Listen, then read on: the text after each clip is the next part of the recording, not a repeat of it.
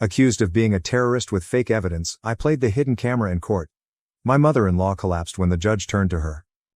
My son looked up at me and said, "Mom says we'll be happier when you're not here anymore." That's when I knew they were planning something behind my back. Our family represented the white picket fence American wet dream. Barbecues on Sundays. Homemade lemonade stands. Matching family clothes. Everything. My wife had just 2 lovers before me, and she was always my first choice. The lone exception was my mother-in-law.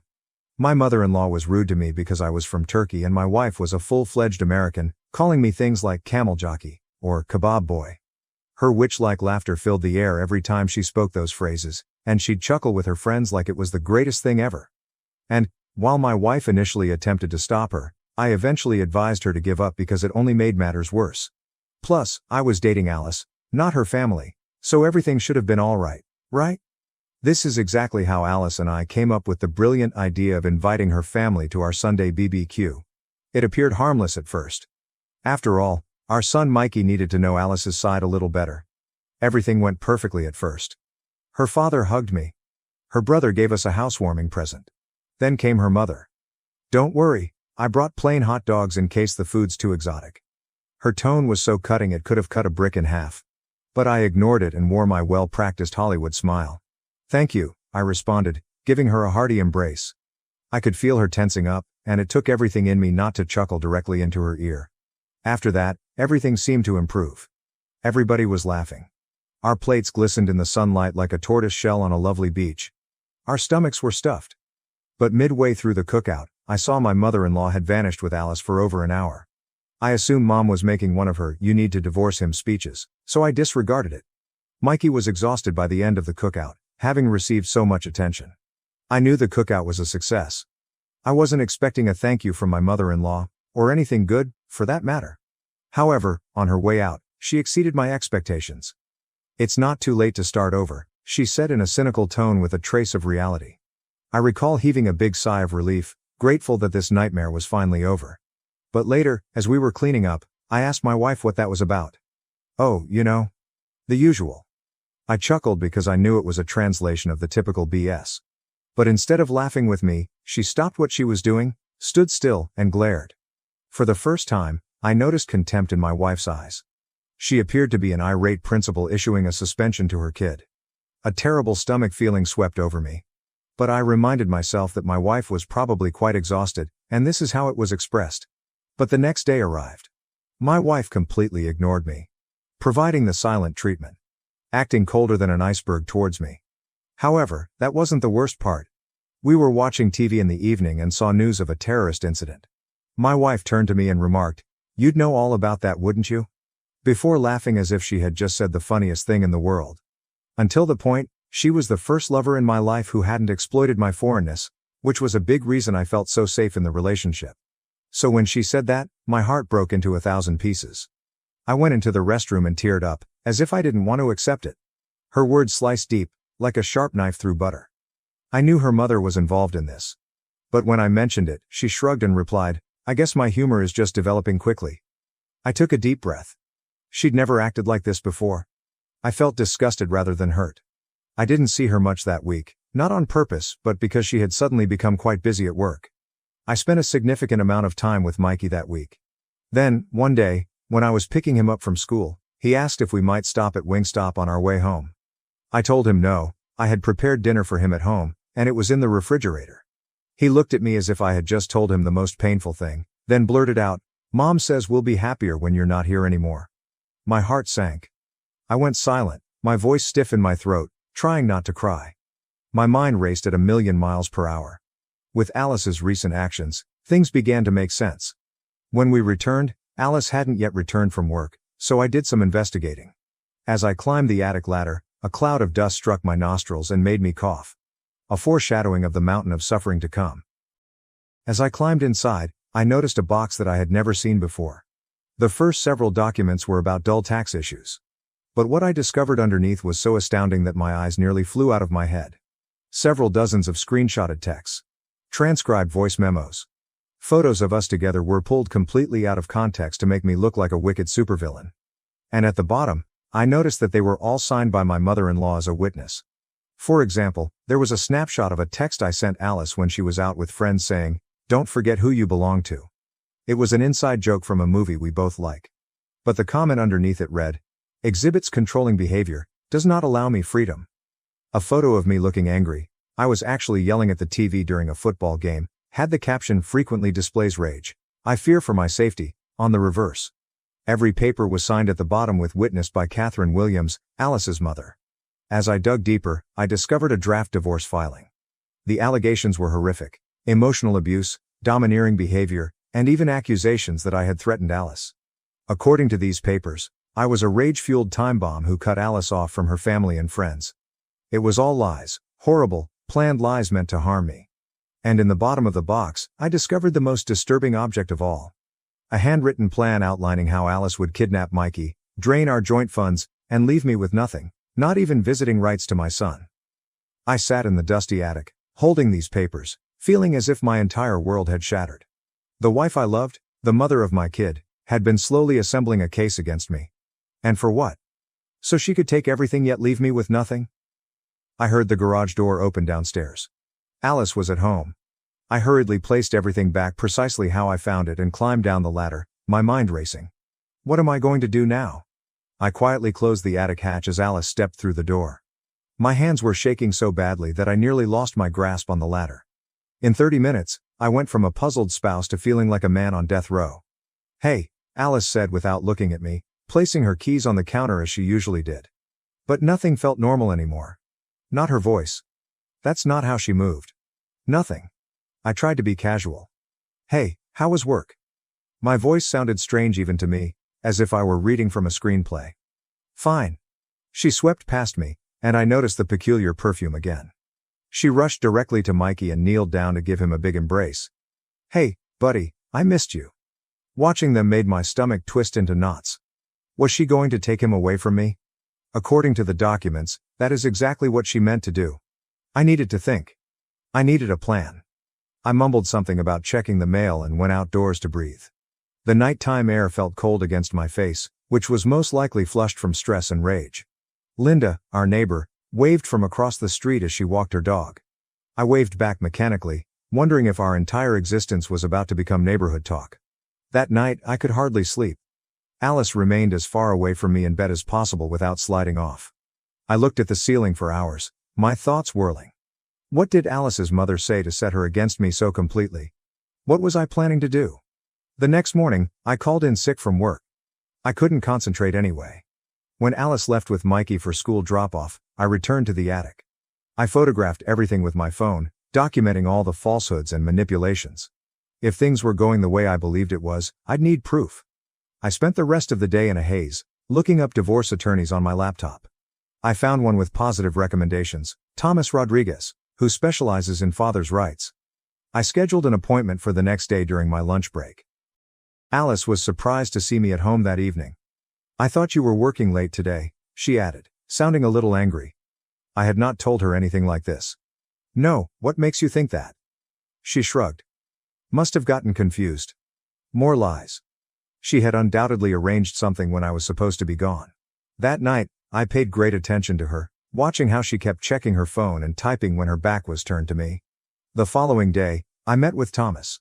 His office was small but professional, with certificates on one wall and family photos on the desk. I showed him the photos I had taken of Alice's paperwork and described what had transpired.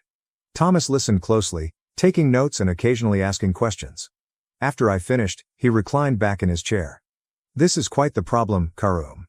Based on what you've shown me, your wife and mother-in-law are preparing a divorce petition in which you would lose custody and the majority of your assets." He adjusted his glasses. "The good news is that you discovered this before they served your papers. We have time to prepare." "What shall I do?" I inquired, feeling absolutely lost. "First, do not face your wife. Act normally. Second, protect your finances. Open a separate account with a different bank and transfer half of your savings there. It is still marital property, but this safeguards you from being left with nothing. Third, document everything. Record talks if your state permits it. Keep a journal of all interactions." I left his office with a plan and was a little less afraid. On my way back to work, I stopped at a new bank and established an account, transferring half of our savings, as Thomas recommended. I felt horrible about it, but then I remembered the meticulous plan to fully clear me out. This was not dishonesty. This was self-preservation. That weekend was torturous. Alice proposed we take Mikey to the park as a family, which seemed like the most twisted idea ever given what I now knew. Still, I joined in, pushing Mikey on the swings as Alice shot photos on her phone. Was she capturing our final days as a family, or accumulating more evidence to use against me? I could not tell anymore. Alice received a call while Mikey was playing in the sandbox. She stepped away to respond, but I noticed her face light up in a way it hadn't in weeks. When she returned, I casually asked who had called. "Just Mom checking in," she said, but her gaze did not contact me. That night, when Mikey went to bed, I began maintaining the journal that Thomas recommended. I jotted down everything that had occurred since the cookout, attempting to be as specific as possible. It seemed strange documenting the breakdown of my marriage, but I needed to protect myself and, more importantly, my bond with my son. Monday morning, I called Alice's father. We had always gotten along well, and I needed to know if he was involved in this whole scam. I asked if he could meet me for lunch, just the two of us. He sounded shocked but agreed. We met in a little cafe near his office. Robert looked older than I remembered, and the creases around his eyes were deeper. We ordered sandwiches and exchanged small talk till they arrived. Finally, I took a deep breath before diving in. "Robert, I have an important question for you. Has Alice told you about our marital problems?" He put down his sandwich, clearly perplexed. "Not at all. Is everything fine between you two?" I examined his face. Either he was an excellent actress, or he had no idea what was going on. I chose to take a chance. "I discovered some documents in our attic. Plans for a divorce in which Alice takes everything, including Mikey, based on lies about my abusive behavior. And your wife has signed as a witness to everything." Robert's face became pallid. "What? That is absurd. Kathy did not mention anything like this to me." I showed him some images from my phone. As he swiped through them, his look shifted from amazement to something like rage. This is Evelyn's handwriting." He handed me back my phone. "Karum, I had no idea." I swore. "This is not right." "I don't know what to do," I admitted. "I adore Alice, but she's completely changed. And the prospect of losing Mikey?" My voice crackled unexpectedly. Robert leaned across the table and placed his hand on my arm. "I'll discuss it with Evelyn and Alice. This has gone too far." I shake my head. "Please don't." "Not yet. If they find out I found these records, who knows what they'll do next? I need to protect myself first." He nodded slowly. "I understand, but I want you to know that I'm not a part of this, and I do not support it. You have been a terrific spouse and father. Whatever Evelyn has planted in Alice's head is not proper." Having Robert as an ally took a great weight off my shoulders. Before we parted, he pledged to keep an eye out for any more scheming, without disclosing what he knew. Over the next week, I kept playing the role of the oblivious spouse. Alice was making more work calls in private and having quiet phone talks that ended suddenly when I entered the room. I kept a journal and checked in with Thomas on a regular basis. Then came another shocker. Alice's brother Mark texted me unexpectedly. "Hey man, can we get a beer tonight? I need to talk about something." We met in a sports pub a few towns away, where we would not run into anyone we knew. Mark appeared anxious, fumbling with his drink coaster. "So, what's happening?" I asked, attempting to seem casual. Mark took a long gulp from his beer. "My mom called me last night. She asked me to submit a statement saying I witnessed you verbally abusing Alice at family events." My heart fell. "And?" I told her she was insane. "I have never seen you be anything other than respectful to Alice. I'm not sure what's going on, but Mom was persistent. Alice is intending to leave you and wants documentation for the divorce." I told Mark what I discovered. He was as astonished as his father. "This is messed up, Karam. Mom has always been difficult, but this is the next level. What can I do to help?" We spent the following hour making plans. Mark agreed to pretend to comply with Evelyn's request while actually documenting all of her attempts to construct evidence against me. He'd also keep an ear out for any discussions about their timeline. On the way home, I experienced an unusual mix of feelings. My wife betrayed me, but I was moved by the support of her father and brother. I was no longer alone in this fight.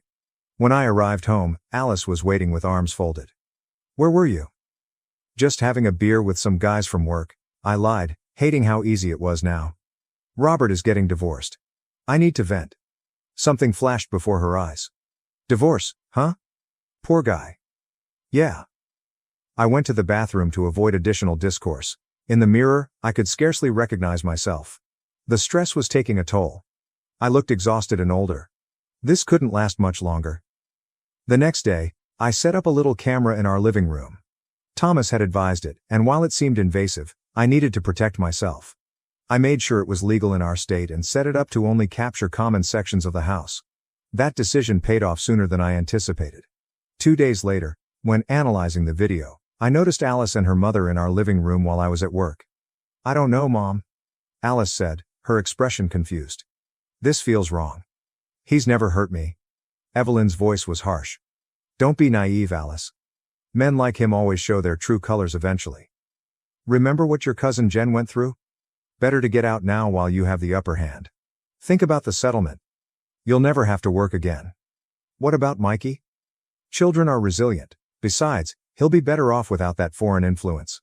I watched in surprise as Evelyn removed documents from her bag that I had recovered in the attic. They spent the following hour expanding on the invented proof, with Evelyn advising Alice on what to write.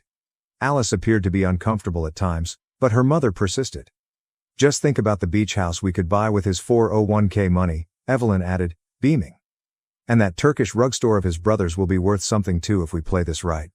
I felt nauseous. This wasn't just about getting me out of the picture, it was about money. Evelyn was using her own daughter in an attempt to swindle me and my family. I saved the movie in several places and sent a copy to Thomas. He called me right after watching it. "This is exactly what we needed, Karam. This proves the allegations are fabricated and shows coercion, but we still need to be strategic about how we use it." I agreed, but a part of me wanted to face Alice right then. How could she accomplish this? Is our entire marriage a sham? That night at supper, Mikey asked if we might go to Turkey to see my family next summer, and I nearly broke down. "Grandma said I can't go there anymore because it's dangerous," he explained simply. Alice hastily shifted the topic, but the harm had been done. They were already poisoning my son against his background and part of who he was. I excused myself from the table before losing my cool entirely. The following day, Mark called with additional information. "They're planning to file next Monday. Mom's meeting with some hotshot divorce attorney tomorrow to finalize everything." This sped up our time frame tremendously. Thomas instructed me to file first with the material we had acquired. "If we wait for them to serve you, you'll be on the defensive from day one," he told me. We completed all of the paperwork that weekend. I felt like I was leading a double life, playing board games with Mikey and making Sunday breakfast while also preparing for a divorce battle. Alice kept up her act too, but there were times when she appeared almost like her old self, particularly around Mikey. It made me wonder how much of this was her idea and how much was manipulation on the part of her mother. Monday morning, I departed for work as normal, but headed straight to the courts. Filing those papers was one of the most difficult tasks I've ever done. Every signing seemed like another nail in the coffin of our marriage. My phone buzzed as I was leaving the courthouse. A message from Mark. "Mom just picked up Alice from work. They're heading to their lawyer now. You beat them by hours." Alice received divorce papers at her office that afternoon. I made sure Mikey was with me, driving him straight from school to my buddy John's house, where we'd planned for him to have a playdate with his kid. I did not want him home for the anticipated confrontation. The storm struck around 6 p.m. Alice stormed through the front door, her face distorted with wrath. "What the hell is this?" she yelled, flailing her papers. "Divorce papers," I explained gently. "I figured I'd save you the trouble of filing yourself." Her expression shifted from angry to confused. "What are you talking about?" "Don't play dumb, Alice. I know everything. The fake abuse claims, the plan to take everything including Mikey, your mother coaching you on how to set me up." She paled somewhat, but recovered fast. "You're paranoid. This is exactly why I need to get away from you." "Really? So you weren't planning to file for divorce today? Your mom didn't meet with a lawyer last week?" That silenced her. "How did you? And I suppose you weren't building a case against me with fabricated evidence that your mother witnessed? Evidence that's conveniently stored in our attic?" Alice slid into the couch, her confidence fading. "You found the box." "I did. And I have video of you and your mother creating false evidence." "What were you thinking, Alice? Was our whole marriage a lie?" She looked up with tears in her eyes. "Number, I loved you. I still do, in a way. But Mom said." "Mom said what? That I'd eventually become abusive because I'm Turkish? That you could take me for everything I have? That my family business was worth targeting?" The rage I'd been hiding for weeks finally surfaced. Alice's tears were flowing freely now. She kept saying you were going to hurt me eventually. That men like you always do. She had all these statistics about domestic violence in Middle Eastern cultures. And then she started talking about how much money I could get. And you believed her? After 6 years together? I couldn't keep the hurt out of my voice. She shakes her head. Not at first. But she was so persistent. Every day, more articles, more horror stories. She even had this friend whose daughter married someone from Iran. And he supposedly became this monster after they had kids. So because some random person's daughter had a bad marriage, ours was doomed? That's racist, Alice, plain and simple. She flinched at the term. I know it is. I started to realize that a few days ago. But by then, things had gone so far. Mom had already paid the lawyer. I sat across from her to keep my distance. Where's Mikey? With John. I didn't want him here for this. Alice nodded, relieved. Then her phone rang. Evelyn is phoning. Alice looked at it for a second before declining the call. What happens now? She inquired calmly. That depends. The papers I filed request joint custody and a fair division of assets. No false abuse claims. No attempt to destroy each other. But I can't just pretend this didn't happen. Alice, you have betrayed me in the worst way possible. Evelyn's SMS messages started buzzing through her phone. Alice eventually turned it off completely. I don't know if I want a divorce, she said quietly. These past few weeks, I felt like I'm losing my mind. Mom was always there, pushing and pushing. But when I'm alone, I miss you, the real you, not the monster she painted. I didn't expect that. I wanted to soothe her, yet our trust had been betrayed. I don't know if our marriage can recover from this, I told you. But I do know that your mother can never have this kind of influence in our lives again. Alice looked up sharply. You want me to cut off my mother? I want you to recognize how toxic she is. She nearly destroyed our family for money and her own prejudice. We talked for several hours that night. A painful, honest conversation about how we got here. Alice admits to feeling disconnected from her identity while living in our neighborhood with my large extended family. Evelyn had taken advantage of that vulnerability. But that doesn't excuse what I did, Alice said. I should have talked to you instead of plotting behind your back. It was nearly midnight when I picked up Mikey from John's. Alice and I had agreed on a tentative ceasefire. We'd go to counseling, both marriage and individual therapy, to help Alice work through her relationship with her mother. In the meanwhile, Evelyn is not welcome in our home. The following several days were unpleasant, yet curiously hopeful. Alice moved into the guest room to give us space while we figured things out. She called in sick from work and spent the day removing all of the evidence from the attic, breaking down in tears multiple times as she understood the gravity of what she had almost done. Evelyn, meantime, was on a warpath. She called repeatedly, showed up at our door, we didn't respond, and even attempted to contact Mikey's school. I recorded everything just in case. Then came the confrontation that we could not escape. Robert and Mark scheduled a family gathering at their home, but Evelyn was not invited. When we arrived, I was surprised to find Alice's sister Quinn, who had flown up from Seattle. We gathered around Robert's dining table, with tension thick enough to cut. I explained everything and showed them the video footage. Quinn appeared shocked. Mom tried to get me involved too, she admitted. Called last month asking if I'd ever seen Karam lose his temper. I told her she was being ridiculous. Robert cleared his throat. I've spoken with Evelyn. She admits to encouraging the divorce but claims she was just protecting Alice. I don't believe her, he said, looking directly at me. I'm sorry, Karam. This should never have happened. Alice was crying silently next to me. Not the false tears I had recently witnessed, but genuine guilt. Despite the tears, she spoke calmly. I made a terrible mistake. I let Mom's prejudice and greed cloud my judgment, and I nearly destroyed my family. She was staring at me. I don't expect forgiveness, but I am truly sorry. Mark leaned forwards. The question is, what now? Mom's not going to just back off. She has to, Robert stated firmly. I've made that clear to her. This ends now, or there will be consequences. Quinn nodded. We're with you, Karam. Whatever you decide about your marriage, you'll always be Mikey's father and part of this family. Alice's family provided overwhelming support. After years of feeling like an outsider, I was finally accepted, ironically, just as my marriage was crumbling. We departed with a lot to think about. On the way home, Alice asked, Do you think we can ever get past this? I grasped the steering wheel firmly. I honestly don't know. But for Mikey's sake, I'm willing to try. The road to re-establishing confidence would be arduous. In the following weeks, I noticed Alice gazing at her phone and wondered whether she was conversing with Evelyn. Some nights, I'd wake up in a cold sweat, wondering if this was all a setup. However, there were some positive moments. Alice discovered a therapist who specializes in toxic family ties. She began interacting with my family and made an attempt to learn Turkish cookery from my mother. Most importantly, she resisted Evelyn's repeated attempts to meddle. The turning moment occurred a month after the confrontation. Evelyn arrived at our house uninvited, shoving her way in when Alice answered the door.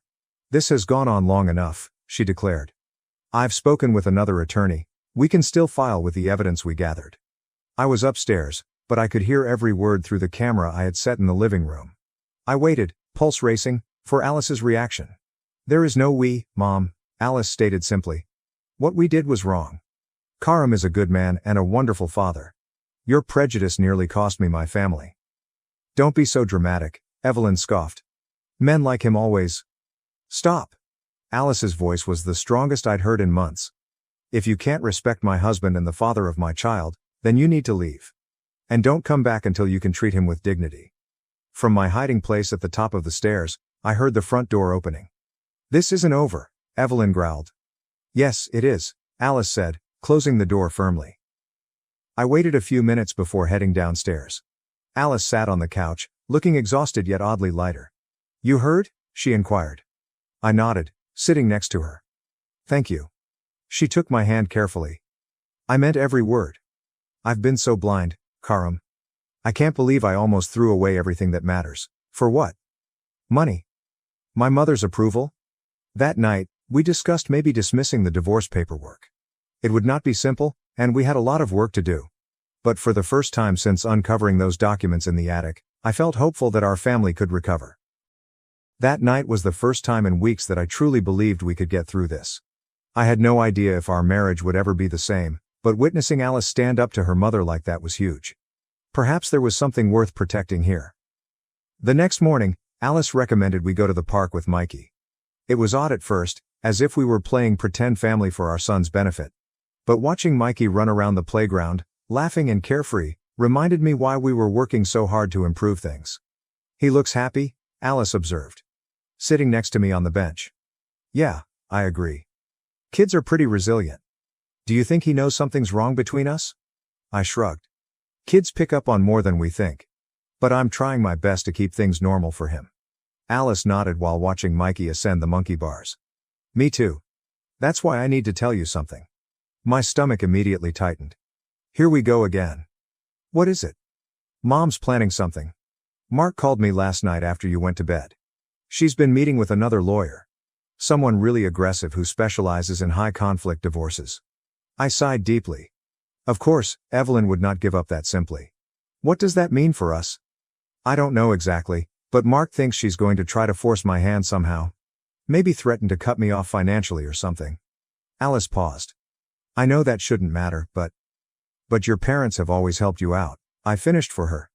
Alice's family was fairly well off, and they had given us a down payment and assisted with Mikey's private school tuition. "I'm not saying I'd choose money over our family," Alice clarified hastily. "I just wanted you to know what we might be up against." I admired the honesty, at the very least. "Thanks for telling me." Mikey came racing up and demanded that we watch him go down the large slide, so we didn't have much time to talk about it. For the rest of the afternoon, we set aside our worries and concentrated on being parents. That evening, after Mikey went to bed, I called Thomas to give him an update on the issue. He was not surprised when Evelyn hired a new lawyer. "People like her don't back down easily," he told me. "But her standing is weak now. You have evidence of the fabricated abuse claims, and Alice isn't cooperating with her anymore." "So, what should we do?" I asked. "Stay the course. Keep documenting everything. If you and Alice are really trying to reconcile, we can file to dismiss the divorce petition. But I'd wait a bit longer to make sure things are stable." I agreed with his advice. Trust was not going to be re-established overnight. The following week was relatively peaceful. Alice and I began couples therapy with a counselor named Dr. Quinn, who has no link to Alice's sister. Our first session was rough. Lots of tears and painful facts. I admitted to feeling cheated, and Alice discussed how her mother had used her fears about our cultural differences. "I was always a little intimidated by your family," she said during our second session. Everyone speaking Turkish at gatherings, all the traditions I didn't understand. I sometimes felt like an outsider. You never told me that, I said, honestly shocked. I didn't want to seem ignorant or racist. But Mom used that. She kept telling me I was losing my identity, that Mikey was becoming more Turkish than American. Dr. Quinn assisted us in seeing how we both contributed to the problem, me for failing to notice Alice's distress, and Alice for failing to communicate her feelings. It wasn't an explanation for what Evelyn had done, but it did help me understand how she had discovered a flaw to exploit. Things at home gradually improved. Alice returned to our bedroom. We weren't intimate yet, but we were gentle with each other, as if we were handling something precious that could break if we proceeded too rapidly. Then Evelyn made her move. I returned home from work on Thursday to find Alice seated at the kitchen table, pallid. Her hand shook slightly as she grasped the heavy packet. "What's wrong?" I inquired, placing down my laptop bag. "Mom sent this?" She shoved the envelope toward me. "It's a trust fund document. Apparently, they set up a college fund for Mikey when he was born. Almost $200,000 now." I skimmed the documentation. "Okay. And there's a condition? The money can only be accessed if Mikey is living primarily with me or my parents. If we stay married or if we share custody, the money goes to charity instead." I could feel the typical wrath rising. She's using Mikey's education as leverage. Alice nodded miserably. "There's a letter too." She sent me a cream-colored stationery note with Evelyn's exquisite calligraphy. Evelyn's letter contained everything you'd expect from her: fake concern for Alice's well-being, thinly veiled racial remarks about my family's influence, and a clear ultimatum. "Leave me and get the money, or stay and Mikey will suffer." "What do you want to do?" I inquired gently. Alice looked up, her eyes red and determined. "I already called Dad. He had no idea about these conditions on the trust. He's furious with Mom." "That doesn't answer my question," I said. "I'm not choosing money over our family, Karam. Not again. I made that mistake once, and I'm still trying to fix it." She took a deep breath. "But I wanted to be honest with you about everything. No more secrets." I believed her. For the first time in weeks, I actually believed her. The following day, Robert called me immediately. "I'm sorting out this trust fund nonsense," he continued, sounding more enraged than I had ever heard him. "Evelyn had no right to add those conditions without consulting me." "I appreciate that," I said. "But honestly, it's not about the money." "I know that," he said. "But it's the principle. She's trying to buy our grandson's future. I won't stand for it." Robert offered to come over that weekend to talk with both of us. When he arrived on Saturday, he carried his own file. "I've spoken with our family attorney," he stated as we sat in the living room. "The trust, as Evelyn presented it, isn't legally binding. I never signed off on those conditions." Alice appeared relieved. "So the money is still there for Mikey's education?" "Yes. Regardless of your marital status or custody arrangement." Robert hesitated. "But there's something else you should know. I've been doing some digging into our finances after all this came to light." He opened the file to show us bank statements and transfer data. "Evelyn has been shifting money for months, starting with tiny amounts and gradually increasing." "Where was it going?" I inquired, though I had a sinking suspicion I already knew. "To a separate account in her name only. Almost $100,000 so far." He looked at Alice. "I think she was planning to fund your divorce and new life without telling me." Alice hid her face with her hands. "Oh my God." "I've frozen the accounts for now," Robert went on. "But I wanted you both to know what's been happening." Alice remained quiet for quite some time after Robert left. Finally, she glanced at me, tears in her eyes. "I'm so ashamed. My own mother was stealing from my father to fund this insane plan." I sat next to her on the couch. "It's not your fault. Part of it is. I let her convince me you were the villain when she was the one manipulating everyone." She wiped her eyes. "I need to tell you something else. Something I haven't admitted yet." My heart raced. "What is it?" "When Mom first started talking about divorce, I didn't take it seriously. But then she introduced me to this friend of hers, Linda. Linda told me this horrible story about her daughter who married a man from Jordan. How he seemed perfect at first but became controlling and eventually violent." "And you thought that would happen to me?" I asked, trying to keep the hurt out of my voice. "No, that's just it. I didn't believe it would happen with you. But Mom kept pushing, and then..." She broke off. "Then what?" "Then I found out Linda doesn't even have a daughter. Mark discovered it by accident when he was looking into Mom's friends. Linda was an actress Mom hired to tell this story." Alice's voice broke. My own mother paid someone to lie to me about an abusive foreign husband to convince me to leave you. I was speechless. Evelyn had gone to extraordinary lengths. I wanted you to know everything, Alice explained quietly. Even the parts that make me look gullible and stupid. I took her hand. It wasn't truly forgiveness, but it was something. Thank you for telling me. The following several days were a curious combination of progress and strain. Alice and I were talking more effectively than we had in months, but Evelyn's continuous plots were taking their toll. We decided to dismiss the divorce petition, which felt like a big step forward. Then, without notice, Evelyn arrived at Mikey's school. I received a call from the principal while I was at work. Mr. Dear, we had an incident today. Your mother-in-law attempted to pick up Mikey without authorization. My blood became chilly. Is Mikey okay? He's fine. Our staff followed protocol and refused to release him, but Mrs. Williams became quite agitated. We had to ask her to leave the premises. I quickly called Alice, and we both left work to attend school. Mikey was in the principal's office, appearing perplexed but generally well. Grandma came to school, he informed us.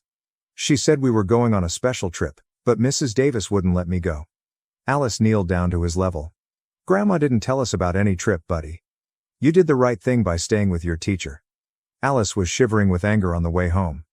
She tried to take our son without permission. I know, I replied, holding the driving wheel fiercely. This has gone too far, Karam. We need to do something. I agreed. That night, after Mikey was sleeping, we called Robert and Mark to update them. Robert was devastated. I don't recognize who Evelyn has become, he told me. First the money, now this. Mark was more pragmatic. You need a restraining order. Alice remarked. That feels extreme. But I could tell she was thinking about it. She tried to take Mikey from school without permission, Mark reminded her. What if she succeeds next time? The next morning, we caught up with Thomas again. He agreed that a restraining order was necessary due to Evelyn's growing behavior. We filed the paperwork that day, asking her to remain away from our home, Mikey's school, and our workplaces. The temporary injunction was issued promptly, but Evelyn might fight it at a court in 2 weeks. Thomas warned us it would be difficult. She'll most likely bring up the abuse allegations again, he said. Even though we have evidence they were fabricated. Be prepared for some ugly accusations. These 2 weeks were tense. We informed Mikey's school of the restraining order details and increased security measures at home. Alice was a nervous wreck, caught between protecting our family and confronting the prospect of taking legal action against her mother. Evelyn, meantime, went on the offensive. She called every family member and informed them that I was manipulating Alice and turning her against her own mother. Most people saw through it, particularly after Mark revealed what we know. But a few distant relatives supported Evelyn. The date of the hearing arrived. Alice and I dropped Mikey off with my brother Amit, who promised to keep him occupied with a visit to the aquarium. Alice squeezed my hand as we entered the courthouse. Whatever happens in there, we're in this together, she told me. Evelyn was already inside with her solicitor, a sharp-looking woman dressed in an expensive suit. She didn't notice us, but I could sense her glare from across the room. The hearing was exactly what Thomas had warned us about. Evelyn's lawyer portrayed me as a dominating, potentially dangerous husband who had indoctrinated Alice into recanting her abuse allegations. They invoked every stereotype about Middle Eastern guys they could think of, barely masking their prejudice as concern. When it was our turn, Thomas carefully presented the evidence we had gathered. The video of Evelyn encouraging Alice to make false charges, the financial records demonstrating Evelyn's theft of cash, and the statement from Mikey's school about the unauthorized pickup attempt. Judge Thornton, a no-nonsense older woman, listened intently to both sides' arguments. When all the evidence had been presented, she confronted Evelyn directly. Mrs. Williams, the evidence suggests you have engaged in a pattern of deception and manipulation aimed at destroying your daughter's marriage for reasons that appear to be primarily rooted in prejudice, she said with a straight face. Furthermore, your attempt to remove your grandson from school without parental permission is extremely concerning. Evelyn attempted to interrupt, but Judge Thornton hushed her with a look. The restraining order is granted for a period of 1 year. You are to remain at least 500 feet from your daughter, her husband, their child, their home, workplaces, and the child's school. Any violation will result in immediate consequences. She turned to face us. Mr. and Mrs. Dear, I suggest you pursue family counseling to address the damage this situation has caused. As we left the courthouse, I felt an odd combination of relief and grief. The restraining order would keep us safe, but the fact that we needed it at all was devastating, especially for Alice. I questioned her. Are you okay? As we walked to the car. She nodded slowly. I think so. It feels like the end of something, but maybe also the beginning of something better. Over the next few months, our lives progressively became more stable. With Evelyn legally obligated to stay away, we could concentrate on rebuilding our family without her influence. Alice maintained her individual treatment, coping with the complex feelings of essentially losing her mother while preserving her marriage. Robert sought a divorce from Evelyn, unwilling to forgive her financial dishonesty and her attempts to control their daughter. He became a frequent visitor to our home, rekindling his bond with Mikey and, quite unexpectedly, forging a friendship with my father. When my parents arrived from Turkey 6 months after the hearing, Alice and I reaffirmed our vows in a little ceremony in our backyard. Nothing fancy, just close friends and family honoring the fact that we made it through the storm. My brother Amit provided his amazing kebabs, Mark handled the music, and Quinn made everything look lovely. During the ceremony, Alice added her own surprise vow in halting but well-practiced Turkish. Her efforts to learn those few lines in my mother tongue moved me more than anything else. Later that night, after the visitors had left and Mikey had fallen asleep, Alice and I sat on our back porch, gazing at the sky. Do you think we'll ever completely get past this? She raised her voice. I thought about it for a bit. I don't know if get past is the right way to think about it. It happened. It changed us. But maybe it also made us stronger in some ways. Alice put her head against my shoulder. I'm still sorry. I know, I replied. But I'm not looking backward anymore. And I intended it. The trust had not yet been completely re-established, and it may never be fully restored. But Mikey was pleased. Alice and I were resolving our issues, and for the first time in a long time, our future looked promising. Evelyn eventually relocated to Florida once her divorce with Robert was finalized. We learned through Mark that she had joined a society for parents estranged from their ungrateful children. Apparently, she had encountered plenty of people who refused to own their own poisonous actions. We renewed the restraining order even though Evelyn had made no attempts to contact us directly. Alice looked unhappy when Mother's Day advertising came, and Mikey occasionally inquired about his other grandmother. Those moments were difficult, but they got less common over time. The most unexpected effect of the struggle was how close I became to Alice's father and siblings. Robert frequently joined us on Sunday dinners. Mark became my regular golf partner, and Quinn returned from Seattle to be closer to family, becoming Mikey's favorite aunt. Alice and I were far from perfect, but we were working on it. One night, as we were getting ready for bed, Alice discovered an old photo of us from when we were dating, young and carefree, standing in front of my parents' restaurant in Turkey during her first visit. We look so happy, she remarked longingly. We were, I said, glancing over her shoulder at the photograph. And we will be together again. She turned to face me with a serious expression. I almost threw this away. All of it. For what? My mother's approval? Money? I shake my head. It doesn't matter anymore. You didn't throw it away.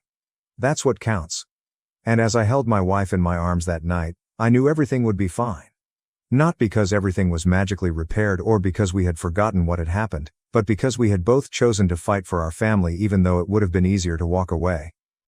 My parents let me stop breathing for 4 minutes because my twins said I was faking. Now CPS, doctors are exposing their years of neglect. In my family, we had one rule. I needed my twins' permission to seek medical treatment. My lungs tightened up as I watched Emily practice her birthday speech. I reached for my inhaler on the coffee table, but Mom took it away. Emily, does Marin need this? My twin asked, not looking up from her phone. She used it at lunch. She's fine.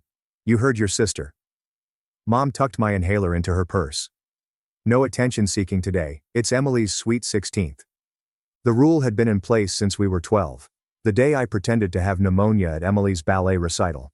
I hadn't faked it, but Emily claimed I had, so that became the truth.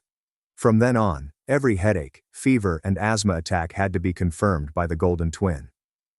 Can't breathe. The wheezing began. My doctor described the whistling sound as your body's alarm. Marin. Dad's voice echoed through the doorway. What do we do if you say you're sick? I understood the script. Ask Emily first. And what did Emily say? Emily eventually looked up, angry. I said she's fine. Gosh, Marin, do you have to make my day about you? My chest tightened, like if someone was sitting on it. Every breath was like inhaling air through a coffee stirrer. Please, I gasped. Need hospital. Mom. Emily, Mom whimpered. Mom ran to soothe Emily, saying, She's doing it again. Make her stop. Don't worry, sweetie. Marin, go to your room if you're going to act like this. The modeling scout will be here soon. I attempted to stand but had to grab the couch. My fingernails were beginning to turn blue. Look. I raised my hands. Emily laughed. She probably painted them blue. Remember when she faked passing out at my recital? It wasn't a prank. I suffered an asthma attack, but Emily told everyone that I was envious, so my parents refused to leave her performance. The doorbell rang. Party people began to arrive. Marin, disappear, Dad told her. Emily's modeling scout is coming. We don't need you wheezing in the background. I had trouble breathing. My lungs were working overtime, and it was obvious through my shirt. Every breath was a war I was losing. Mom, please. I need hospital. Emily. Mom said lovingly. Your sister has asked for the hospital. What do you think, Emily? She stood immediately in front of me, obstructing my parents' view. For a split second, I seen something spark in her eyes. She's faking, Emily said loudly. She's just mad Rowan's coming. Rowan is my childhood pal, whom Emily snatched simply because she could. I knew it, Mom exclaimed. Marin, stop this immediately. That's when I started coughing up blood. Emily's best friend Veronica stepped in and froze. Oh my gosh, what's wrong with Marin? Emily swiftly said. She's being dramatic. Emily, she's coughing blood. No, they're not. Emily moved in front of me again. Everything's perfect. Go help with decorations. However, Veronica was pre-med. She surged past Emily, grabbing my wrist. Her pulse is racing. This is a medical emergency. We don't do medical emergencies without Emily's permission, Dad stated, as if it were perfectly usual. House rules. What? Veronica was horrified. Emily knows Marin best, Mom explained. She can tell when Marin's really sick versus when she's performing. Performing? Veronica was already dialing 911. She's in respiratory failure. Give me that phone, Dad demanded. Mr. Litt. With all due respect, your daughter is dying. Emily, Mom said anxiously to my twin. Is Marin dying? Emily said hesitantly. On her birthday the spotlight shifted away from her. Once again, it is due to me. No, Emily replied firmly. She's not dying. She does this every time something important happens to me. That was when I stopped breathing completely. The stillness was immediate. Marin. Emily's voice trailed off somewhat. Stop it. People are on their way. Emily, she isn't breathing, Veronica exclaimed. She's holding her breath, Emily said, but her voice cracked. She's really committed to ruining my party. I fell forward from the couch. The impact with the floor should have hurt, but I couldn't feel anything anymore. Call 911. Veronica was now performing chest compressions. But Emily said, Mom began. I don't care what Emily said. More people arrived. I could hear screaming and chaos. Someone was ranting about locating my inhaler. This is Marin's fault, Emily sobbed. She always does this, always. Your sister is dying, Veronica said. Help me, Dad pleaded, attempting to draw Veronica away. Emily said she's fine. Rowan's voice could be heard through the fading darkness. Mr. Litt, what are you doing? She's blue. She's actually blue. Emily's scream was the last thing I heard. You're supposed to be on my side. 3 days later, I awoke in the intensive care unit. The doctor stated that I had been clinically dead for 4 minutes. My parents spent 4 minutes waiting for Emily's approval to save me. My parents could not look at me. They kept repeating, Emily said you were fine, over and again.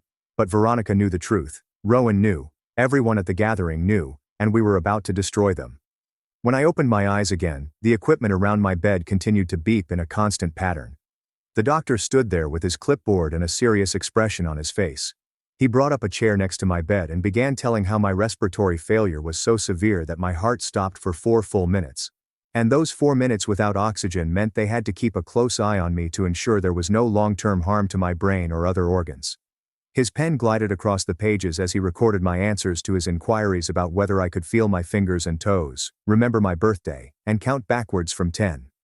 The doctor then revealed something that made my chest clench in a different way. The hospital had previously referred my case to Child Protective Services since many witnesses at the party reported my parents refusing to allow anyone to call for medical help, even when I was dying. He stated that someone from CPS would come talk to me after I was more stable, but that the hospital was legally compelled to report what happened because it appeared to be medical negligence.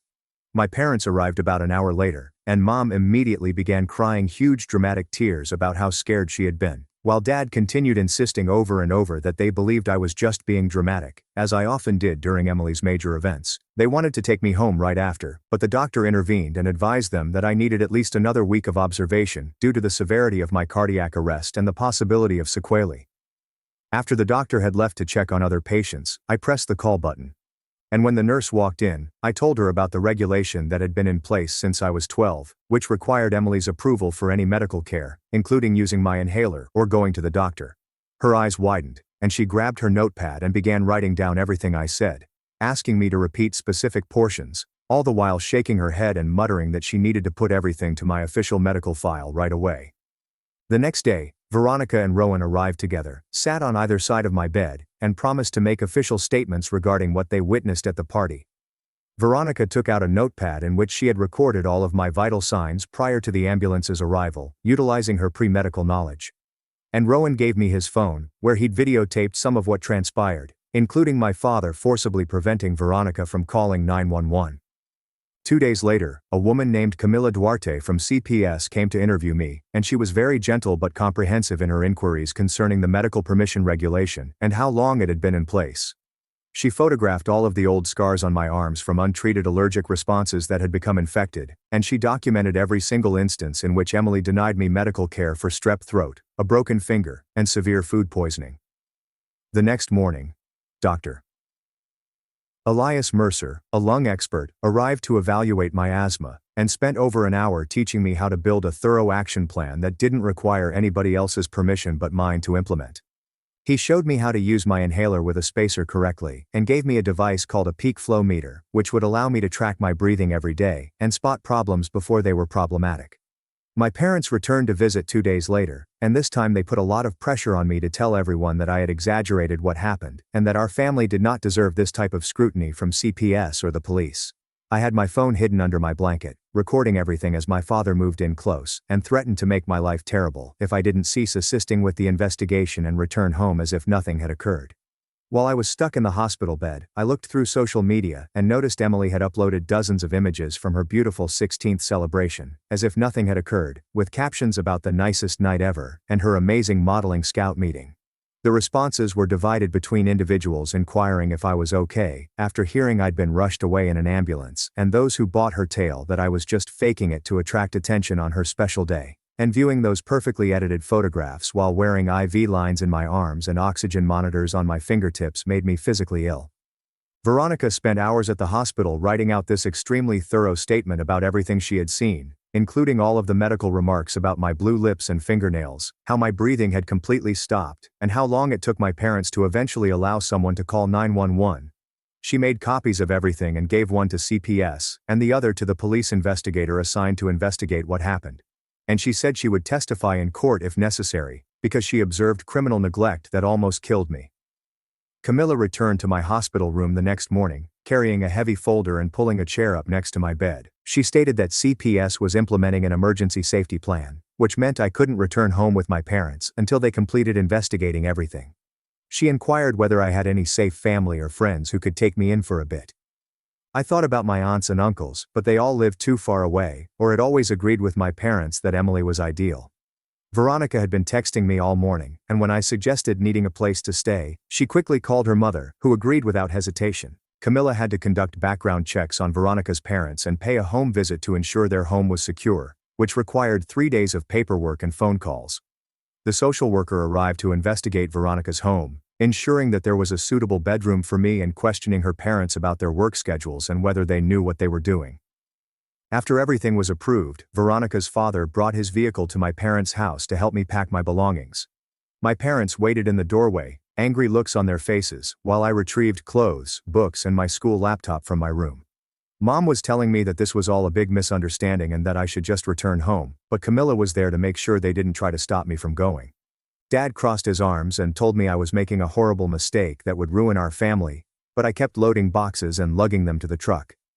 Emily observed from her bedroom window upstairs, and I could see her typing on her phone, most likely telling everyone her version of what was occurring. After we loaded everything, Veronica's mother had already set up the guest room with new sheets and cleared out part of the closet for my stuff. The following week, I had to visit with Olivia Watson, the school counselor, who had a small office adorned with motivational posters and a bowl of chocolates on her desk. She opened my class schedule on her computer and began taking notes on which teachers needed to know about my condition and what accommodations I would require. She ensured that I had permission to carry my inhaler everywhere and that I may leave any lesson if I experienced breathing difficulties without first asking. She also set extended deadlines for all of the work I had missed while in the hospital, and she arranged for me to eat lunch in her office whenever the cafeteria felt too crowded. Rowan texted me that night, saying he'd uncovered something I should see. And when we met at a coffee shop near campus, he showed me screenshots from 2 years ago. They were communications between him and Emily, in which she laughed about how I had begged her to let me visit a doctor for strep throat, and she had refused just to see how long I would suffer. She had commented, "It's so funny how she has to ask my permission for everything medical," with laughing emojis. Rowan had kept everything because, even then, something felt wrong. He forwarded everything to Camilla's email while we sat there, and he offered to testify about what he observed at the party and these old texts if necessary. Dr. Mercer made another appointment and spent more than an hour teaching me how to use this peak flow meter properly, showing me how to blow into it 3 times in the morning and night and record the results on a specific chart. He said that typical readings for someone my age should be between 380 and 400, but mine were only at 250 due to years of damage from untreated attacks. He showed me the zones on the chart. Green meant I was fine, yellow meant I needed to be cautious and possibly use my rescue inhaler, and red meant I needed to get to the hospital right away. For the first time in 4 years, I could actually monitor what was going on in my lungs, rather than waiting for Emily to judge whether I was sick enough. That same day, someone shared me a screenshot from our school group chat, in which people inquired about my well-being after hearing that an ambulance had arrived at Emily's party. Emily had responded, stating I was staying with friends for a while because I wanted attention, and that everyone should stop spreading misinformation about our family. A group of adolescents pushed back, stating they'd heard from partygoers that I had stopped breathing and nearly died. But Emily said that everything was overblown, and I was okay. She claimed that I had always been jealous of her, and that this was just another attempt to ruin something essential to her. Camilla called a few days later and invited me to the CPS office, where she sat me down in a small room with fluorescent lights, and described how the entire inquiry would proceed. She stated that they were investigating potential criminal charges against my parents for child endangerment and medical neglect, but told me that it may take months of interviews and court dates. She asked if I was prepared for such a lengthy procedure and if I was aware that if charges were filed, my parents could face jail time, or at least probation. 2 weeks after leaving the hospital, I returned to school, and stepping through those front doors seemed like everyone was watching at me and muttering about what had occurred. During the 3rd session, my chest tightened, and I could hear the old wheeze. But this time, I just took out my inhaler and used it straight in class, without asking anyone. The attack lasted only a few minutes, and my teacher made no comment because Olivia had already informed everyone about my medical plan. Later that week, Veronica received a big packet from the hospital. Inside was a copy of my whole discharge paperwork, including the nurse's official notes. Reading through the medical terminology was strange but reassuring. Words like serious respiratory distress, possible medical negligence, and Child Protective Services contacted owing to parents' failure to seek treatment. The following page had further information regarding my 4 minutes of cardiac arrest and how Veronica's CPR likely saved my life before rescuers arrived. At the bottom, the attending physician noted that my parents had demonstrated a concerning lack of appropriate response to a life-threatening medical emergency and suggested immediate CPS involvement. Then, on Friday afternoon, I received an email from the principal informing me that my parents had sought a meeting to discuss what they described as misunderstandings and rumors about our family status that were harming Emily at school. The meeting was scheduled for the following Thursday, and the thought of sitting in the same room with them as they twisted everything about made my stomach hurt. Olivia offered to be there with me and said I didn't have to go if I didn't feel secure, but I knew I had to confront them and tell them the truth about what they had done. Olivia summoned me to her office after school 2 days before the appointment, and we spent 3 hours going over every possible scenario. She took out a big packet containing papers about student rights, and began marking sections with sticky notes while stressing that my parents could not force me to leave with them or sign anything. She taught me where to sit in the conference room so I'd be closest to the door, and wrote down phrases to say if they started yelling or making me feel bad. Her hands ran quickly across the papers, underlining sections on medical autonomy for kids in abuse instances. She also taught me how to stay calm by counting my breaths when things got stressful. She promised to sit right next to me and take notes on everything they said. And if I needed a break, I could simply tap her arm twice, and we'd leave the room right away. The next morning, Veronica approached me before first class and handed me a manila envelope containing her formal statement. I sat on the hallway floor and read through 4 pages of medical jargon that described my health that day, including exact numbers for my pulse rate and breathing patterns that she had seen. She'd written about how my lips were cyanotic and my nail beds showed significant oxygen deprivation, using clinical terminology from her pre-med classes to make everything sound even more terrible. She signed and dated it at the bottom, and added a note that she had previously handed copies to Camilla and the investigator investigating the matter. After chemistry on Wednesday, I was putting my stuff into my locker when Emily emerged behind me and slammed the door shut. She grabbed my wrist and twisted it, demanding that I tell everyone I was all right and that the entire situation was blown out of proportion. I tried to pull away, but she dug her nails in deeper, leaving red scratches on my skin and shouting that I was ruining her life for nothing. When I eventually ripped my arm free and began walking away, she grabbed my shoulder and whirled me around so violently that I dropped my books everywhere. Other students in the corridor stopped to stare as she screamed that I had always been envious, and that this was just my latest attempt to divert her attention. I picked up my books without saying anything and headed straight to the nurse's office, where she photographed the nail marks on my arm and filled up an incident report. That night, I couldn't stop looking through social media and reading comments on the party. Some of the youngsters who were there reported seeing me on the floor, getting blue, while my parents stood there arguing with Veronica, rather than helping. Others, primarily Emily's friends, said that I'd always been dramatic and had probably arranged the whole affair to ruin her birthday. One girl in my English class wrote a lengthy article describing how she had seen me suffer asthma attacks at school before, and they were absolutely real, not false, as Emily claimed.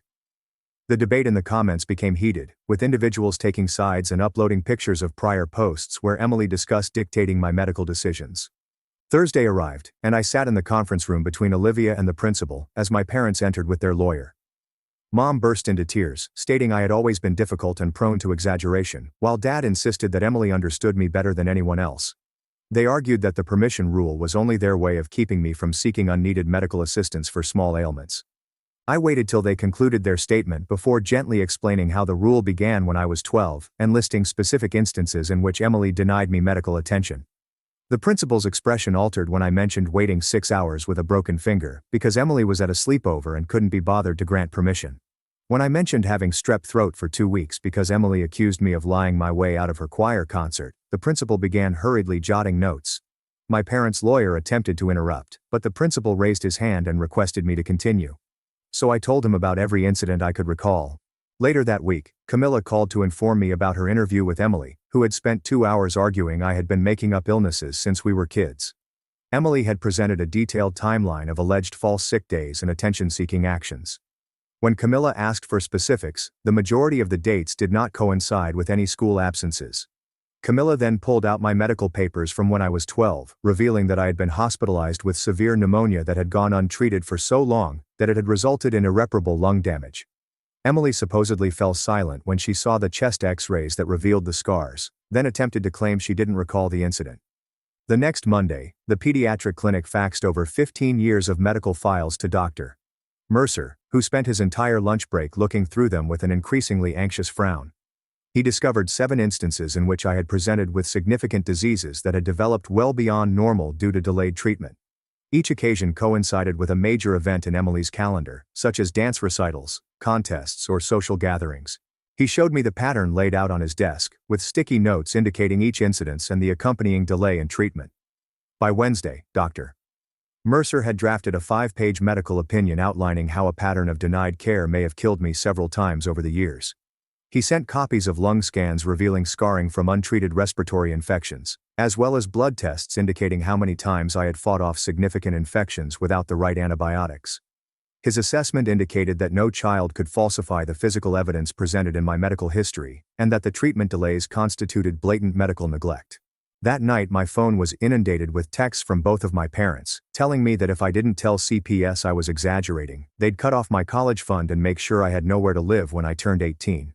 Dad's communications became increasingly irate, accusing me of being ungrateful and claiming that I was destroying our family due to teenage drama. I took screenshots of everything and quickly gave them to Camilla and Sarah Alcott, the civil attorney Olivia had connected me with earlier that week. Sarah went to the courtroom the next morning and submitted paperwork for an immediate protective order, claiming that it would be more effective than waiting for criminal charges. She stated that the order would legally restrict my parents from interfering with my medical care or contacting me over the ongoing investigation, and, since we had their threatening texts as evidence, the judge was likely to approve it promptly.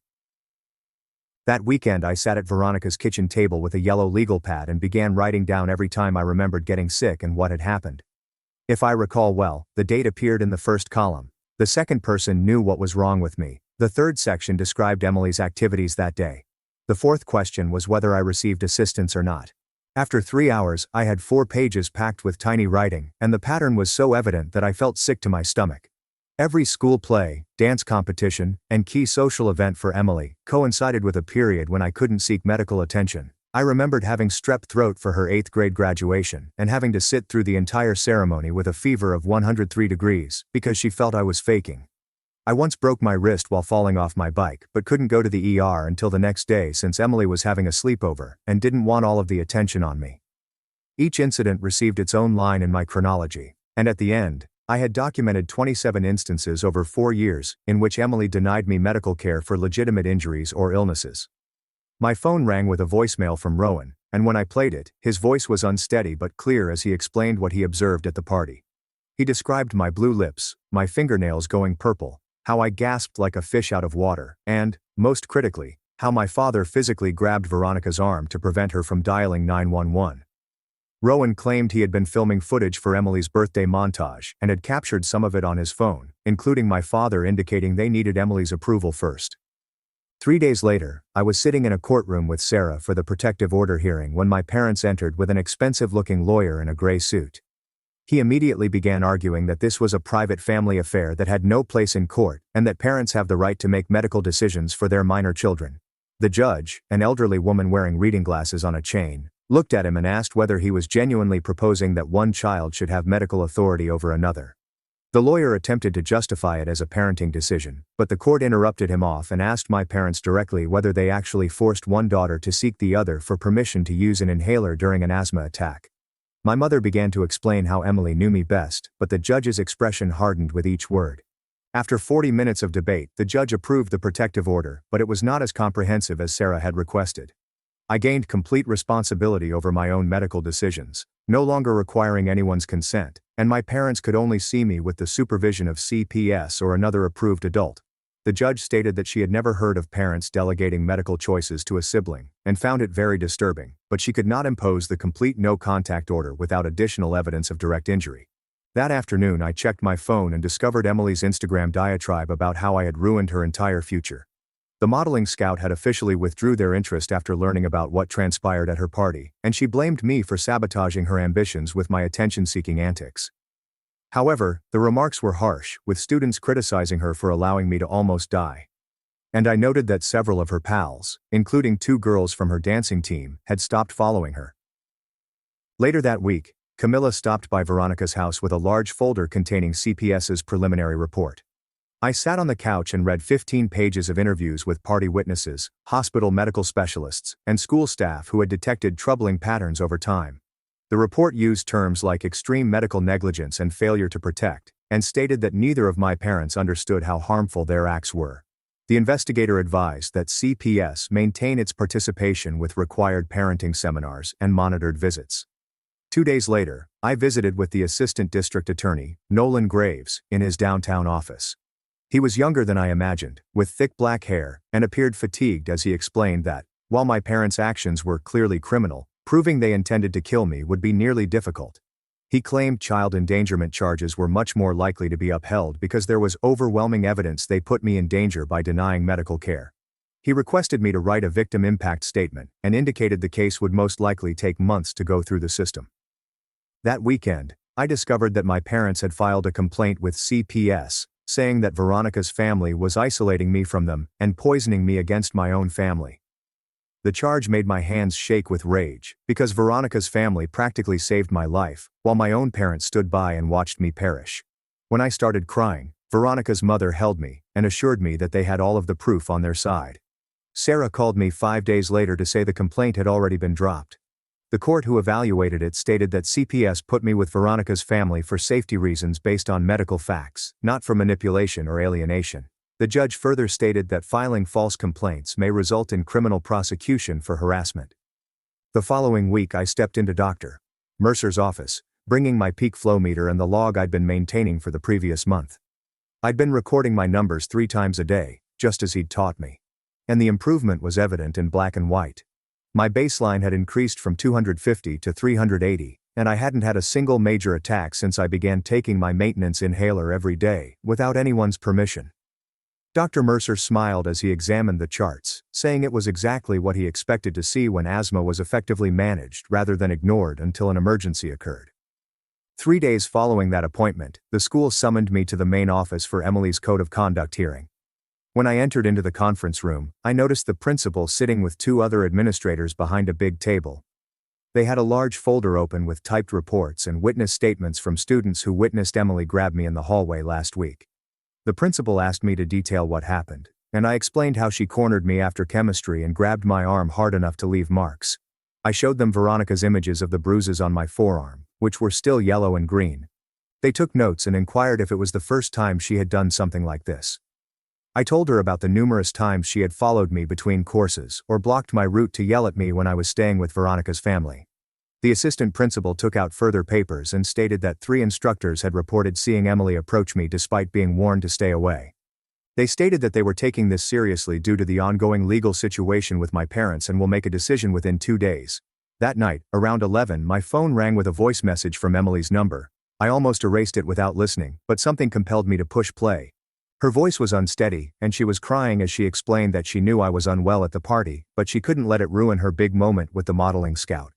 She kept talking about how she worried when she saw me turn blue and needed it to be a ruse, so she wouldn't feel bad about wanting her party to be flawless. She said she never meant for me to die, but she couldn't accept her mistake in front of everyone. My hands shook as she admitted she knew I was dying, but chose to lie about it. I instantly saved the message to 3 separate locations on my phone and laptop. I sent copies to Sarah, Camilla and Nolan in minutes since this changed everything. Emily had just admitted to willfully denying me medical assistance during an emergency that nearly killed me. The following morning, Dr. Mercer called to say he had finished writing his formal letter for the criminal case. He read parts of it to me over the phone, describing how refusing asthma treatment during an intense attack was medical negligence that may result in death. He used specialized medical terminology like respiratory failure and cardiac arrest to make what happened appear more terrible than it was. He stated that he had previously submitted copies to Nolan and would testify as an expert witness if necessary. 2 days later, Nolan called as I was doing my schoolwork at Veronica's kitchen table. He stated that they had evaluated all of the evidence, including Emily's voice message, and were pressing forward with misdemeanor child endangerment charges against my parents. He stated that felony charges were improbable because proving intent was too difficult, but they still carried serious implications. He stated that my parents would have to appear in court and potentially face up to a year in jail, which was unusual for first-time offenders. He asked if I was comfortable with this amount of accountability, and I agreed because it was better than nothing. The following week, I had to attend a CPS case conference at their downtown office. Camilla was there with 2 supervisors, and they discussed the future steps for my case. They recommended family treatment with ongoing supervision once the criminal case was resolved. I told them I didn't feel safe in therapy with folks who hadn't committed any wrongdoing. I mentioned how my parents believed they were only following house rules and didn't see the issue. The supervisors glanced at each other and agreed to resume therapy when the criminal case was completed. They stated that my safety came first, and that imposing therapy before my parents accepted responsibility could be harmful rather than beneficial. Later that week, Olivia summoned me to her school office to discuss what she referred to as an accommodations plan. She had documents lying across her desk to ensure I always had access to my medication at school. We noted down that if I had respiratory problems, I may leave any class without permission. She also mentioned that I may have my inhaler with me at all times and use it anytime I needed it without first asking anyone. She ensured that no teacher may dispute or deny these concessions under any circumstances. She made copies for the nurse and all of my teachers, and gave me a card that outlined my rights. Rowan texted me that weekend, wondering if we could discuss the criminal hearing. We met in a coffee shop near the school and sat at a corner table. He stated that he wanted to testify about what he's seen at the party but was unsure whether I wanted him involved. We had an awkward chat about how Emily had also misled him by falsely accusing me of being jealous and dramatic. He showed me texts in which she had convinced him that I was faking being unwell for attention over the years. We agreed that he should focus solely on the facts of what he saw at the party, such as my blue lips and my father attempting to prevent Veronica from calling 911. The conversation was strange but important, and we both understood his testimony would aid the case. A few days before the hearing, I visited with Camilla and Sarah in Sarah's office. I informed them that I intended to testify at the criminal hearing, but not as a victim. I wanted to speak as if I were conveying the truth about what had occurred to me. They helped me practice what I wanted to say without making me feel weak or broken. Camilla encouraged me to stick to the facts, while Sarah demonstrated how to remain calm if the defense attorney attempted to upset me. We repeated my sentence until I could say it without sobbing. The next week during exercise class, I felt a similar tightness in my chest. Instead of panicking, I immediately took out my inhaler and peak flow meter. I blew into it and noticed that my numbers were lowering, but not dangerously low yet. I told the teacher that I needed to sit out and check my breathing. I used my inhaler again after 5 minutes, and I checked my peak flow every few minutes. Within 15 minutes, my numbers had returned to normal, and the tightness had subsided. The gym teacher observed the entire incident and said I handled it correctly. She complimented me on my calm demeanor and preparation.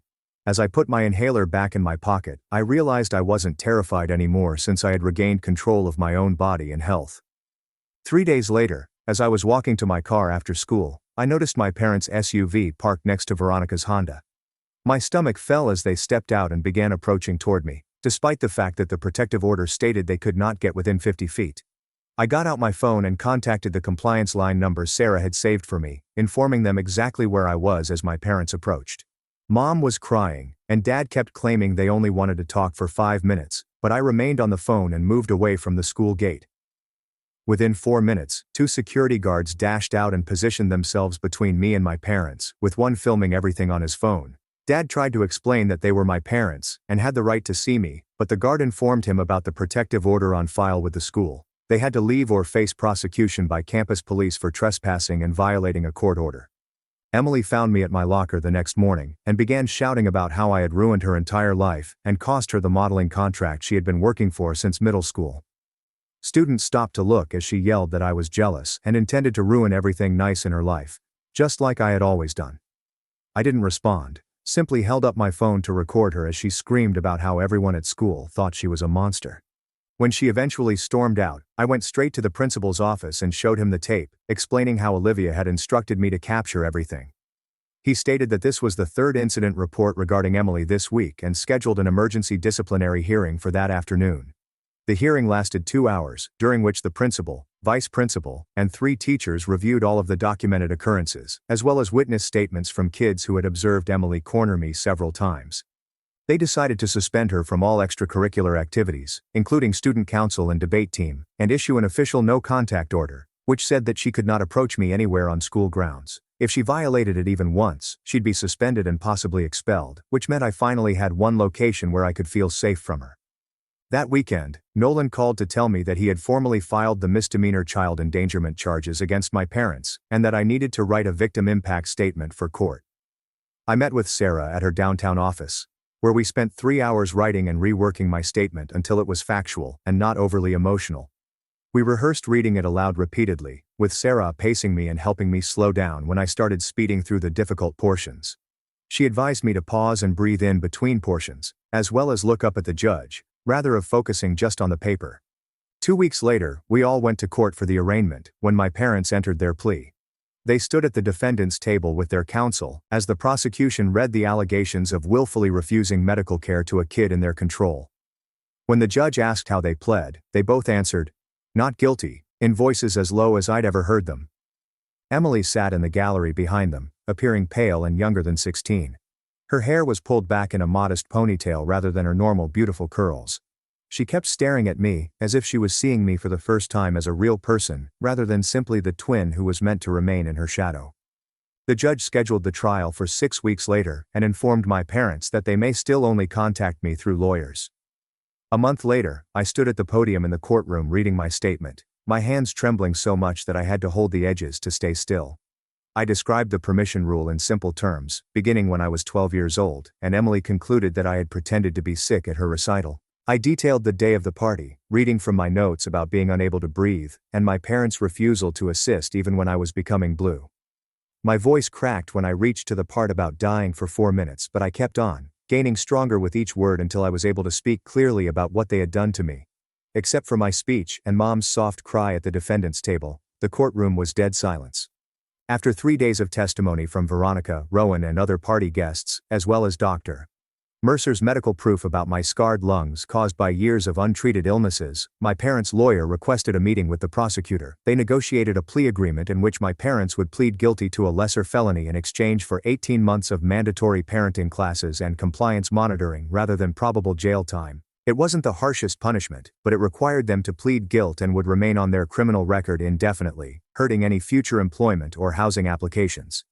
The court approved the bargain, but then added something extra. He expanded my protective order to explicitly specify in legal language that Emily had no jurisdiction over my medical decisions indefinitely. The injunction said that my health and medical care were my only responsibility and right, and any attempt by family members to interfere would be considered a violation. 2 weeks after the trial concluded, Camilla arrived to Veronica's house for our final intensive meeting, where she informed us that CPS was ending the active investigation phase.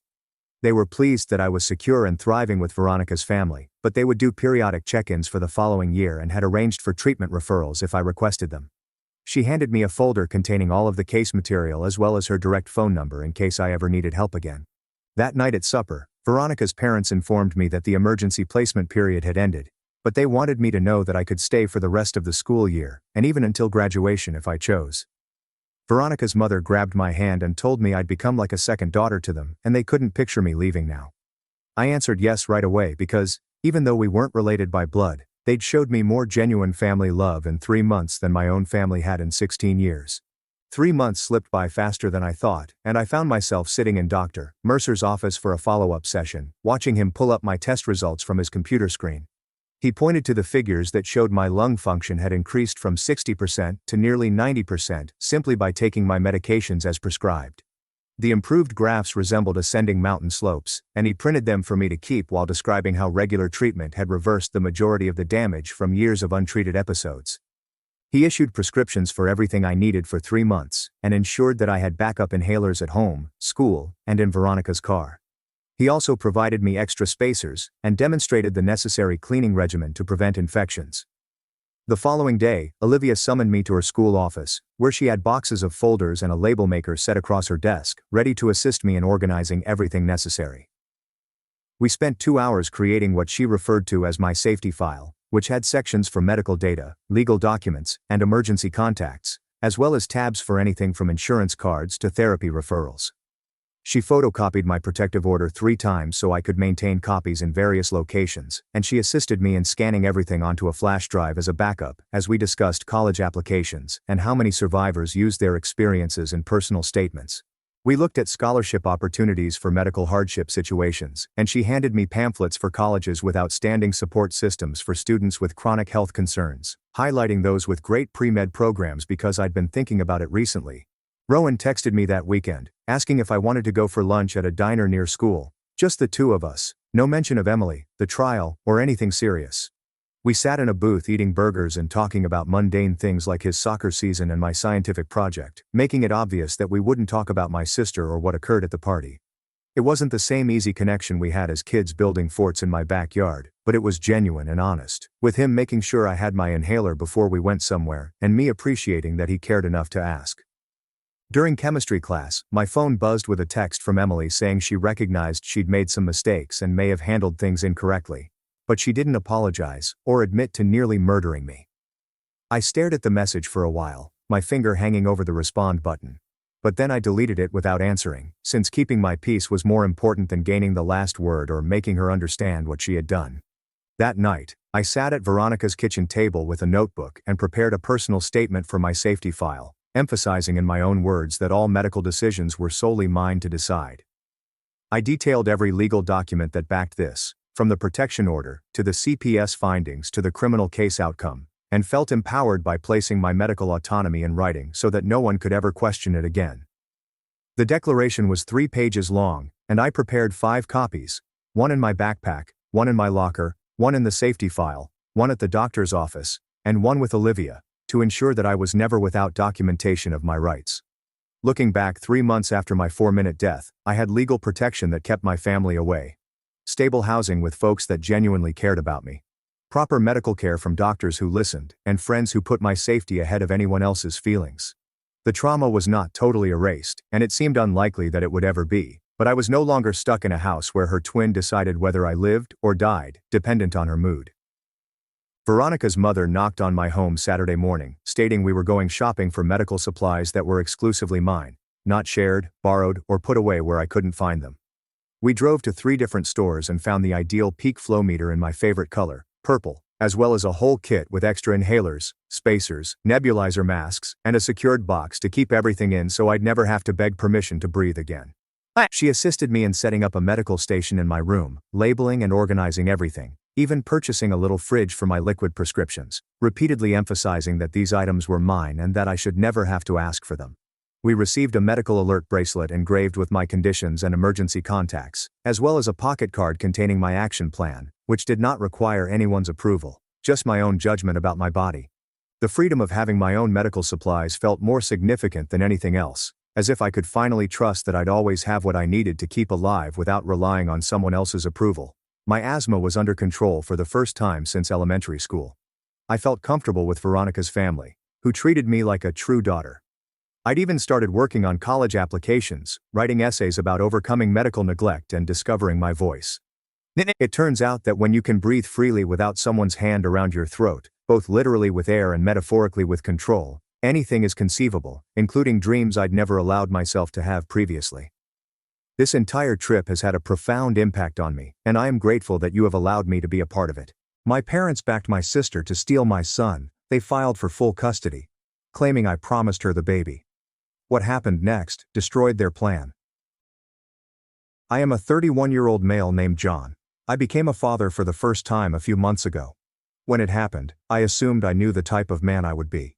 Protective, present, and perhaps a little overwhelmed. I never imagined my own family would pose the greatest threat to my son's safety. I grew up in a little town where everything revolved around image. A place where everyone knows everyone, and nothing goes ignored. My parents have significant roots here. My father serves on nearly every community committee you can think of. And my mother is the unofficial queen of church and school fundraising. People around us regard them as respectful, generous, and kind. Behind closed doors, everything revolves around control and legacy. My oldest sister, Rachel, is 35. She and her husband Brian have been trying for a kid for almost 10 years. They tried every possible route. Multiple rounds of IVF, fertility experts in the next city, and even a brief adoption search that ended in heartbreak. Rachel went into a downward spiral when they gave up trying. Every holiday became a grieving session for what she had lost. Every topic eventually came back to parenthood and how cruel life was to her. I never expected to have a baby anytime soon. Martha and I were still working out life together. Nothing flashy, and no great plans. We were pleased. When she became pregnant, we were surprised, but we knew we wanted to keep the baby. We made it work by moving in together, setting a budget, and making compromises. We were young parents, yes, but we were prepared. When we told my parents, their disappointment was clear. They did not yell or criticize us directly. They just expressed their disapproval by smiling too tightly, asking inquiries that sounded more like warnings, and repeatedly reiterating how things used to be done. We did not expect a parade, but we did hope for some warmth. Instead, it seemed like we had embarrassed them. However, after our son James was born, things appeared to change. Initially, it was subtle. My mother delivered off dinners, but always made a comment about Martha's tired appearance. Rachel arrived with cartons of baby clothes, some still with price tags. She inquired about our nursery theme, which we had not yet considered, and began offering choices. Pinterest boards, color schemes, and diaper brands. It felt more like she was preparing for her own child than assisting with ours. Martha and I choked up with delight. We were fatigued from learning everything on the fly, and it was simple to accept help. But something seemed odd. Rachel would hold James for hours and not let go. She'd whisper to him things like, "Mama Ratch is here," and giggle as if it were a funny inside joke. Then she began showing up unannounced. I once caught her in our living room, holding James while Martha napped in the next room. She'd let herself in with a spare key she'd gotten from my parents when they used to own our house. We changed the locks after that. My parents, rather than condemning it, encouraged it. They volunteered to take James for the weekend so we could rest. They framed it as support, but Lee and I noted how they stated it, as if they were attempting to establish something more permanent. Every time we declined, the mood darkened. My mother would mutter that we were being too protective. My father advised me to think long-term. Then came the supper, which made everything plain. It was intended to be a casual family lunch. Martha and I brought James, and we were halfway through when Rachel grabbed him and said, right in front of everyone, "He feels like the child I was meant to have." Nobody flinched. My mother reached out and grabbed her hand, as if she had spoken something daring. My father looked at me as if I was being unreasonable by not responding. I stared at Martha across the table. Her expression remained constant, but I knew she was finished. She did not speak for the remainder of the night. On my way out, my father stopped me. He told me Rachel had been through so much, and that perhaps this was an opportunity for us to heal as a family, that this kid may be a benefit to more than just us. He used the word selfless. He discussed legacy and the importance of putting family first. That's when everything clicked. It wasn't just grief. This was not mistaken love. This was a concerted attempt, subtle and deliberate, cloaked in politeness and emotional shame, but a strategy nonetheless. A scheme to take our son and alter his life story, so that it made more sense to them than to us. A plan to give Rachel the motherhood she had always desired, regardless of who brought the child into the world. And I realized then, that nothing was off limits to them. No guilt, no manipulation, no blood. Martha and I sat in silence for quite some time following dinner. Then she told me something I did not know. Rachel had approached her weeks ago during one of her visits and begged for complete custody of the kid, not only to help raise him or babysit him. She said it would repair the family and tried to sound gracious, as if we'd still be in James's life, but not as burdened parents. Martha had remained silent until now because she hoped it was a one-time lapse. But Rachel had followed up twice. That was it. No more guessing and hope they'll stop on their own. We made 3 decisions that night. 1. Rachel would never be alone with James again. 2. There would be no more drop-ins. 3. Rachel would not see James unless both Lee and I were present, and this was planned in advance. The following morning I called my parents. I described everything calmly. I informed them that these were boundaries, not punishments. My mother did not listen. She claimed Martha was attempting to separate us and pull the family apart. She claimed it was all emotional manipulation. I told her that was not up for argument. We were James's parents, and we had made this decision. She hung up mid-sentence. 2 days later, my father showed up at our flat without first phoning.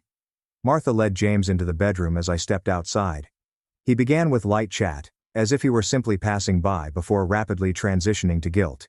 He brought up Rachel's anguish, the years of unsuccessful therapies, and how difficult it had been for her. I let him finish and then told him again. This was not occurring. He looked me in the eye and said, "Rachel deserved to be a mother more than I deserve to be a father." I didn't say anything. I walked in, locked the door, and blocked his phone number. Then I informed Martha that we needed to start keeping track of everything. Every message, drop-in, and confrontation. This was no longer emotional. It was strategic. Rachel showed up unexpectedly the next day, having reached the building buzzer with a different number. She carried a large box of baby clothes and toys, as if she were delivering something to a register. Martha was home alone with James. Rachel refused to leave, so Martha stepped outside to talk on the porch. Rachel began screaming, accusing Martha of being selfish and unkind, and claiming that this baby belonged to her. She even attempted to walk past Martha into the house. That's when I drove up. I had left work early since Martha was not answering the phone. Her hands were full. I stepped out, walked directly to the porch, and stood between them. Rachel asked if we could speak. I said no.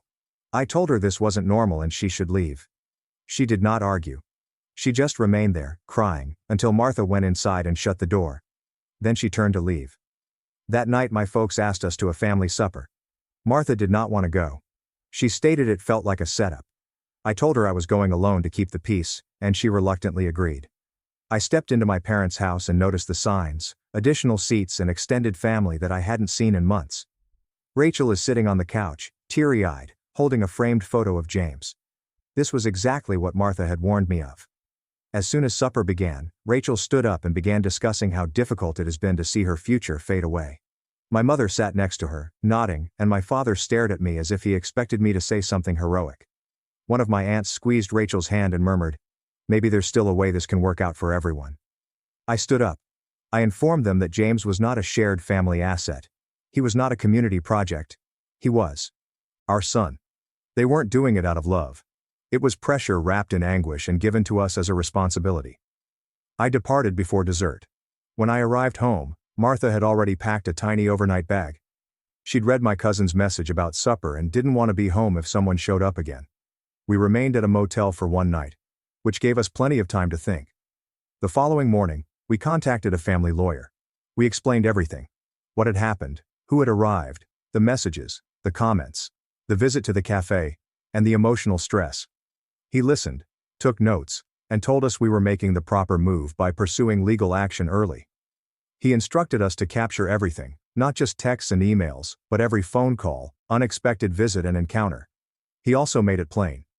Legally, we were correct, but we needed to be prepared for further escalation. He remarked, "Families like this rarely back down cleanly when they think they're acting for the greater good." Martha and I agreed to keep communication to a minimal. We blocked Rachel. I saved my mother's phone number for now, just in case of an emergency. But Martha blocked all of her known phone numbers, emails and social media accounts. We established a new, exclusive network of trusted contacts. We replaced our door locks again. From that moment forward, every decision we made revolved around one thing: safeguarding James, not from strangers, but from those who claimed to love him most. The lawyer did not spend time.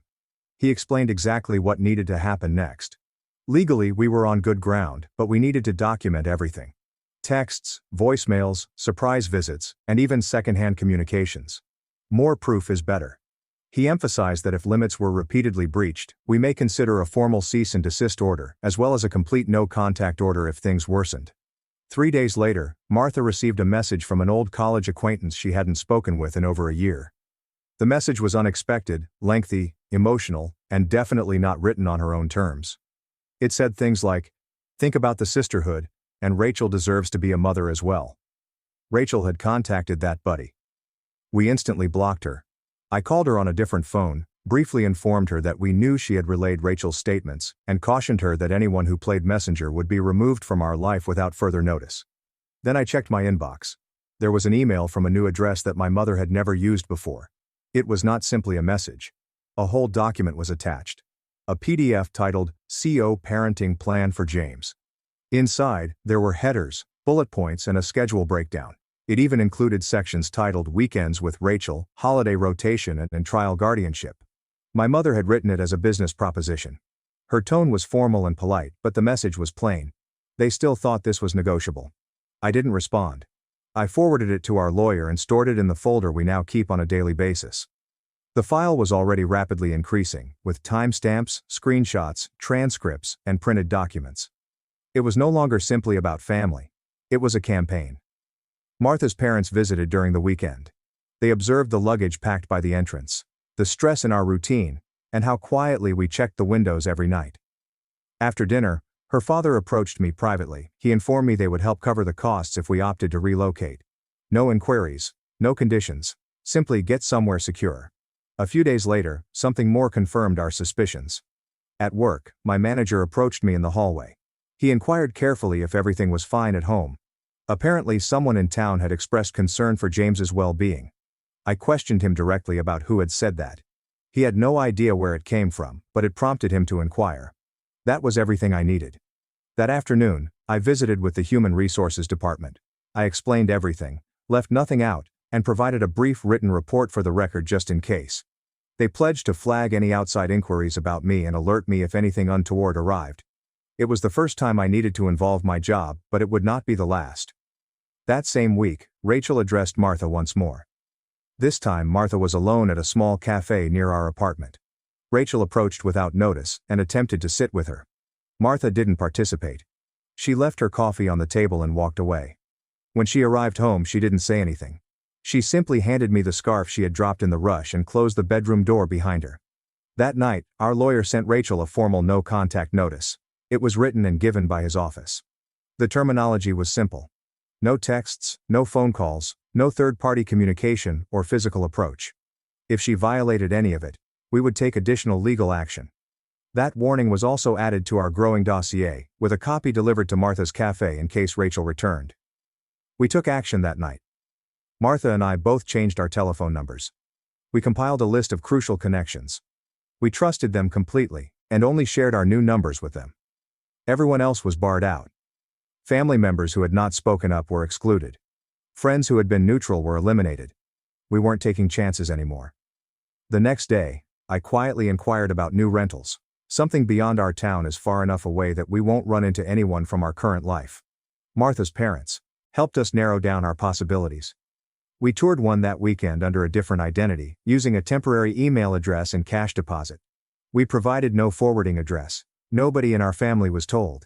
Martha packaged up James's belongings the next day. I took time off work without explaining why. We started making plans to move secretly. No social media updates or announcements. We even switched off location sharing on our smartphones.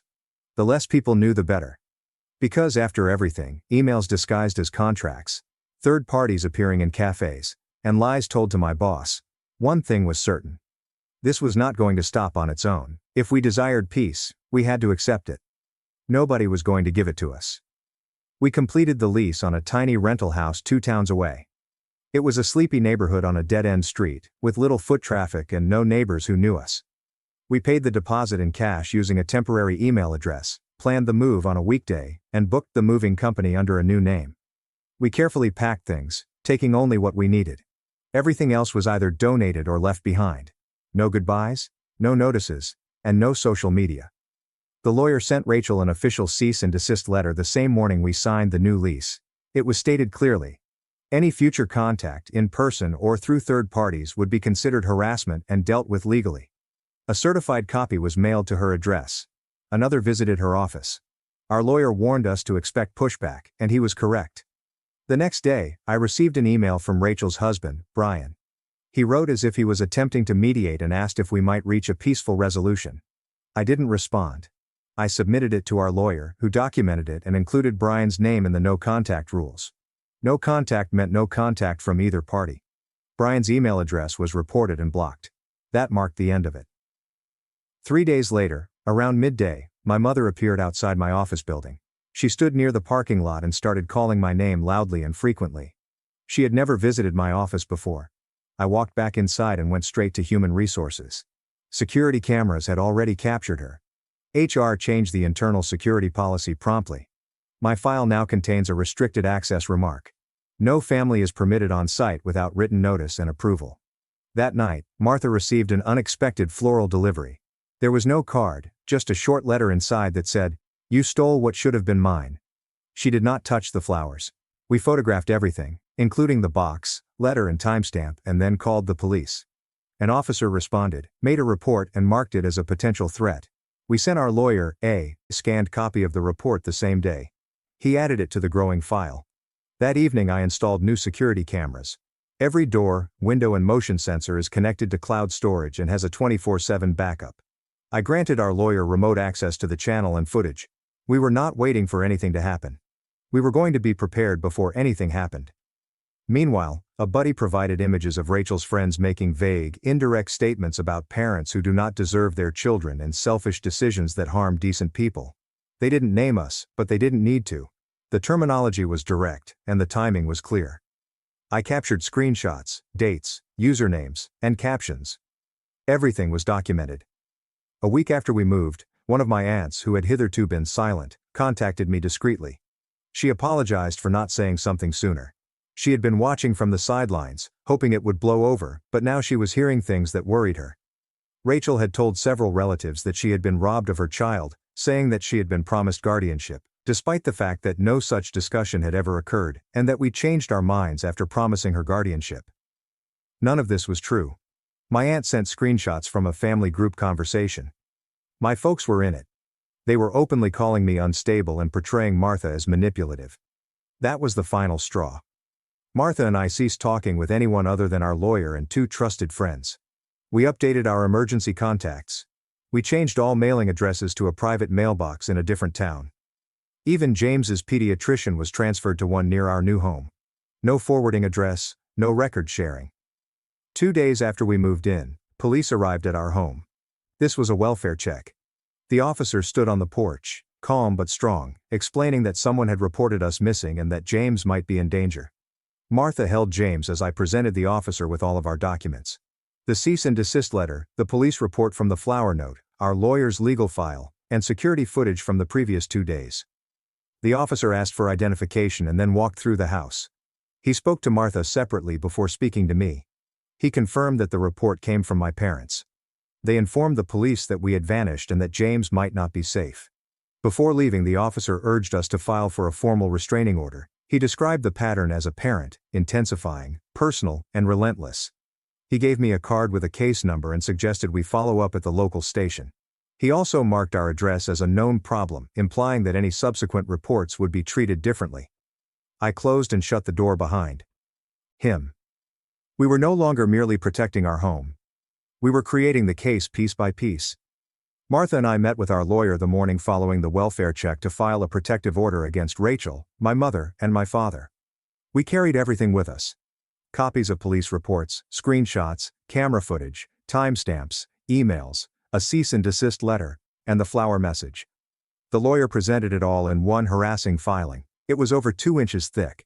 He suggested we start keeping a printed timestamp timeline to keep things organized. We added fresh entries to the file every day, linking them to connected evidence, images, letters, recordings, and anything else that could be traced. 3 days later, another legal paper arrived. This time it's from my father's attorney. It was a request for grandparents' visitation privileges. They had filed a motion with the court, claiming that they had a deep relationship with James and required regular access. Our lawyer immediately filed an objection, providing a detailed report indicating that my parents had never cared for James. Not overnight, not while ill, and not during our working hours. All past interaction had been limited, and recent contact had been classified as hazardous. The objection was approved without a hearing. The claim was refused. That same week, a parcel arrived at our front door. It contained no return address. Inside there was a little stuffed teddy bear. Martha saw something unusual about it right away. The eyes appeared particularly shiny. She put it up to the light, revealing a tiny blinking red dot behind one of the plastic pupils. We did not touch it after that. We put it in a sealed plastic bag and contacted the police. Officers arrived and confirmed Martha's suspicions. It included a hidden camera. They accepted it as proof and amended our file. This was the most dangerous escalation yet. If the behavior continued, our lawyer began preparing for an emergency hearing request. Later that evening, I got a message from one of my relatives. He'd never been involved before, never commented or contacted out, but this time he did. He said he had something we needed to see and showed us screenshots of a group chat where Rachel was conversing with numerous common pals. In the texts, she instructed them on how to represent Martha as emotionally unstable, how to discreetly note troubling behavior, and how to infer neglect without making direct allegations. It wasn't just talk, it was a coordinated slander campaign. Our lawyer started writing a slander action. We hadn't filed it yet, but whenever something was said publicly or reiterated to authorities, it would be lodged. The screenshots sent from my cousin's phone were included in the file. We also modified every aspect of our lives to remove our families. Access James's new pediatrician was notified about the incident. His medical records were altered to omit any identities associated with my parents or Rachel. There were no exceptions.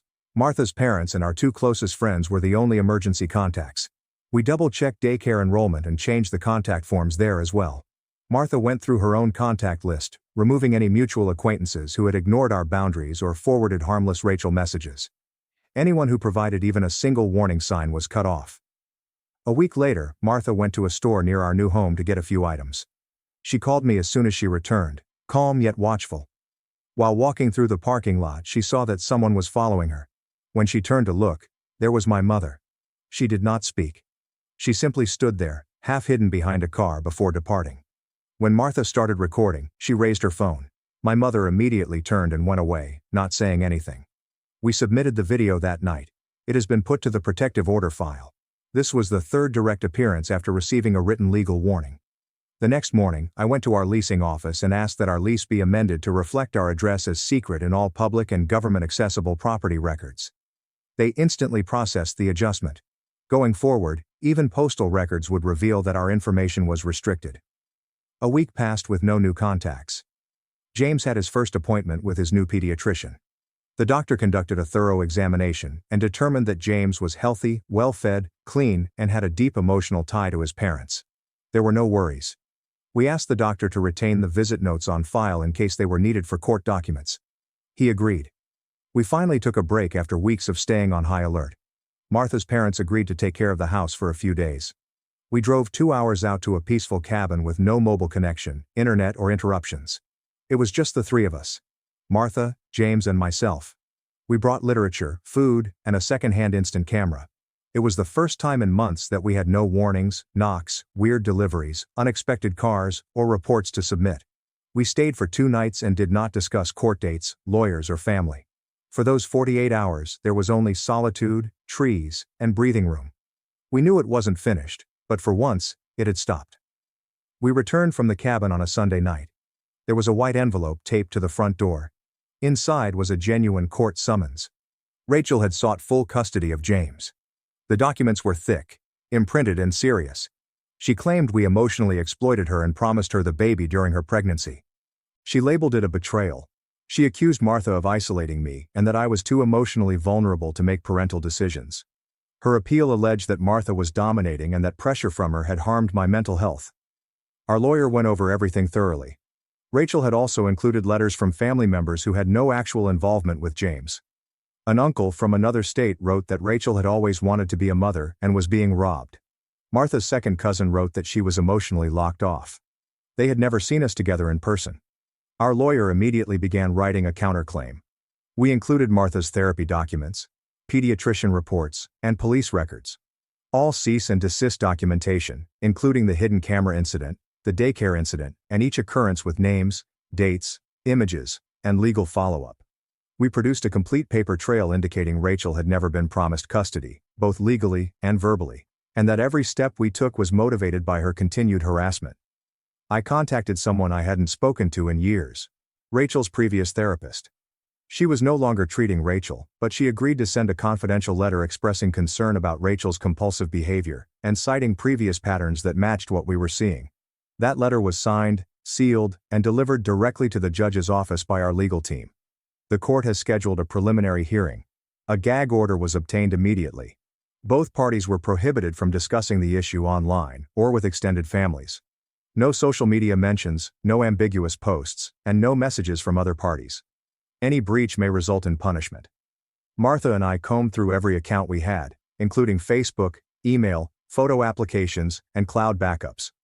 We eliminated all baby-related photos, removed any public references to our location, and enabled two-factor authentication. All friends and extended family members were deleted from follower lists unless they were on our legal clearance list. Any new follower requests were ignored. 2 days later, the childcare worker called. It was mid-morning. One of the staff members informed me that my mother had arrived at the front desk. She informed them that she was registered as James's guardian and will be there to fetch him up. She even carried an old photograph of herself with him. She became agitated when they requested proof of her ID and emergency contact details. The director contacted the police. By the time I arrived, authorities had already begun speaking with the daycare team. My mother had left, but not without causing a scene. The police obtained witness testimony and issued a formal trespass order against her.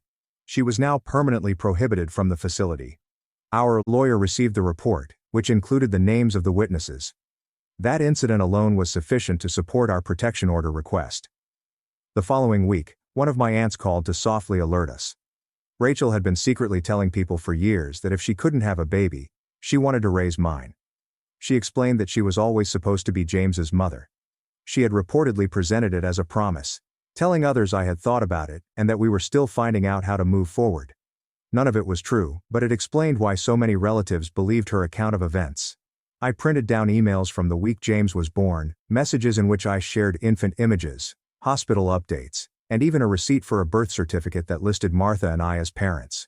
We filed them together with our signed parental plan, a notarized document from early in the pregnancy that outlined our obligations, insurance coverage, and medical decision-making roles. Martha began working part-time from home again. We settled on a new routine. Her routine was in the mornings, mine in the evenings, and they alternated depending on when James required attention. We shared a secure disk with our lawyer to facilitate document access. I upgraded our security system again, this time adding remote access, motion alarms, and encrypted backup. I also purchased a fireproof safe. I kept every court document, police report, email correspondence and legal contract there. Make 2 copies of everything, one in print and one on a disk. Our lawyer evaluated Rachel's filing and provided us with a clear answer. It depended on emotion rather than evidence. There are no contracts, written agreements, or guardianship paperwork. Only feelings, pressure, and a story based on sympathy. The judge scheduled a full custody hearing for the following month. Everything from this point on would be resolved in court. No more texts, front yard visits, flowers, notes, or phony pickups. It was official now, and we were prepared. The pretrial hearing was planned for a Tuesday morning. Martha and I arrived early with our lawyer, and an entire binder of proof. The courtroom was quiet, with only a few people in attendance. Rachel sat on the other side with her legal team, while my parents sat behind her, silent. After analyzing the timeline, the judge issued a temporary restraining order against all 3. Rachel, my mother, and my father. It would remain in effect until the final custody decision. They were barred from approaching us or contacting us directly or through anybody else. The judge also reinstated the gag order. Nobody was allowed to discuss the case publicly or privately. This includes friends, neighbors, and online posts. No more backdoor attempts to contact us or persuade others. Back at our home, I have a new intercom system installed. It included a built-in video feed and cloud recording. I installed a backup disk and connected it to a concealed router. The tape was encrypted and transmitted in real time to our lawyer and a secure contact at the local police station. Nobody could show up without being documented. A week later, we received a call from a court-appointed child welfare worker. She planned a series of surprise house visits to analyze James's living conditions, emotional development, and parenting habits. We were told not to expect an exact schedule, but to go about our lives regularly. The first visit occurred 3 days later, in the afternoon. The specialist walked through each room, made notes, spoke to both of us individually, and observed James interact with his toys and routines. The second visit occurred early the next week. This time she observed breakfast, nap prep, and playtime. She inquired thoroughly about sleep schedules, developmental milestones, and emotional attachment. Following the final interview, she filed an official report with the court. There were no worries. She described James as happy, safe, and thriving. His emotional bond to his parents was described as strong and clearly healthy. Rachel's legal team attempted to postpone the trial again. They filed a motion requesting time to gather further emotional evidence, whatever that meant. The judge denied it on the spot. The documentation previously submitted was thorough. The court found no reason to stall. Our attorney brought up a psychological evaluation from 5 years ago. Rachel's past evaluation related to her infertility assistance sessions. The documents retrieved lawfully through her old therapist's compliance revealed long-term trauma responses, deep sorrow spirals, and mental instability. The documents did not portray her as malevolent, but they did reveal that she was ill and that her pain had influenced her behavior. Around this time I received a call from my department boss. They offered me a permanent remote role. I accepted on the same day. It meant I could stay at home, help Martha, and keep an eye on things without having to miss work. We rearranged our schedules so that we could both be present for the majority of James's day. Then a cousin I hadn't communicated with in years reached out. He wasn't involved in any of the drama, but had been mistakenly joined to a private message group. Rachel wrote in that group that Martha was about to give up parenting. She stated Martha had mentally checked out. And I was in over my head. She was still promoting the story that James belonged to her. The screenshots were timestamped and given to our lawyer as further proof for the file. A day later our landlord contacted me. Someone purporting to be from Child Protective Services had stopped by and requested admission to our apartment unit. The landlord seemed suspicious. When questioned, the individual lacked a badge, refused to provide a full name, and swiftly fled. Before departing, the landlord took a photo using his phone. The individual was one of Rachel's closest pals. The next morning, we filed a complaint with the local authorities. The landlord agreed to testify in court if necessary. Martha began therapy again and was formally diagnosed with situational anxiety. After several sessions, her therapist wrote a professional statement explaining the effects of the continuous pressure and stalking on her health. It was more than simply emotional, it was also visceral. Sleep disturbances, stomach problems, panic attacks. The letter was introduced to the court documents to demonstrate the psychological impact of the circumstance on James's primary caretaker. We were also required to provide personal statements. Martha and I each created thorough timelines from the pregnancy to the present, outlining each episode and its implications. We documented the financial costs, emotional breakdowns, and familial losses. Martha's testimony centered on her position as a mother and the dread she has felt every day since Rachel began inserting herself. Mine concentrated on my own family's treachery, refusal to accept boundaries, ambushes, rumors, and lies. We closed our speeches in the same way. With a simple plea. James should be able to grow up without the burden of someone else's desperation. That his home remains quiet, stable, and safe. That love is characterized by protection rather than possession. The final hearing was a week away. Everything was ready. The complete custody hearing started early in the morning. Lee and I sat opposite our lawyer, both mute, while the courtroom gradually filled. Rachel came with her legal team. My parents sat behind her. The air felt frigid but controlled. The judge entered and began immediately. Our lawyer spoke first. He guided the court through a systematic timeline that included everything from Rachel's initial approach to Martha about stealing the infant to the most recent police reports and restraining orders. Every item included evidence such as texts, emails, voicemails, screenshots, witness statements, police files, package images, therapist evaluations, and 2 house assessments by the child welfare officer. Everything was laid forth in a logical order and supported by facts. Rachel's crew followed. They depended heavily on emotion. They portrayed Rachel as a woman crushed by infertility, betrayed by a younger brother who had taken her only chance to become a mother. They portrayed Martha as frigid and dominating, severing a loving sister's ties with her nephew. They called it tragic. They used the word cruel. Then, my parents took the stand. My mother claimed I was unstable and had always struggled with responsibilities. My father said Martha manipulated me into leaving the family. Neither supplied dates or verification, only anecdotes and opinions. The court interjected repeatedly, asking for specific examples of damage or negligence. There were none.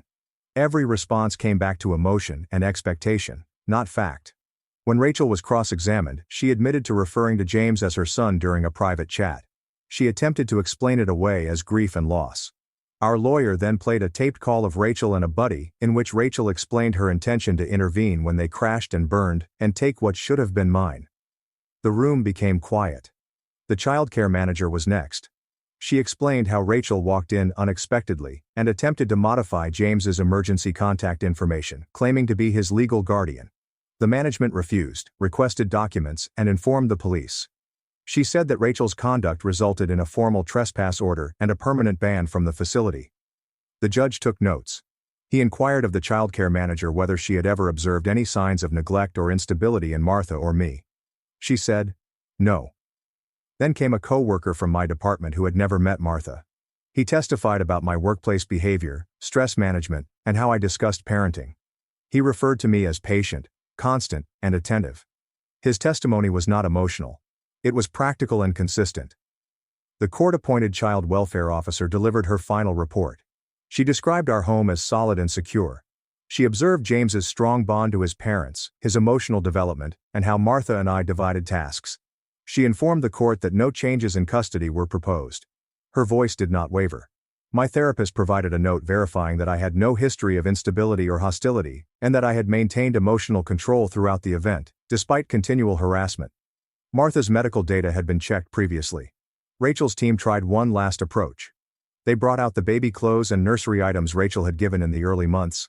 They claimed it was a financial investment and an early indicator of parental intent. The court dismissed the case on the spot. He stated that giving presents did not create a parenting agreement and advised the legal team not to use emotional gestures as legal proof.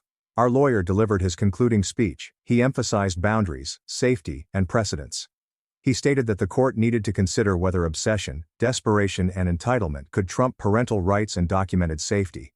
He urged the court to preserve a child's right to stability from extended family conflict. The court ordered a brief recess. When he reappeared, the courtroom remained hushed. He ruled in our favor. I and Martha had full legal and bodily custody of James. Rachel was denied any visitation. My parents were also forbidden from communicating. The judge made it clear that any future attempts to meddle, directly or indirectly, will result in criminal charges and prompt legal action. He directed that all third-party communications, smear attempts, and indirect contact be discontinued forever. Any infraction would result in enforcement without additional hearings. He did not conclude the ruling with feeling. He ended with the word law. Rachel appeared astonished. My mother moved her head away. My father simply sat motionless. The judge's concluding statement was brief. This child deserves serenity, not pressure. The case is closed. A week after the hearing, we received the formal written decision. Martha and I were awarded full and permanent custody of James. The judge also granted a permanent restraining order against Rachel, my mother, and my father. The verdict outlined everything in detail. No visitors, no communication, no third-party messaging, and no physical presence near our house, daycare, or business. In the written decision, the judge included a requirement. Rachel was barred from filing any future custody appeals until she underwent formal psychological therapy and received clearance from a licensed mental health expert approved by the court. Without it, her case would not be considered. 4 days later, my father broke the restraining order. He sent an email to my work address. It was brief, something about making things right. I didn't open it completely. I submitted it to our lawyer, who immediately contacted the authorities. A warrant was issued for violating the court order. He was detained the same week and released on conditional bail. The court imposed stringent no-contact orders again. One more transgression, and the next arrest would result in automatic jail term. We did not hear from him after that. Martha and I began the legal process to change James's last name. We wanted a clean split from the family members who sought to regard him as a consolation reward. Our lawyer filed the petition, and we obtained the relevant documents. We added it to a new binder we'd created, which we named the Legacy folder. The folder included more than simply legal papers. We included letters, photographs, receipts, and handwritten notes. A copy of the judge's decision, a letter from the pediatrician, and a printed screenshot of Rachel's friend's message about reclaiming what is hers. We will give James that folder when he reaches the appropriate age. We'll let him see for himself why we fought and won. Several weeks later, I accepted a promotion at work. It included a raise and confirmed my permanent remote position. We used the extra money to carry out a plan we had put on hold months ago, move to a little beach town Martha had always wanted to live in. We chose a one-story house with a fenced yard that was within walking distance of the beach. We did not notify anyone outside of our trusted circle. Martha continued her therapy. Her sessions became less frequent, and her therapist stated that her progress was obvious. She began helping with a local organization that helps new mothers cope with toxic familial pressure. She never spoke about our experience publicly, but she understood just what to say to women on the verge of burnout. I joined a peer support group for men dealing with custody difficulties and family meddling. I did not use my complete name. I told our narrative, described the actions we took, and mentioned the tools that helped. A couple men messaged me personally after meetings, thanking me for being direct and clear. They were not searching for impassioned speeches. They were searching for travel maps. Rachel reportedly sold her home and departed the state, according to an update shared with us by a relative. My aunt texted a brief update. Rachel had deliberately enrolled in a long-term mental health program in another city. She was now receiving treatment, but my aunt said she still considered herself as a victim. She had not apologized, contacted out, or acknowledged the court's decision. Word of the case spread among the extended family. A cousin distributed copies of the verdict to a few family members who had initially supported Rachel. People quietly began to back away from my parents. I heard some people had blocked their numbers. Some even cut off touch totally. There are no big announcements, only silence. James turned 1 last month. We didn't throw a large party. Just the 3 of us. Martha made a tiny cake, which we let James demolish with both hands in the center of the living room. We took some shots for ourselves. There was no social media, no family invitations, no outsider presence, just balloons, music, and calm. Later that night, after James had fallen asleep, I opened an old notebook and scribbled one more entry. Not for court or evidence, but just for me. I mentioned that peace does not always arrive with reconciliation. Sometimes it appears to be distant. Sometimes it appears that limits are being held firm. Sometimes it is simply the lack of chaos. I wrote that giving things up does not indicate love. It's demonstrated by standing guard. No parent should be expected to give up their child to keep someone else's fantasy alive. We walked to the beach the next morning. Martha held James's hand to one side. I clutched the other. He took short, awkward steps through the sand. The wind was mild. The waves were silent. My parents raised a golden child who wrecked his life, yet they wanted me to fund his failed business. As I refused, they sued me for unjust enrichment. When I turned 18, I made a secret pledge to myself. I would never expect anyone to save me. Nor my parents, nor my instructors, not some great opportunity that could come my way. It's just me. That pledge affected every decision I made thereafter. Even if no one around me noticed or cared at the time, particularly my parents. If you asked them back then, I was the silent one. The boy who was constantly immersed in his laptop. The person who did not comprehend how the world operates. Meanwhile, my older brother Victor strode around as if he were born with a crown. His birthdays seemed like coronations. Every supper was a demonstration of his alleged genius. My folks clapped the loudest. My name is Dylan. I'm 26 now. But my narrative begins a few years ago when I was just turning 23. By then, I had paid off my school loans. Yes, each of them. I had purchased my first home with cash. Nothing fancy, just a simple house in the suburbs, and I had built my e-commerce firm into something I was proud of. 6 figures in income, a few freelancers under me, and the type of independence that most people my age could only dream of. I was not showy. I did not make a post about it. I simply kept my head down and worked because I knew if I stopped to rejoice, someone would attempt to take it away from me. Turns that I was correct. Growing up in a tiny town, everyone knew each other's business, especially if you had a last name like ours. My father, John, was the regional manager for a building supply firm. He carried his title as a badge of honor. My mother, Rachel, alternated between part-time work and being a full-time supporter of Victor's goals. Victor, who is 3 years older than me, has always been the golden kid. My parents used to joke that Victor was born with a winning grin and a scholarship offer. It didn't matter that he had failed school, wrecked 2 automobiles, and had maxed out my father's credit card on an unscheduled spring break vacation. My parents always found a way to shrug it off. He's just finding himself, they'd remark. He's meant for great things. As for me, I was the backup plan, the unseen sister. I recall one Thanksgiving dinner, not long before all hell broke out. We were seated at my parents' place, the turkey half carved, and my mother had already had a glass and a half of her boxed wine. Victor had just returned from trying out a company concept in Los Angeles, which ended predictably with him collapsing on someone's sofa and pleading to return home. My folks welcomed him home like a war hero. At supper, my father raised a glass. To new beginnings, he murmured, gazing right at Victor. We know your next chapter is going to be a big one. Victor grinned and clinked his glasses. I said nothing. Nobody toasted me when I bought my house. Nobody even mentioned it. They all knew. I notified them months before, provided images, and offered to host them. I never received an answer. But Victor returns with 2 duffel bags and debt collectors on his pursuit. And then he's the phoenix, rising from the ashes. I tried not to let it affect me. I actually did. I'd spent years growing my firm, mastering SEO, product sourcing, and customer service. Every late night, every missed party, every small victory, I silently celebrated alone in my apartment. I hoped that would finally be enough to win some respect. But I should have known better. In our house, effort was not important. The outcome didn't matter. What mattered was image, charisma, and drama, and Victor possessed all of these in plenty. A week after Thanksgiving, my mother contacted me. Her tone was unusual, stiff and prepared. She asked if I could come over and speak. I figured it had to do with Victor. Perhaps they wanted me to assist him get work or act as a reference.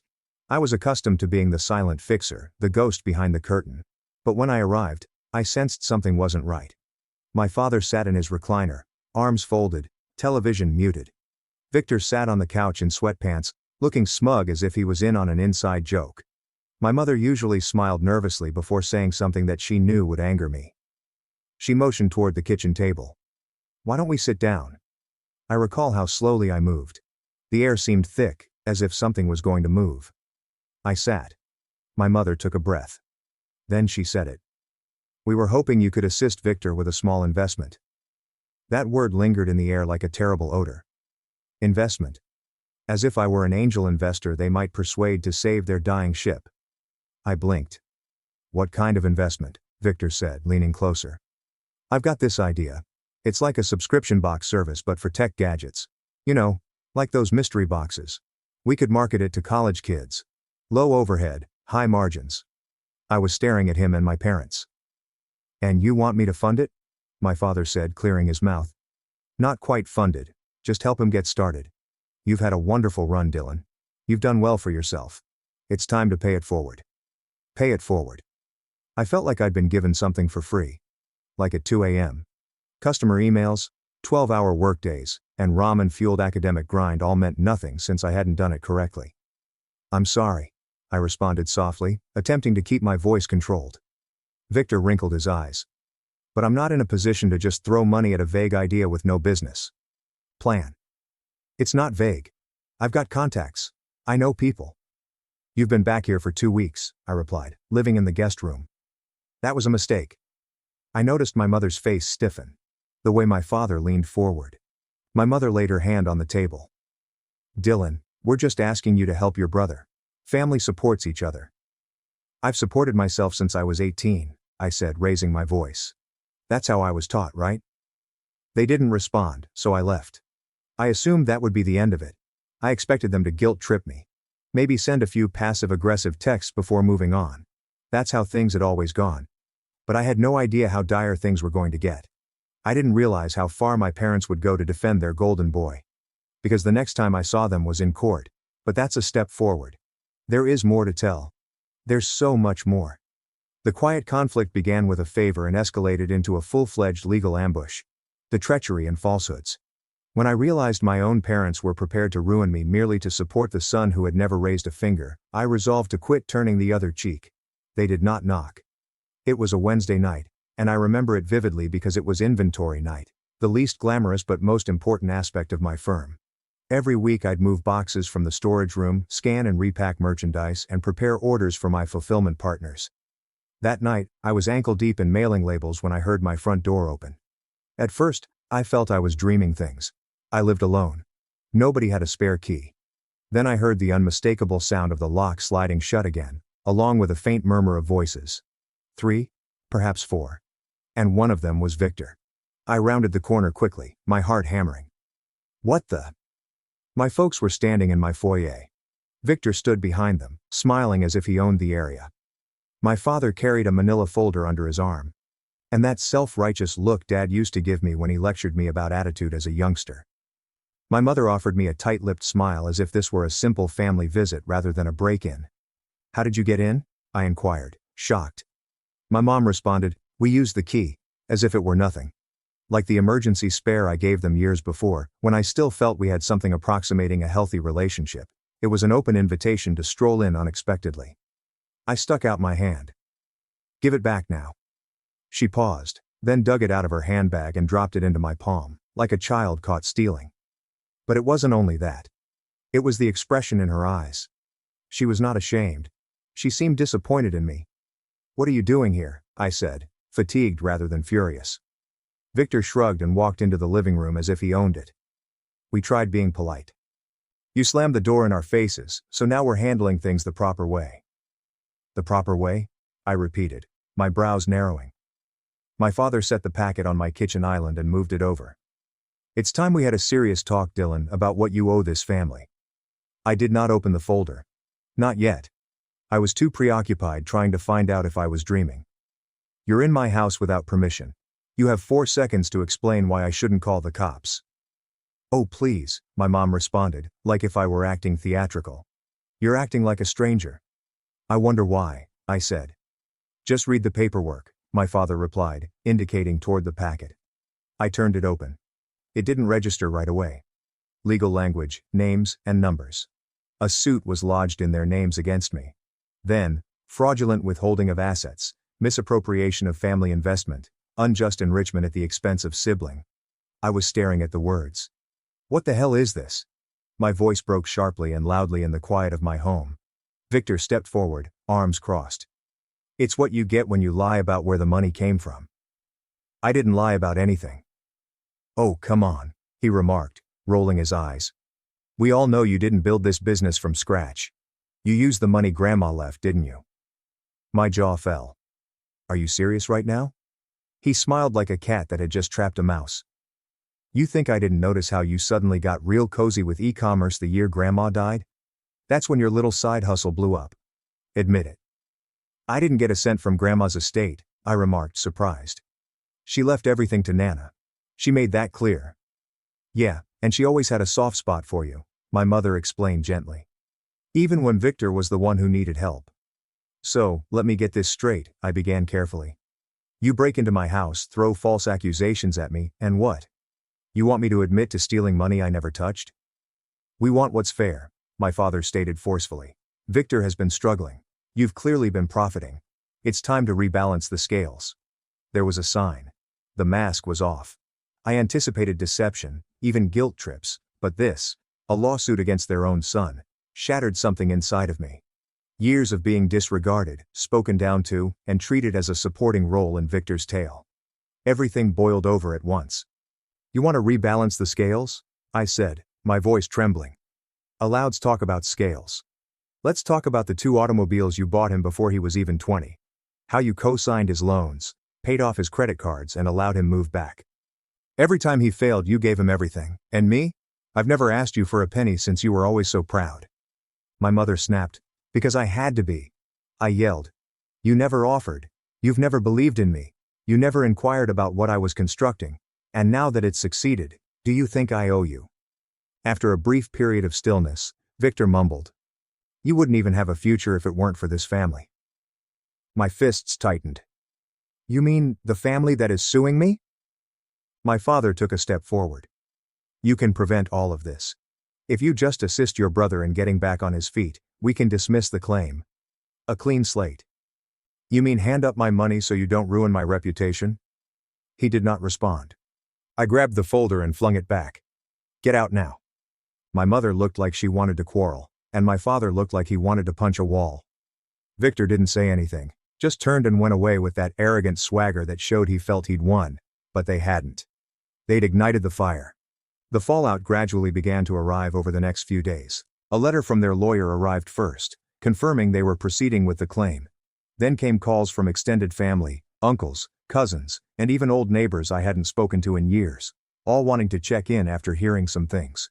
The rumor mill was spinning fast, and everything painted me as the villain. I tried to stay focused, but I couldn't ignore how poisoned everything felt. Every email notification felt like a subpoena, and every family text felt like a trap. I stopped sleeping, and I started checking my front door twice a night.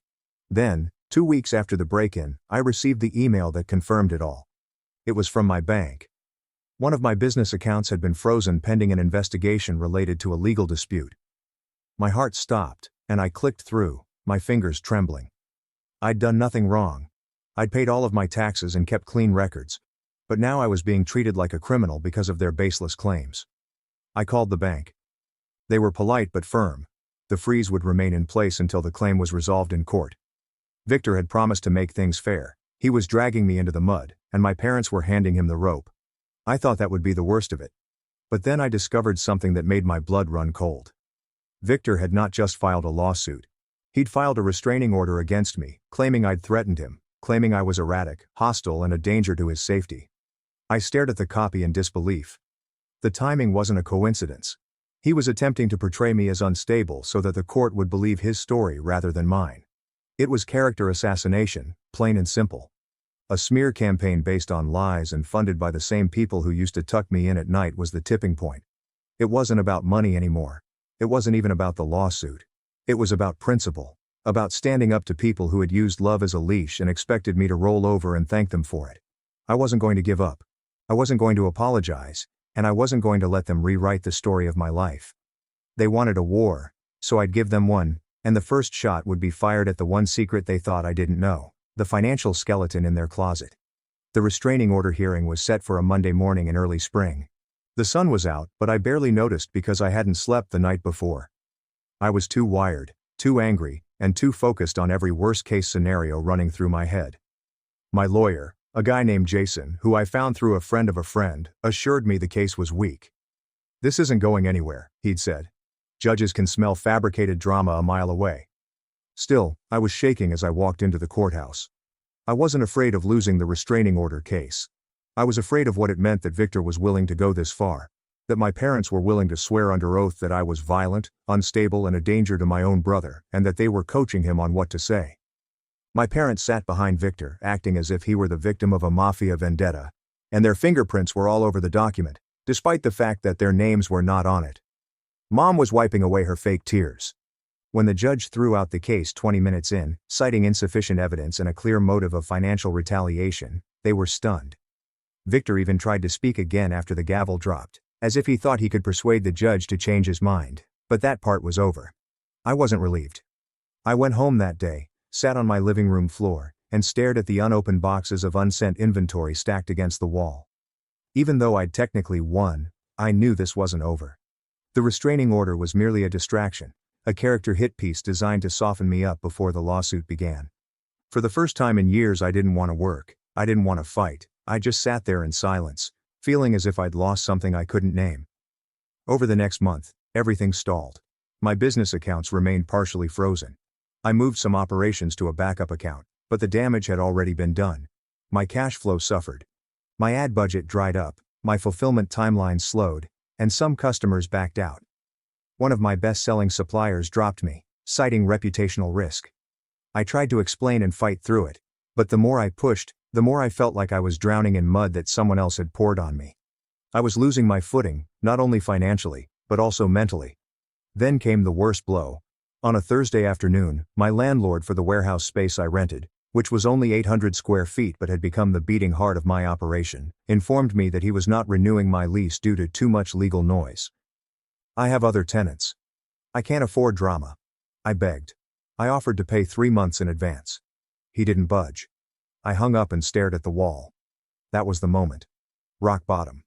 Not dramatic, not cinematic, just quiet, cold. As if something inside me finally broke free and drifted away. I'd spent 3 years building something that worked, something honest, something mine. And in less than 2 months the people who raised me had almost destroyed it. I could have folded. I even started drafting a letter to the court agreeing to settle something low, just enough to make them go away. But I didn't send it because that night I received a message from someone I hadn't heard from in over a decade. Her name was Sophie, and she used to be my neighbor when we were kids. We used to play backyard tag and ride bikes through the cul-de-sac, but we lost touch after she moved away in middle school. I hadn't thought of her in years, but there she was, messaging me on LinkedIn. "Hey Dylan," she wrote. "I noticed your name in a mutual post and did a double take. I remember you from back home. I'm sad to hear about the litigation. I just wanted to say, don't let them take everything you've achieved. You were always the clever and quiet one. But we all knew." I read that post several times, not because it changed anything, but because it reminded me of who I used to be. I got up that night, knowing that they couldn't take away the part of me that knew how to build. I was the kid who used to sell homemade candles door to door and stayed up late watching coding videos on YouTube. I went into the storage room, cleared off my whiteboard and started again from scratch. Rebuild, rebrand, restart. I started small, with only a few hundred in liquid cash, barely enough for a single Facebook ad run, so I went organic. Reddit, Instagram Reels, TikTok snippets. I rebranded my best-selling product under a different name, with a cleaner aesthetic and a more personal voice. I built a new Shopify store using a VPN and a Fresh Business LLC in another state.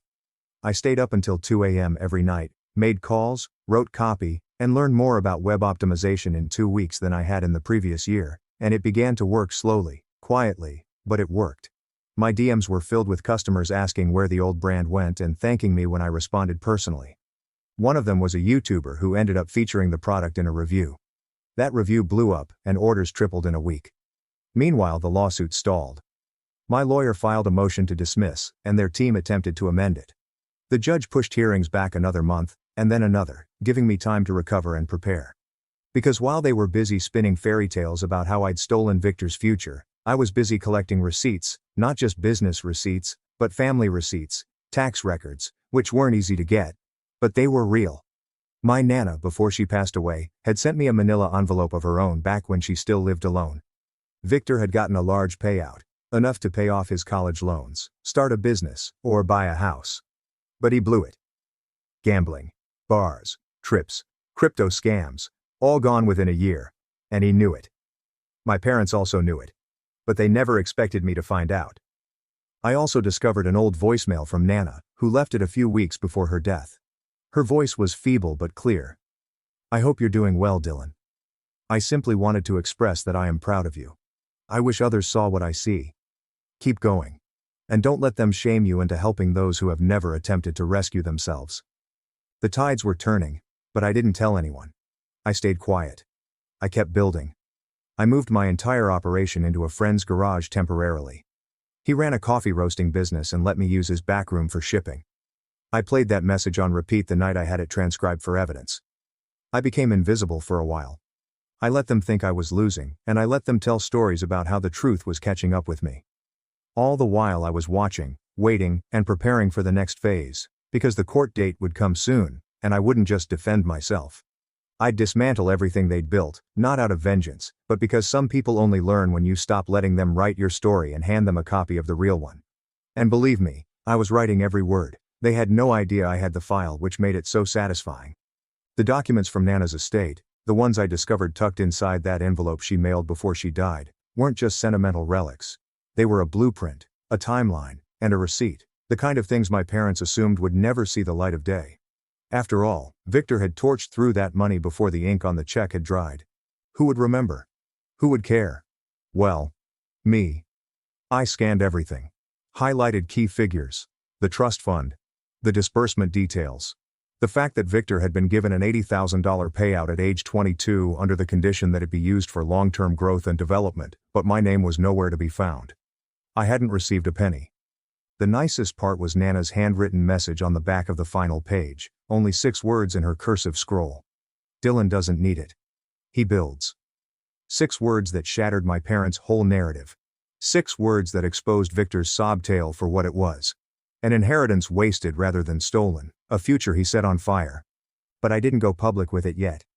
The case was still plodding along, and my parents' lawyer continued trying to put hearings back, which was okay with me.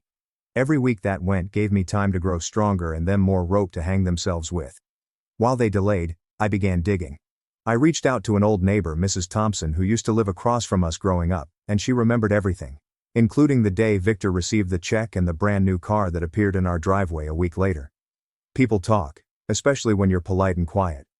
Mrs. Thompson told me over tea, your Nana, about the parties and screaming scenes between him and my father when the money ran out. She always thought he'd spend it. She was not blind. You know, she simply didn't want to harm your mother. I didn't even have to request a statement, she provided one.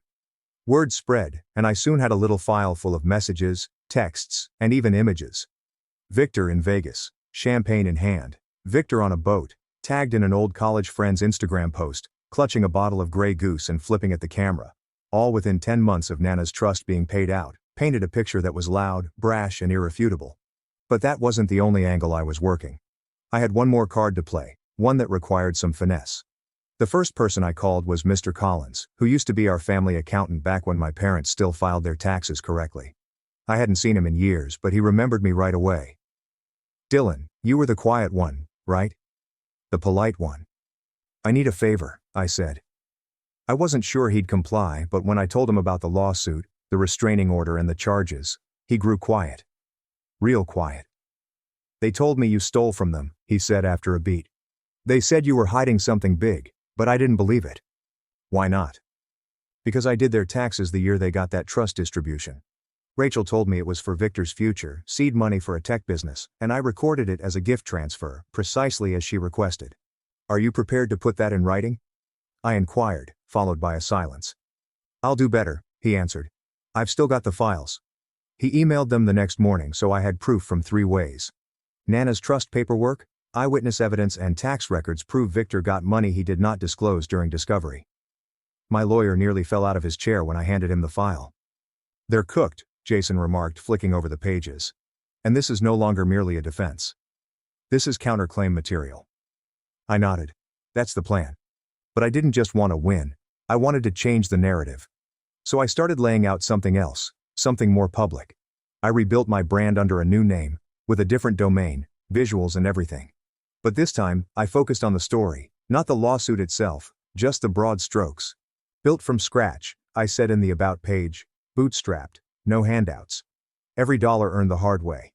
I never named names. I didn't have to. People knew. Old customers returned. New ones followed. Word spread.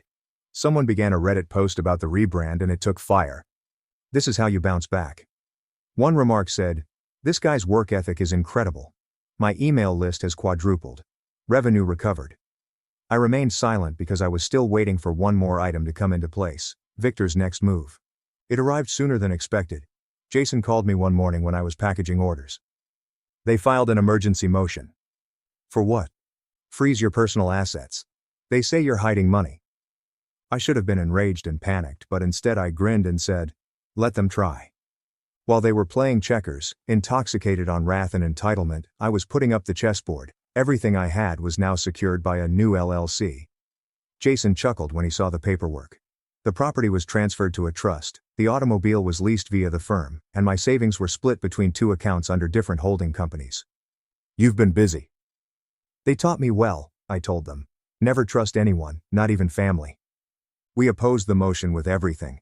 The tax records, the trust documents, the timeline, Mrs. Thompson's letter, Mr. Collins's statement, a full audit trail of my business's growth from the day I started selling phone accessories out of my dorm room to the day I bought my house. It was surgical and devastating. But I wasn't done. Here's the thing about people like Victor and my parents. They don't just want money. They want control. The ability to shape the story, and to say, "You owe us." And have everyone believe it. So, I planned one final move. Something public. Something permanent.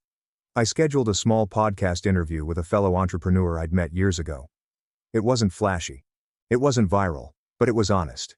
For an hour, I told my story. Not the lawsuit, not the revenge, but the real story. About growing up in the shadow of someone who could do no wrong. About building a business at night while the rest of my family laughed at me. About paying off student loans with side hustle money, and about the power of being underestimated. Sometimes, I explained, the toughest part isn't beginning from scratch. It starts from behind, when the people who should have helped you are the ones who hold you back. The show aired a week later, and the response was overwhelming. DMs, emails, and comments from strangers who said they recognized themselves in my remarks. People who had been cut down by their own families, who had had to battle for every inch, but more than that, people began asking questions about the litigation, which my parents were not prepared to answer. Their lawyer contacted Jason in a panic. "We'd like to revisit settlement discussions," he told me. "We're not interested," Jason said. Because it was too late. I wasn't playing defense anymore, I was setting the terms. The next hearing was fast approaching, and I was prepared. Not just with evidence. Not just with allies. But with the unshakable truth that no matter how many times they tried to rewrite my story, I still held the pen, and soon, I'd use it to end theirs. The courtroom was colder than I remembered, not physically, but in that sterile, stiff kind of cold that you get in your spine when you know something irreversible is about to happen. The walls were beige, the lighting was fluorescent, and there was no dramatic music, just the hum of tension as everyone took their seats. It had been 8 months since they first filed the lawsuit, 8 months since my parents and my golden child brother Victor decided I owed them the life he had squandered, 8 months of venomous texts, weaponized family gossip, and pathetic attempts to destroy everything I'd built on my own since I was 18 years old, and now it was time. Victor sat next to their attorney in a wrinkled suit he didn't know how to wear, chewing the inside of his cheek like he was trying to disappear into his seat. My parents were behind him, both dressed like they were attending a church fundraiser. Mom in pearls and pastel, Dad stiff in a blazer that didn't quite fit around his stomach anymore, and they refused to look at me. My lawyer, Jason, shuffled papers beside me. I was nervous, but it was a strange quiet calm, the kind you only get when you've spent months preparing for a moment with such surgical precision. There was nothing left to panic about. Everything had already been set in motion. He leaned over and whispered, "This is going to be fun." The judge, a stern woman in her early 60s, called everyone to order. The hearing began with their lawyer laying out the same tired argument that I had unfairly benefited from family resources, that I'd misled my parents into believing I was self-made, and that Victor's life had been derailed because I hoarded financial assets that should have been shared. The remarks sounded desperate and empty, and suddenly it was our turn. Jason stepped up, no theatrics, no yelling, just facts. "Your Honor," he started, "we will demonstrate 3 things. First, my client, Dylan, did not get any financial support or inheritance from his family. Second, the plaintiff's son, Victor, acquired $80,000 from a family trust and spent it foolishly. And third, that this lawsuit is a malicious attempt to extract funds from my client under false pretenses after the plaintiffs failed to control their own finances or their son." He then threw the file away. Exhibit A. Nana's trust paperwork, plainly state that the money was for Victor, and only Victor. My name wasn't mentioned. Exhibit B. The notarized letter from Mr. Collins, their former accountant, confirming he filed that gift as a trust distribution with explicit instructions from my mother. Exhibit C shows a timeline of Victor's social media posts, travel logs, and online purchases. Everything from designer footwear to bottle service in Miami coincides nicely with the 10-month period following the trust payoff. Exhibit D is a recorded voicemail from Nana herself, verified and transcribed, in which she states unequivocally, "Dylan doesn't need it. He builds."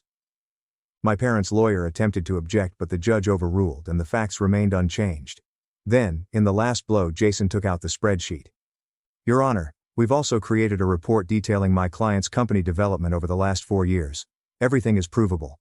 From his dorm room operation to the first product launch and Shopify sales records. Every money, invoice, and tax return. There's no missing money or concealed assets. Just a young man who worked hard and succeeded without assistance." He took a break. "Meanwhile, we have evidence that the plaintiffs and their son have consistently misrepresented their financial situation to multiple parties, including their mortgage lender and this court." The court arched an eyebrow and Jason smirked. "That's why we're also filing a counterclaim for defamation, malicious prosecution, and emotional distress." I'll never forget what happened next. The judge leaned back in her chair, removed her glasses, and looked directly at my parents. "I've presided over a lot of family cases," she said, voice calm but cold. "But this is one of the more cynical attempts I've seen to weaponize the legal system against a relative for personal gain. Based on the facts given, I'm dismissing all allegations against Mr. Davis with prejudice." Boom, done. But she wasn't done. "As for the counterclaim," she said, "Mr. Davis is within his rights to seek compensation. And frankly, I think he has a case." My mother blinked quickly, her hands fiddling with her wedding ring. Their lawyer's face became pale, and Victor sat there paralyzed like a deer in headlights. My father's face flushed crimson with wrath and shame, but none of them said anything. We went out in quiet, and when we got to the hallway, Jason turned to face me. "They'll settle. Trust me, they can't afford not to." And they did. 2 weeks later, their lawyer contacted them with an offer. They would pay all of my legal fees, issue a written apology drafted by us, and waive any future legal action if I dropped the counterclaim. I didn't agree right away because I needed one more thing. The truth. I wanted the apology published, not buried in a private letter or hidden behind legal jargon. I made a formal statement on my company's website, shared it in an open letter on LinkedIn, and even featured it in the same small podcast that had sparked the first wave of support. I didn't want money from them, but I did want accountability. The day the message went up, I received over 150 emails from strangers, acquaintances, former students, and even a few old instructors, all expressing the same thing. "Thank you for telling the truth." Victor vanished from social media, and word circulated that he had left town, maybe to live with a cousin 2 states away. His name became something whispered in our village, not with adoration, but with humiliation. My parents also lost the majority of their close network. Mrs. Thompson stated that they had stopped attending church entirely, and there were no more neighborhood BBQs, no more faking. People who used to chat with them had crossed the street to avoid them. They didn't just lose the case, they lost the story because I recovered it. In the months that followed, my company doubled in size. I added 2 new product lines, recruited a small crew, and started a mentorship program for underprivileged students looking to start their own business. I dubbed it the Builders Fund, and I knew Nana would have appreciated it. I could forgive them one day, but not yet, since forgiveness is earned, and they never even tried. They believed they could steal what I created, not realizing that I am what I made, like a slap. "You want to rebalance the scales?" I said, my voice trembling. "Let's talk about scales. Let's talk about the 2 automobiles you bought him before he was even 20. How you co-signed his loans, paid off his credit cards, and allowed him move back. Every time he failed, you gave him everything. And me? I've never asked you for a penny since you were always so proud." My mother snapped. "Because I had to be." I yelled. "You never offered. You've never believed in me. You never inquired about what I was constructing. And now that it's succeeded, do you think I owe you?" After a brief period of stillness, Victor mumbled. "You wouldn't even have a future if it weren't for this family." My fist tightened. "You mean the family that is suing me?" My father took a step forward. "You can prevent all of this. If you just assist your brother in getting back on his feet, we can dismiss the claim. A clean slate? You mean hand up my money so you don't ruin my reputation?" He did not respond. I grabbed the folder and flung it back. "Get out now." My mother looked like she wanted to quarrel, and my father looked like he wanted to punch a wall. Victor didn't say anything, just turned and went away with that arrogant swagger that showed he felt he'd won. But they hadn't. They'd ignited the fire. The fallout gradually began to arrive over the next few days. A letter from their lawyer arrived first, confirming they were proceeding with the claim. Then came calls from extended family, uncles, cousins, and even old neighbors I hadn't spoken to in years, all wanting to check in after hearing some things. The rumor mill was spinning fast, and everything painted me as the villain. I tried to stay focused, but I couldn't ignore how poisoned everything felt. Every email notification felt like a subpoena, and every family text felt like a trap. I stopped sleeping, and I started checking my front door twice a night. Then, 2 weeks after the break-in, I received the email that confirmed it all. It was from my bank. One of my business accounts had been frozen pending an investigation related to a legal dispute. My heart stopped, and I clicked through, my fingers trembling.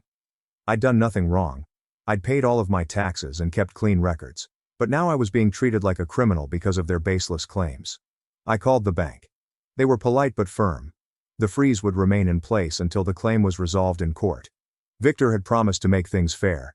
He was dragging me into the mud, and my parents were handing him the rope. I thought that would be the worst of it.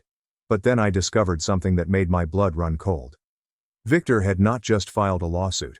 He'd filed a restraining order against me, claiming I'd threatened him, claiming I was erratic, hostile, and a danger to his safety. I stared at the copy in disbelief. The timing wasn't a coincidence. He was attempting to portray me as unstable so that the court would believe his story rather than mine. It was character assassination, plain and simple. A smear campaign based on lies and funded by the same people who used to tuck me in at night was the tipping point. It wasn't about money anymore. It wasn't even about the lawsuit. It was about principle, about standing up to people who had used love as a leash and expected me to roll over and thank them for it. I wasn't going to give up. I wasn't going to apologize. And I wasn't going to let them rewrite the story of my life. They wanted a war, so I'd give them one. And the first shot would be fired at the one secret they thought I didn't know. The financial skeleton in their closet. The restraining order hearing was set for a Monday morning in early spring. The sun was out, but I barely noticed because I hadn't slept the night before. I was too wired, too angry, and too focused on every worst-case scenario running through my head. My lawyer, a guy named Jason, who I found through a friend of a friend, assured me the case was weak. "This isn't going anywhere," he'd said. "Judges can smell fabricated drama a mile away." Still, I was shaking as I walked into the courthouse. I wasn't afraid of losing the restraining order case. I was afraid of what it meant that Victor was willing to go this far. That my parents were willing to swear under oath that I was violent, unstable, and a danger to my own brother, and that they were coaching him on what to say. My parents sat behind Victor, acting as if he were the victim of a mafia vendetta, and their fingerprints were all over the document, despite the fact that their names were not on it. Mom was wiping away her fake tears. When the judge threw out the case 20 minutes in, citing insufficient evidence and a clear motive of financial retaliation, they were stunned. Victor even tried to speak again after the gavel dropped, as if he thought he could persuade the judge to change his mind. But that part was over. I wasn't relieved. I went home that day, sat on my living room floor and stared at the unopened boxes of unsent inventory stacked against the wall. Even though I'd technically won, I knew this wasn't over. The restraining order was merely a distraction, a character hit piece designed to soften me up before the lawsuit began. For the first time in years, I didn't want to work. I didn't want to fight. I just sat there in silence, feeling as if I'd lost something I couldn't name. Over the next month, everything stalled. My business accounts remained partially frozen. I moved some operations to a backup account, but the damage had already been done. My cash flow suffered. My ad budget dried up, my fulfillment timeline slowed, and some customers backed out. One of my best-selling suppliers dropped me, citing reputational risk. I tried to explain and fight through it, but the more I pushed, the more I felt like I was drowning in mud that someone else had poured on me. I was losing my footing, not only financially, but also mentally. Then came the worst blow. On a Thursday afternoon, my landlord for the warehouse space I rented, which was only 800 square feet but had become the beating heart of my operation, informed me that he was not renewing my lease due to too much legal noise. "I have other tenants. I can't afford drama." I begged. I offered to pay 3 months in advance.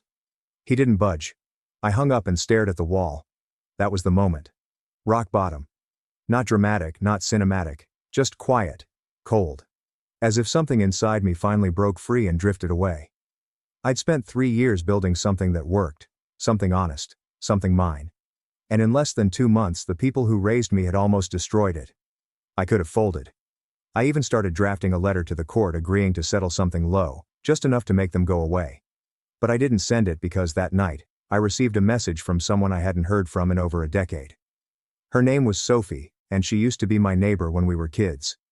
We used to play backyard tag and ride bikes through the cul-de-sac, but we lost touch after she moved away in middle school. I hadn't thought of her in years, but there she was, messaging me on LinkedIn. "Hey Dylan," she wrote. "I noticed your name in a mutual post and did a double take. I remember you from back home. I am sad to hear about the litigation. I just wanted to say, don't let them take everything you've achieved. You were always the clever and quiet one. But we all knew." I read that post several times, not because it changed anything, but because it reminded me of who I used to be. I got up that night knowing that they couldn't take away the part of me that knew how to build. I was the kid who used to sell homemade candles door to door and stayed up late watching coding videos on YouTube. I went into the storage room, cleared off my whiteboard, and started again from scratch. Rebuild, rebrand, restart. I started small, with only a few hundred in liquid cash, barely enough for a single Facebook ad run, so I went organic. Reddit, Instagram Reels, TikTok snippets. I rebranded my best-selling product under a different name, with a cleaner aesthetic and a more personal voice. I built a new Shopify store using a VPN and a fresh business LLC in another state.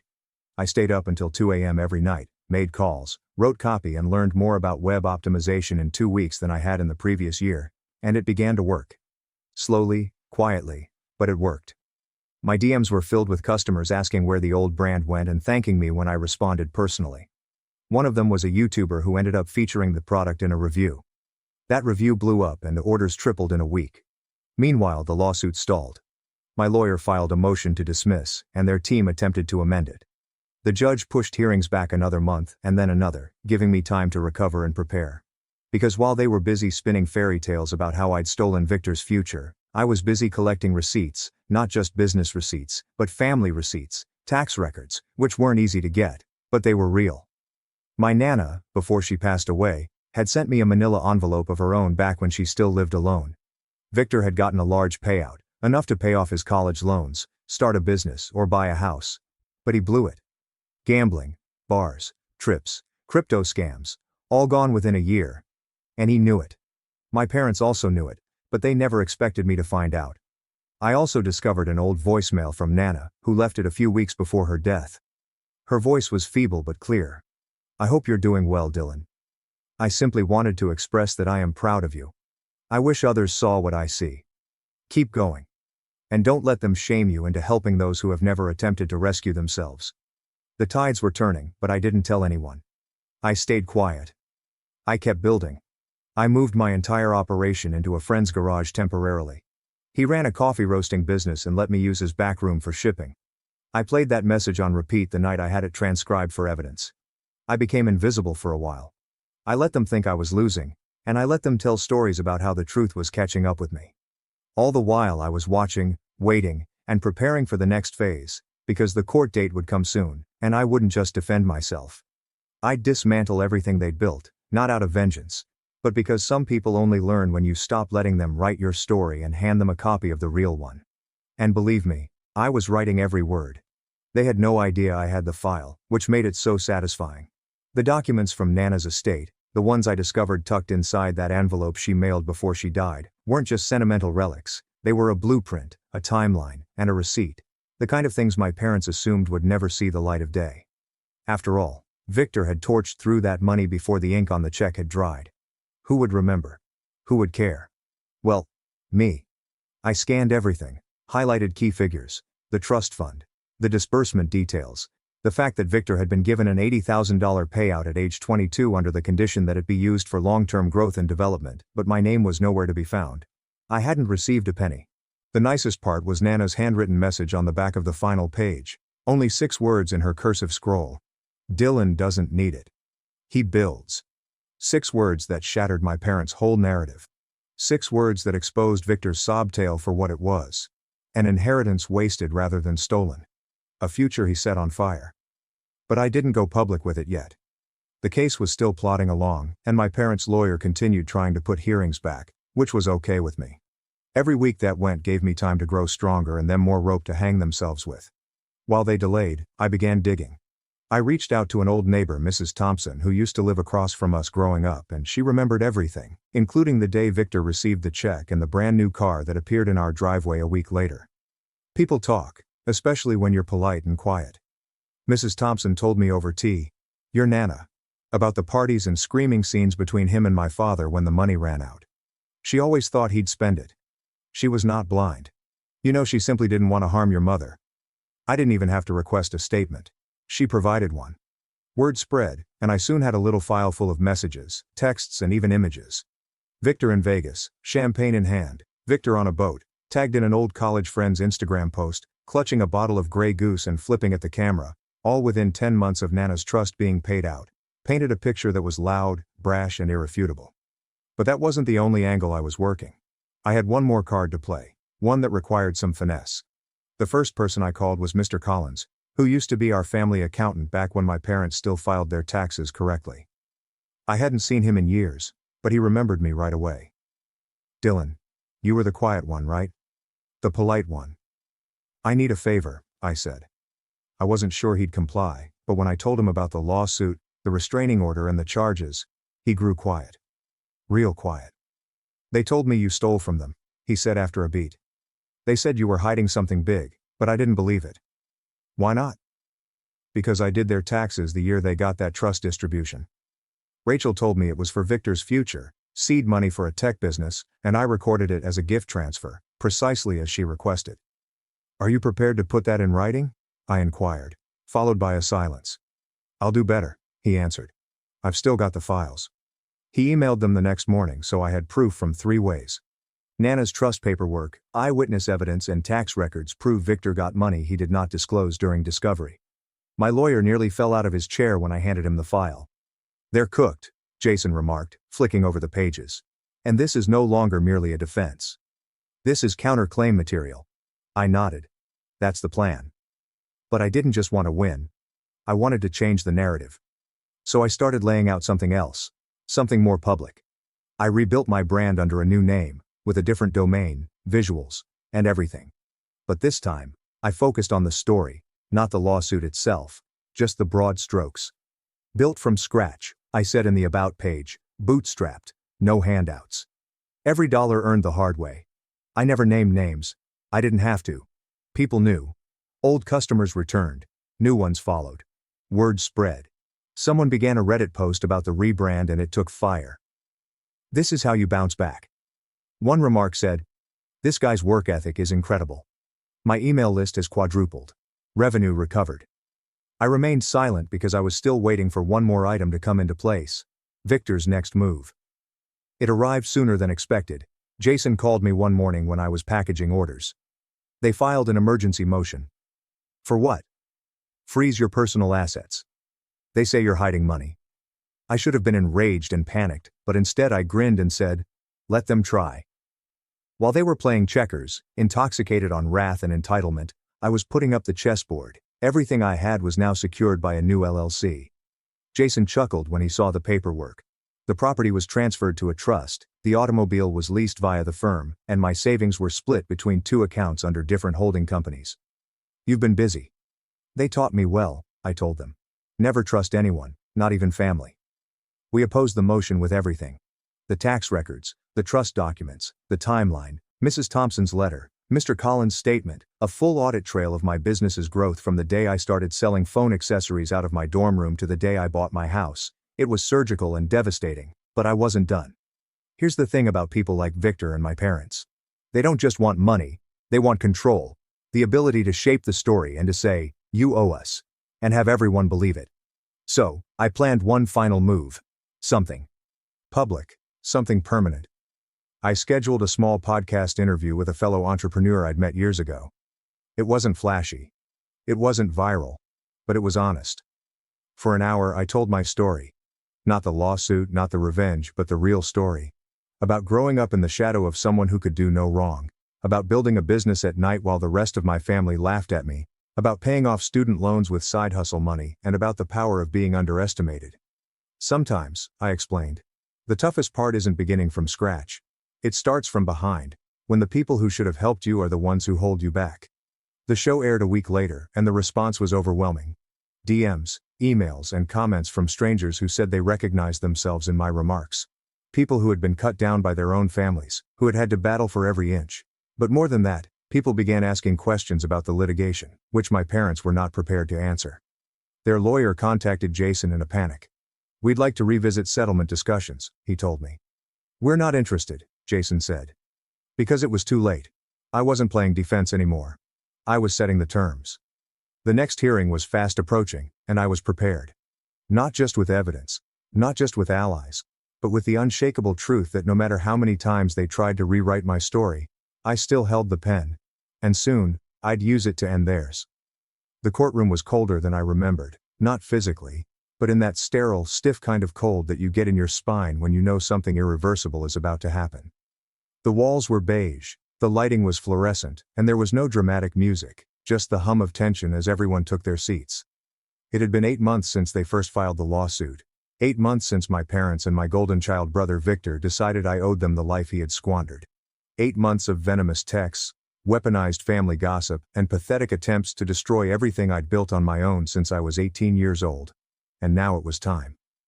Victor sat next to their attorney in a wrinkled suit he didn't know how to wear, chewing the inside of his cheek like he was trying to disappear into his seat. My parents were behind him, both dressed like they were attending a church fundraiser. Mom in pearls and pastel.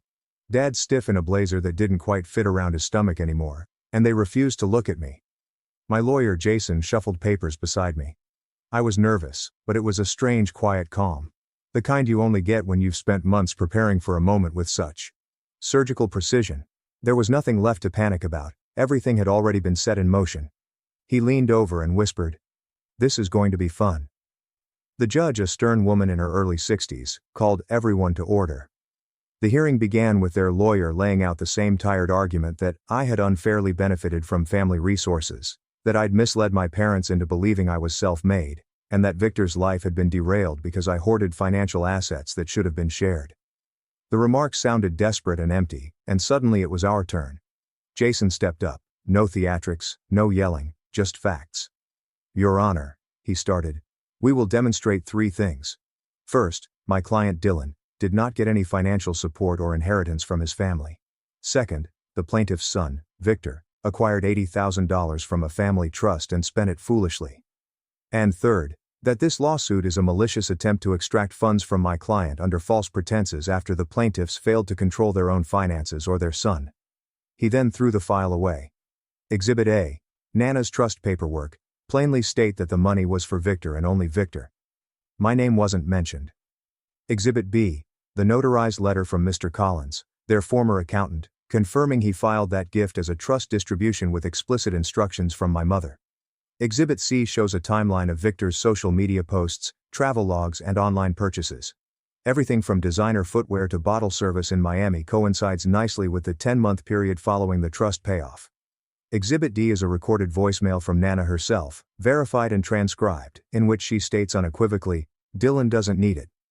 He builds." My parents' lawyer attempted to object, but the judge overruled, and the facts remained unchanged. Then, in the last blow, Jason took out the spreadsheet. "Your Honor, we've also created a report detailing my client's company development over the last 4 years. Everything is provable. From his dorm room operation to the first product launch and Shopify sales records, every money, invoice and tax return.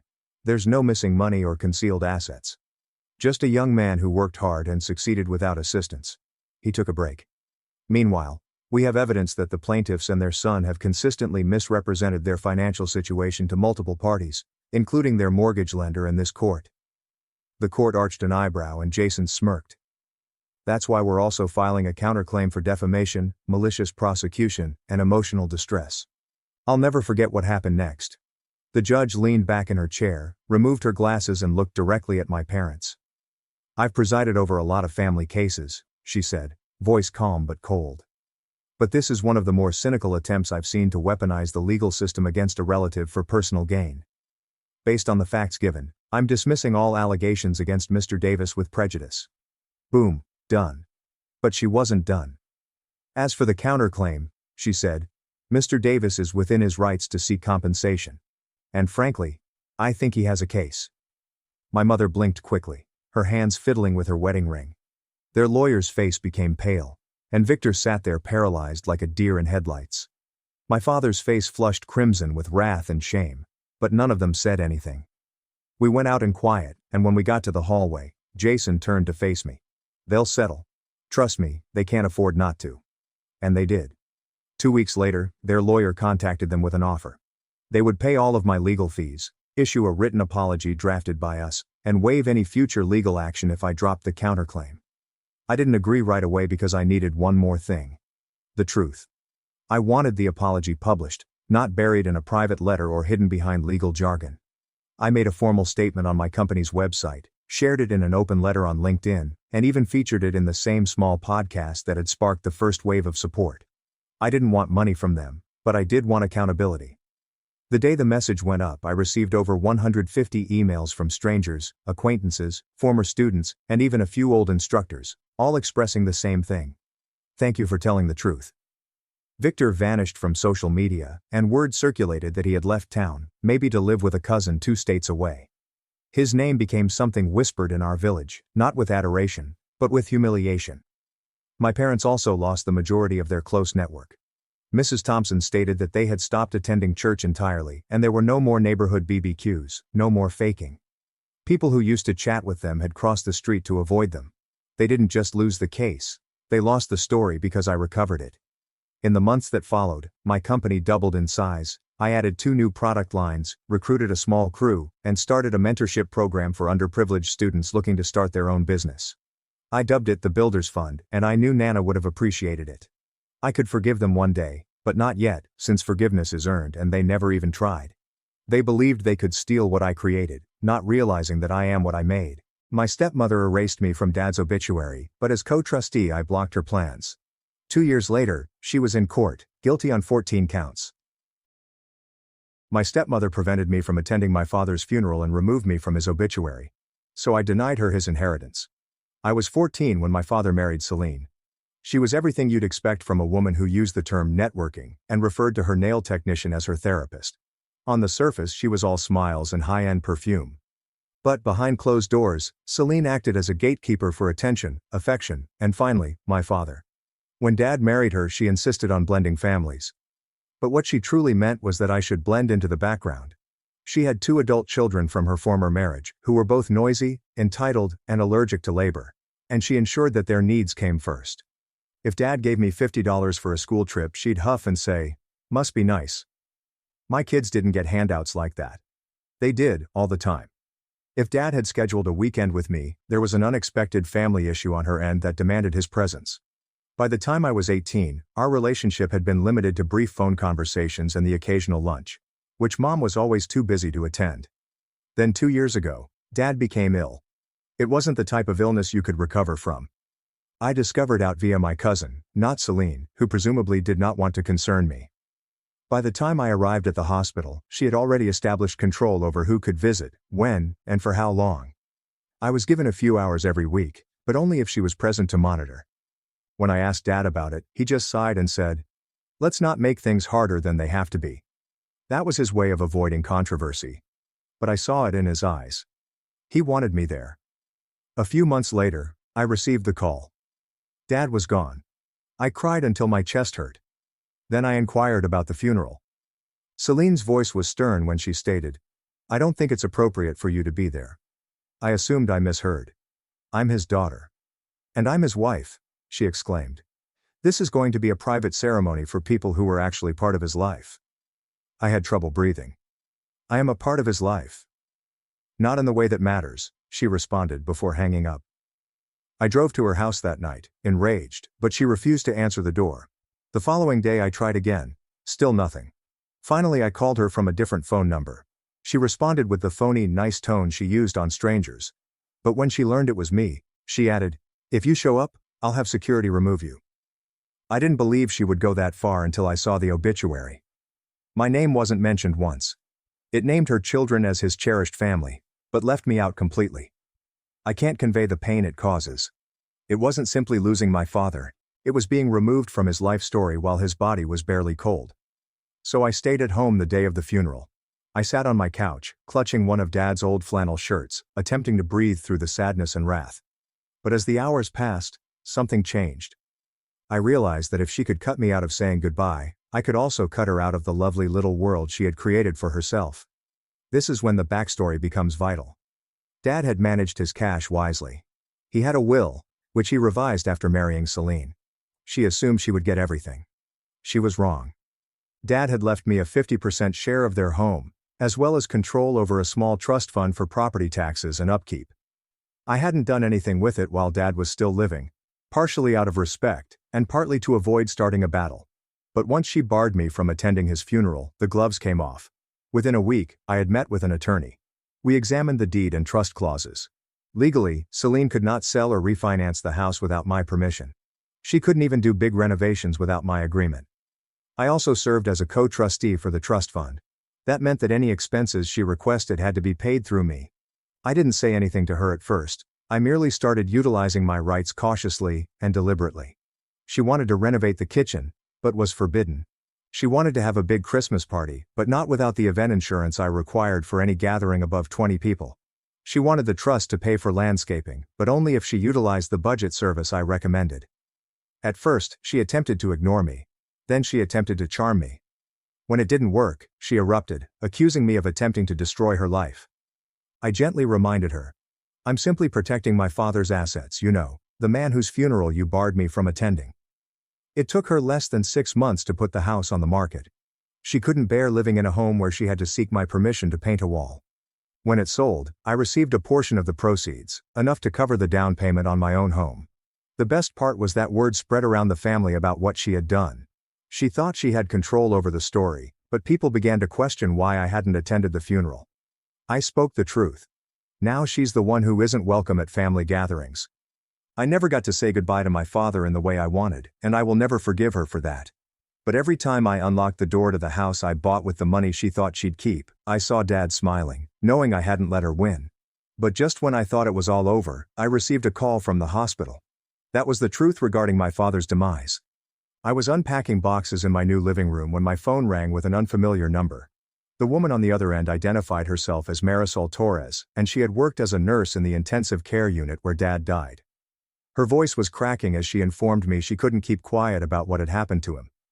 My fingers trembled so badly that I had to put down the photo frame I was holding. She wouldn't say much over the phone, only urging that we meet in person at a coffee shop called Neutral Grounds, about 20 minutes from the hospital. I agreed to meet her the next morning, despite my mind racing with 1,000 possible ideas about what she might know. I couldn't sleep the entire night, replaying every memory from Dad's final days in the hospital. When I walked into Neutral Grounds the next morning, a woman in her 40s with sleepy eyes motioned me to a corner booth. She had a manila folder on the table and kept her hand on it, as if she was scared someone would grab it. Before I could even sit down, she pushed the folder across to me and instructed me to review Dad's prescription logs from his final week. The papers within indicated dosage after dosage of pain medication, each higher than the previous, and none of them matched what his doctors had prescribed. Celine's signature appeared on every authorization as his medical proxy. According to the notes, Dad's morphine levels tripled in just 3 days, despite the fact that his condition was improving. Marisol leaned forward and told how she had tried to convey her worries to the hospital administrator, Dr. Adrian Kessler, but he rejected everything and changed her schedule so she could no longer be near Dad's room. She stated that 3 other elderly patients who used Celine as a proxy had demonstrated the same tendency. They all died within weeks, leaving huge estates. My stomach fell when I realized this may be bigger than just my father. After leaving the coffee shop, I waited in my car in the parking garage for 20 minutes, unable to even turn on the ignition. My hands were shaking when I contacted Rowan Russo, the estate sale attorney, and left a voicemail requesting immediate legal guidance regarding Dad's death. The concrete walls of the garage felt like they were closing in on me as I struggled to grasp the possibility that Celine had murdered my father. Rowan contacted me back within an hour, and I could sense the concern in his voice as I described what Marisol had showed me. He instructed me to document everything, make copies of all papers, and submit a complaint with the medical board immediately. When he asked if I was prepared for Celine to face murder charges, I said yes without hesitation. I spent the entire weekend at my kitchen table arranging medicine logs and drawing a chronology of Dad's final days with sticky notes and highlighters strewn about. Every aspect I remembered about Celine's behavior began to change, such as her insistence on being alone with the physicians and her control over who learned about his health. The way she hovered over the nurses when they gave him medication appeared less concerned and more like she was making sure they followed her instructions. 2 days later, my cousin Alara called me unexpectedly, claiming she had heard from other family members that I had been asking questions about the burial. She claimed she had something I needed to see and asked if she could come over right now. When she came, she took out her phone and played a tape she had covertly recorded at the burial when Celine was outside taking a call. Celine's voice was as clear as day, as she assured someone that the situation had been resolved and that the estate will be cleared soon. Alara thought it was strange at the time, but didn't think much of it until she learned I was looking into something. I immediately called Rowan and met him at his office the next morning with all of the evidence we had obtained thus far. He'd previously retrieved the estate records and discovered that Celine had filed paperwork to accelerate probate just 2 days after the funeral, which he thought was rather quick for someone who was apparently grieving. The timing of everything, the medicine adjustments, the hastened probate filing, the phone call at the funeral, suggested that Celine had planned this for months. That evening, Marisol told me that Dr. Kessler had been interrogating other nurses about her, wondering if she had spoken with anyone about prior patients. That medicine log reveal made me wonder what Celine's real strategy was here. The timing of those dosage increases appeared particularly handy for someone who was already measuring the kitchen for improvements. She was afraid he would find out she had contacted me and wasn't sure what to do. I told her to act normal and go to work as if nothing had changed. While Rowan was preparing formal complaints to submit with the medical board and the district attorney's office, I needed to get some fresh air, so I drove to Riverside Park, where Dad used to take me fishing every Saturday morning before Celine entered our life. The wooden benches were frost-covered, but I sat nevertheless, staring at the frozen pond where we'd caught bluegill and talked about everything except what really mattered. The last time I saw him awake enough to converse. 2 weeks before his death, he grasped my hand and began to say something about Celine before stopping himself and simply squeezing harder. His eyes had this look that I couldn't place at the time, but now realized was a combination of terror and guilt. He knew something was wrong, but lacked the strength to fight it. A week later, my phone called at 2 a.m., and I almost didn't answer the unknown number. Dorian's voice was slurred and aggressive as he talked about his mother acting wild since the burial. He claimed she had been burning papers in their backyard fire pit all week and kept calling a guy named Adrian at odd hours. I set my phone to record as he rambled about finding shredded financial records in the garbage and hearing her rage at someone for not telling the truth. He repeated Adrian's name 3 more times before hanging up and throwing up. Rowan filed a formal complaint with the medical board 2 days later, including Marisol's prescription logs and Alara's tape from the hospital parking lot. The board responded with a form letter stating that they had launched an investigation that would take at least 60 to 90 days for initial assessment. I wanted to yell at the timeline, but Rowan reminded me that solid cases take time to develop properly. My phone called the next afternoon, and it showed Celine's number for the first time since she had barred me from attending Dad's burial. Her voice dripped with artificial kindness as she inquired about my well-being and added that she had heard I had been questioning Dad's care. She stated she didn't want me to become irritated with conspiracy theories when I should be focusing on healing and moving forward. The danger hovered between us, and I remained silent, allowing her to reveal more with each tense word. She added that Dr. Kessler was concerned that I was pestering his employees, and that I might need professional help to handle my grief correctly. I remained silent, and she hung up after telling me that spreading lies against decent people had consequences. Marisol texted me to meet at a downtown Starbucks the next morning, when she handed a manila folder over the table. Inside, there were printouts from a charity website showing Celine and Adrian working on the same hospital foundation board 15 years ago, before Dad met her. There were images from galas where they stood together smiling, as well as donor lists indicating that they had co-sponsored various events throughout time. Marisol showed a newspaper piece about the organization being probed for financial problems. Celine looked me in the eye right before she left the board and told me that this wasn't a coincidence and that she believed Dad had been targeted since the beginning. The following week, Rowan summoned me to his office, where he had spread property records across his conference table like a desperation chronology. Celine attempted to refinance Dad's house 3 times in the year before his death, but each application was denied because the trust required my signature. The loan amounts increased each time, beginning at $200,000 and ended at $500,000. The final application was submitted about 2 weeks before Dad went into the hospital for what was intended to be routine surgery. Rowan pointed out that each denial letter cited the trust structure that secured my inheritance as a roadblock. My apartment was too quiet that night as I laid in bed, rehashing every contact with Celine since she married Dad. I remembered her expression when Dad informed her that he had revised his will to safeguard my portion of everything they owned jointly. She had smiled, but her knuckles were white as she grasped her wine glass and spoke how families should entirely trust each other. Even then, the way she phrased trust felt threatening, but I was too little to understand it. Alara arrived at my door 3 days later with her laptop and a flash drive containing images from Dad's funeral. She'd been in the parking lot during the reception I'd been barred from and noticed Celine meeting with Adrian among the dumpsters. The timing read 2:47 p.m., while everyone else was inside eating finger sandwiches and discussing recollections that I was not permitted to hear. Adrian was swinging his arms and pointing at Celine, and she was holding up her hands as if to calm him down. In one photo his face was red and aggressive, and Celine appeared terrified for the first time. 3 weeks after her first call, Marisol texted me in a panic, claiming the medical board had contacted her for a formal interview that morning. By lunchtime, she'd been suspended from work pending an internal inquiry into patient confidentiality violations and improper access to medical documents. She was crying when she called, stating she couldn't afford to lose her job and nursing license because of this. Rowan immediately drove to the hospital with paperwork for a whistleblower protection claim, claiming that her suspension was illegal reprisal for exposing probable patient injury. He also served subpoenas on all patient records where Adrian was the attending physician and Celine was designated as the family contact or healthcare proxy. The next morning, Ilara called and invited me to come over because she had discovered some old photo albums from family gatherings. I drove to her modest kitchen where she had boxes all over the table. We began looking through photos from 2 years ago, when Dad appeared fully healthy and robust. Ilara pointed to one when he was carrying her daughter on his shoulders at a birthday party. She calmly stated that he should have had at least 10 more good years. I nodded and continued turning the pages till my phone rang with Dorian's name on the screen. His voice sounded different this time. Sober and frightened, rather than intoxicated and angry. He informed me his mother had been shifting money between bank accounts all week. She discussed Adrian's plan falling apart, and the need to cover their tracks. He was starting to suspect his mother was involved in something very awful. I told him to write down what he remembered and phoned Rowan's office right away. 2 days later, I met Marisol at a park near the hospital, where she burst into tears.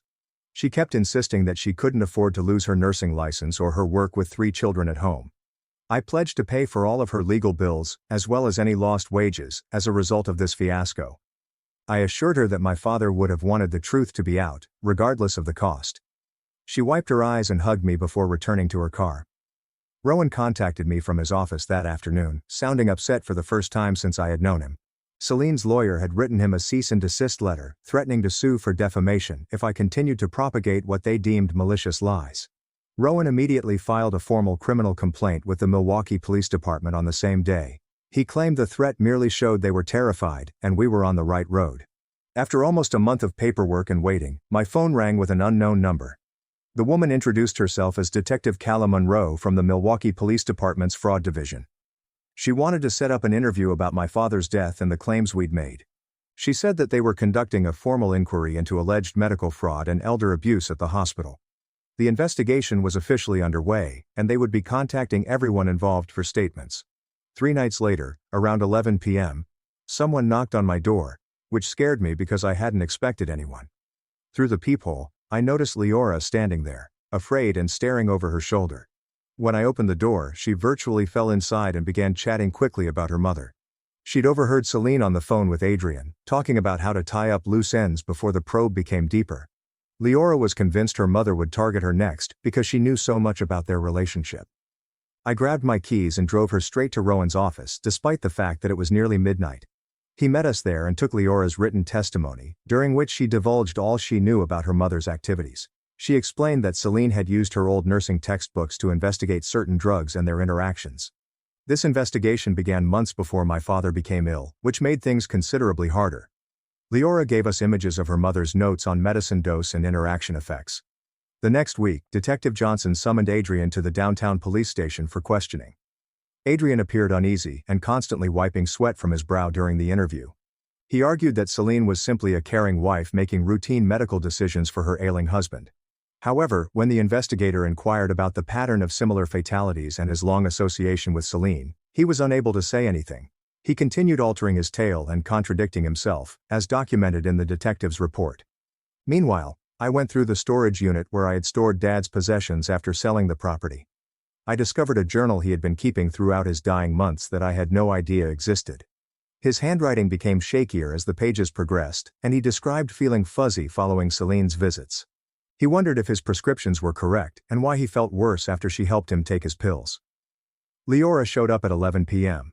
With dirt on her own mother, she elevates family drama to Olympic proportions. Most kids steal car keys, but she's out here gathering evidence of murder plans like they're Pokemon cards. Reading about his conflicted feelings about trusting his wife while suspecting something was wrong made me sick. The next day, Rowan received a call from Marisol's lawyer with some shocking news. 2 additional nurses from the hospital had contacted them, expressing similar worries about Adrian. They'd been too terrified to speak up before, but Marisol's bravery inspired others to do so. After that, the inquiry picked up speed, and Rowan suggested we meet with the detective again to go over everything we'd discovered thus far. 6 weeks had passed since the first hospital call, and I was beginning to believe we were making progress when I ran across Celine at a grocery shop near my new home. I was piling suitcases into my car when I heard her voice behind me.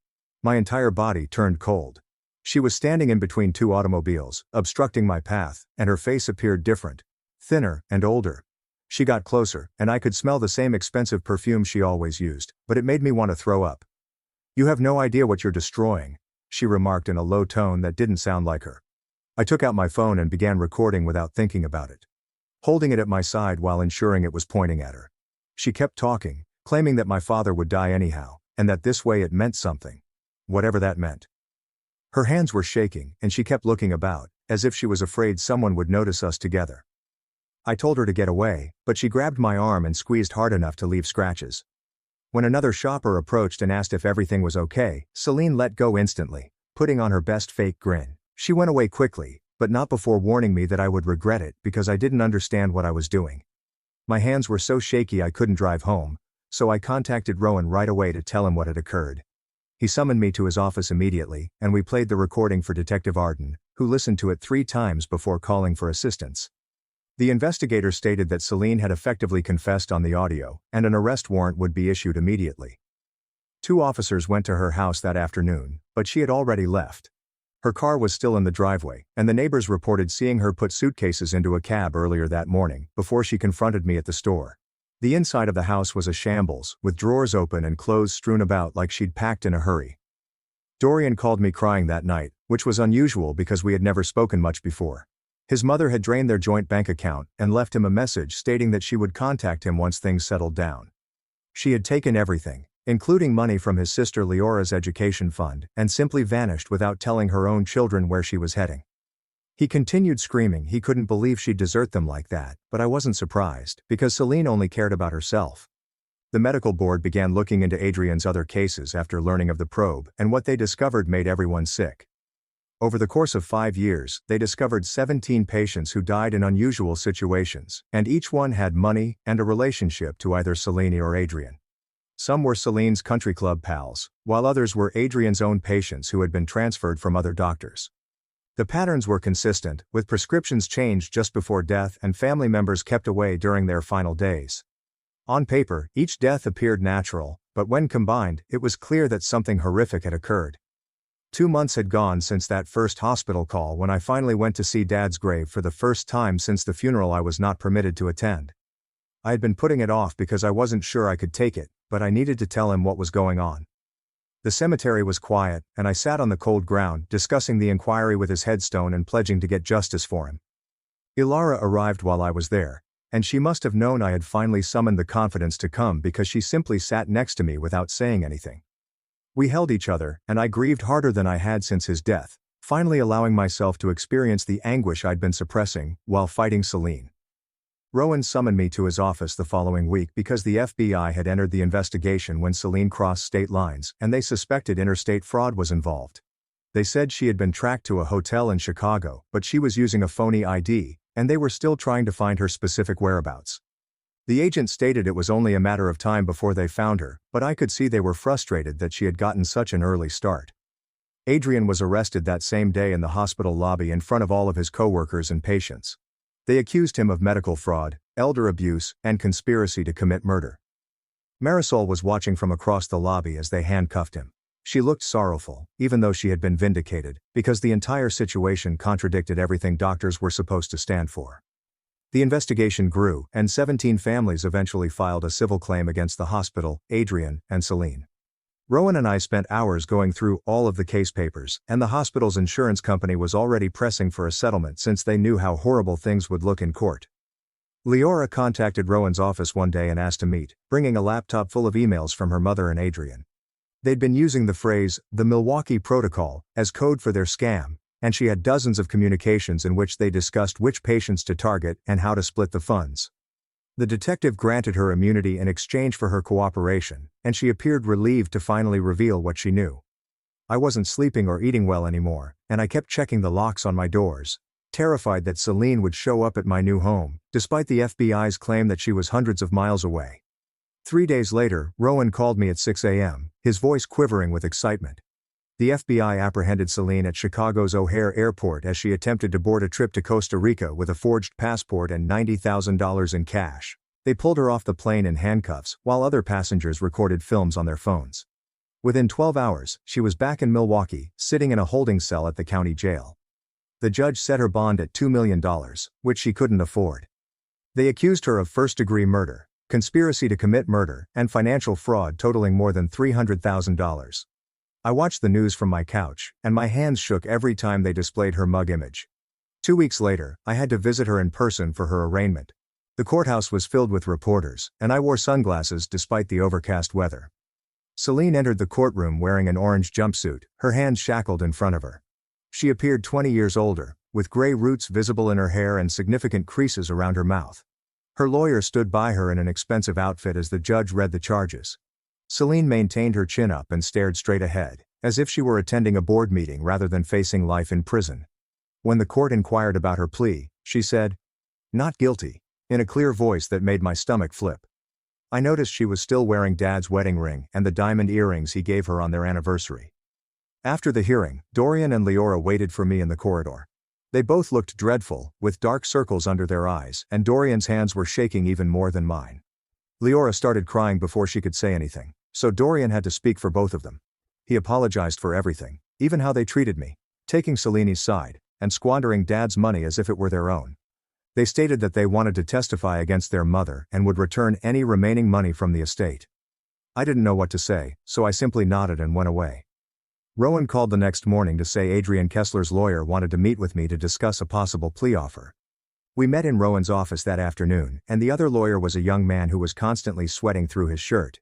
He stated that Adrian was willing to testify against Celine in exchange for a reduced sentence of 5 to 10 years rather than 25 to life. He said Celine was the mastermind behind Adrian's seduction and subsequent extortion over his gambling debts to the wrong individuals. Adrian would send emails, text messages, and recordings of their conversations to plan everything. Rowan gazed at me, waiting for my response. I wanted them both to rot in prison forever, but Rowan explained that without Adrian's evidence, it would be more difficult to convict Celine of murder, rather than negligence. My fists were clenched under the table, and I could barely breathe as I imagined Dad dying alone as they counted their money. Rowan told us we didn't have to make a decision right away, but the offer would expire in 48 hours. I went home and threw up twice before contacting Rowan again to accept the agreement. 3 months of depositions, evidence reviews and motion hearings left my head spinning. The pretrial hearing was scheduled for Tuesday morning, and Celine's lawyer attempted to have the entire case thrown out. He stood there debating about circumstantial evidence, chain of custody, and reasonable doubt, while Celine remained still in her chair. The prosecutor brought forth 8 boxes of evidence on the table, including medical records, financial statements, and a timeline indicating that Celine and Adrian were together the night Dad died. While we sat there waiting, the judge spent an hour evaluating everything. Celine's grocery store confrontation seems curiously timed. She is about to flee but stops to threaten me first. Her comment about Dad's death implying something makes me wonder what warped reasoning she's using to excuse everything. When he finally spoke, he dismissed the motion, claiming there was more than enough evidence for a trial. Celine's face turned white, and she grasped her lawyer's arm so firmly he winced. That same week, Marisol contacted to let me know she was back at work after winning her wrongful termination lawsuit against the hospital. They had to pay her $200,000 and promote her to head of patient advocacy. She stated that the hospital developed new supervision measures and removed 3 additional officials who were involved in the cover-up. She thanked me for standing by her when everyone else had abandoned her. A week later, I met with the prosecutor's expert witness, a toxicologist at Johns Hopkins who specializes in medication interactions. We were in a conference room, reading over Dad's medical papers page by page as he described what each prescription performed. He demonstrated how the medications they gave Dad would cause his liver and kidneys to shut down in just hours. The doses were 3 times more than usual, and combined with medications that should never be administered together. He claimed it was almost certain to induce organ failure, and whomever ordered it knew exactly what would happen. Each page felt like another stab in my chest, as I saw Dad's vitals sink while they continued to pump him full of poison. Alara contacted me that night, crying because she discovered something on her father's old computer. There were emails from 2 years ago, in which my uncle feared Selena was having an affair with someone he dubbed Ma. The emails were sent around the same time Selena and Adrian were on the charity board together. My uncle reported that he spotted them at a hotel restaurant when Selena informed Dad that she was visiting her sister in Phoenix. He never told Dad because he didn't have proof and didn't want to raise difficulties without knowing. The next morning, Celine's lawyer called Rowan and said his client wanted to make an offer.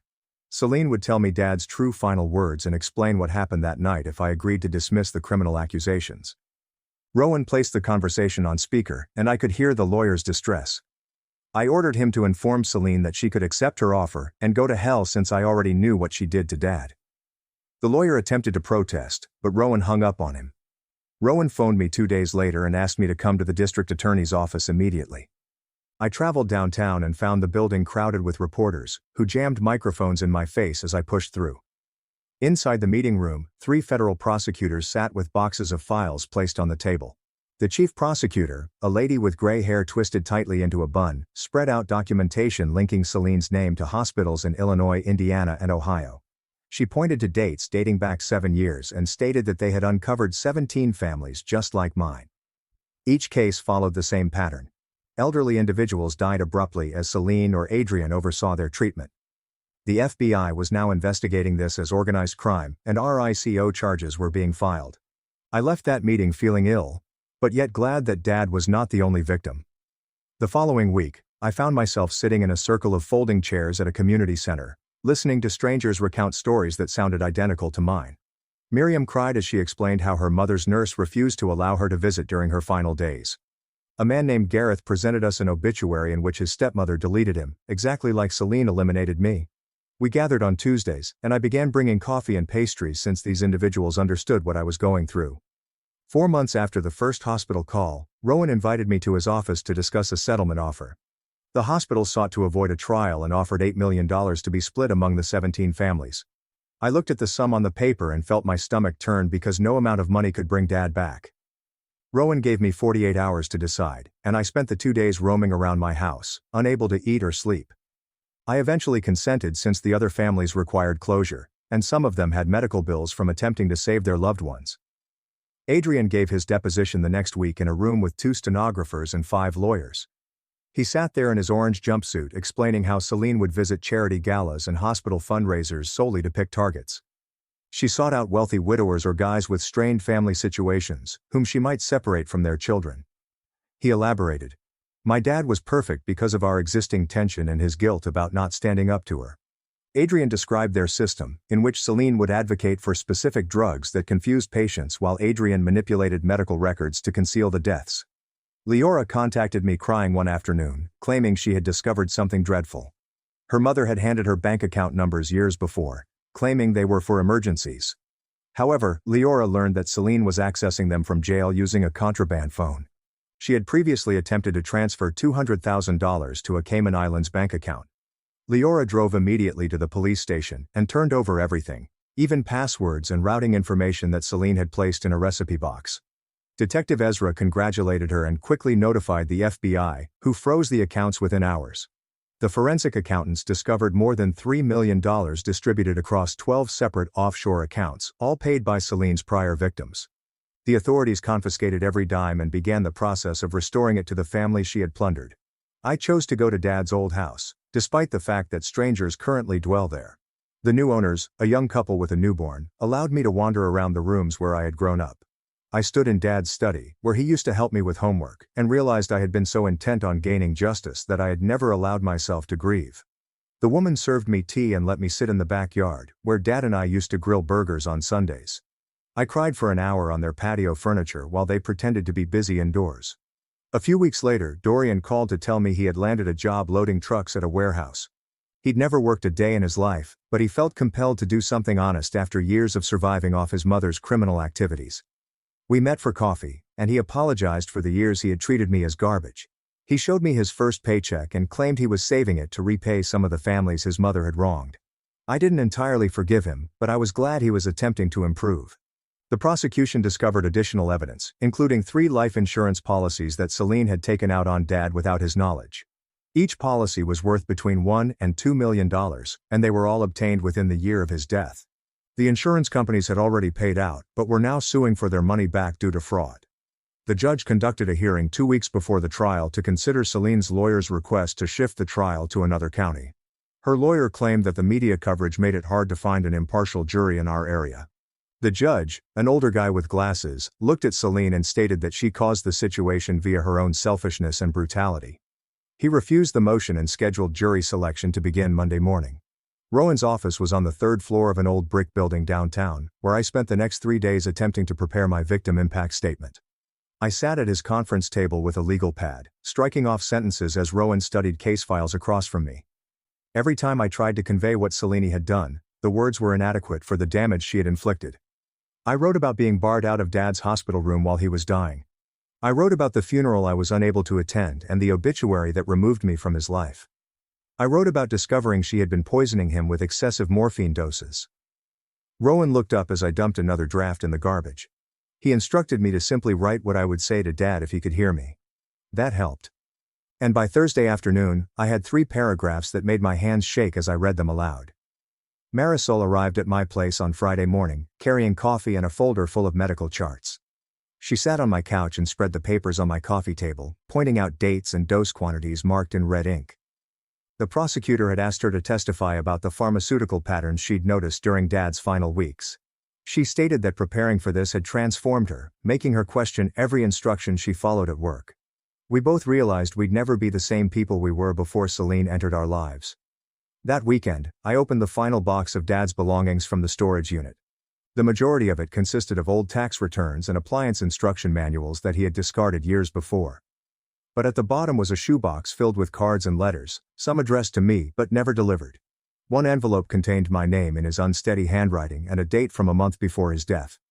Inside, he'd written that he regretted not doing more to protect me from Celine, that he knew she was keeping us apart but was too weak to confront her.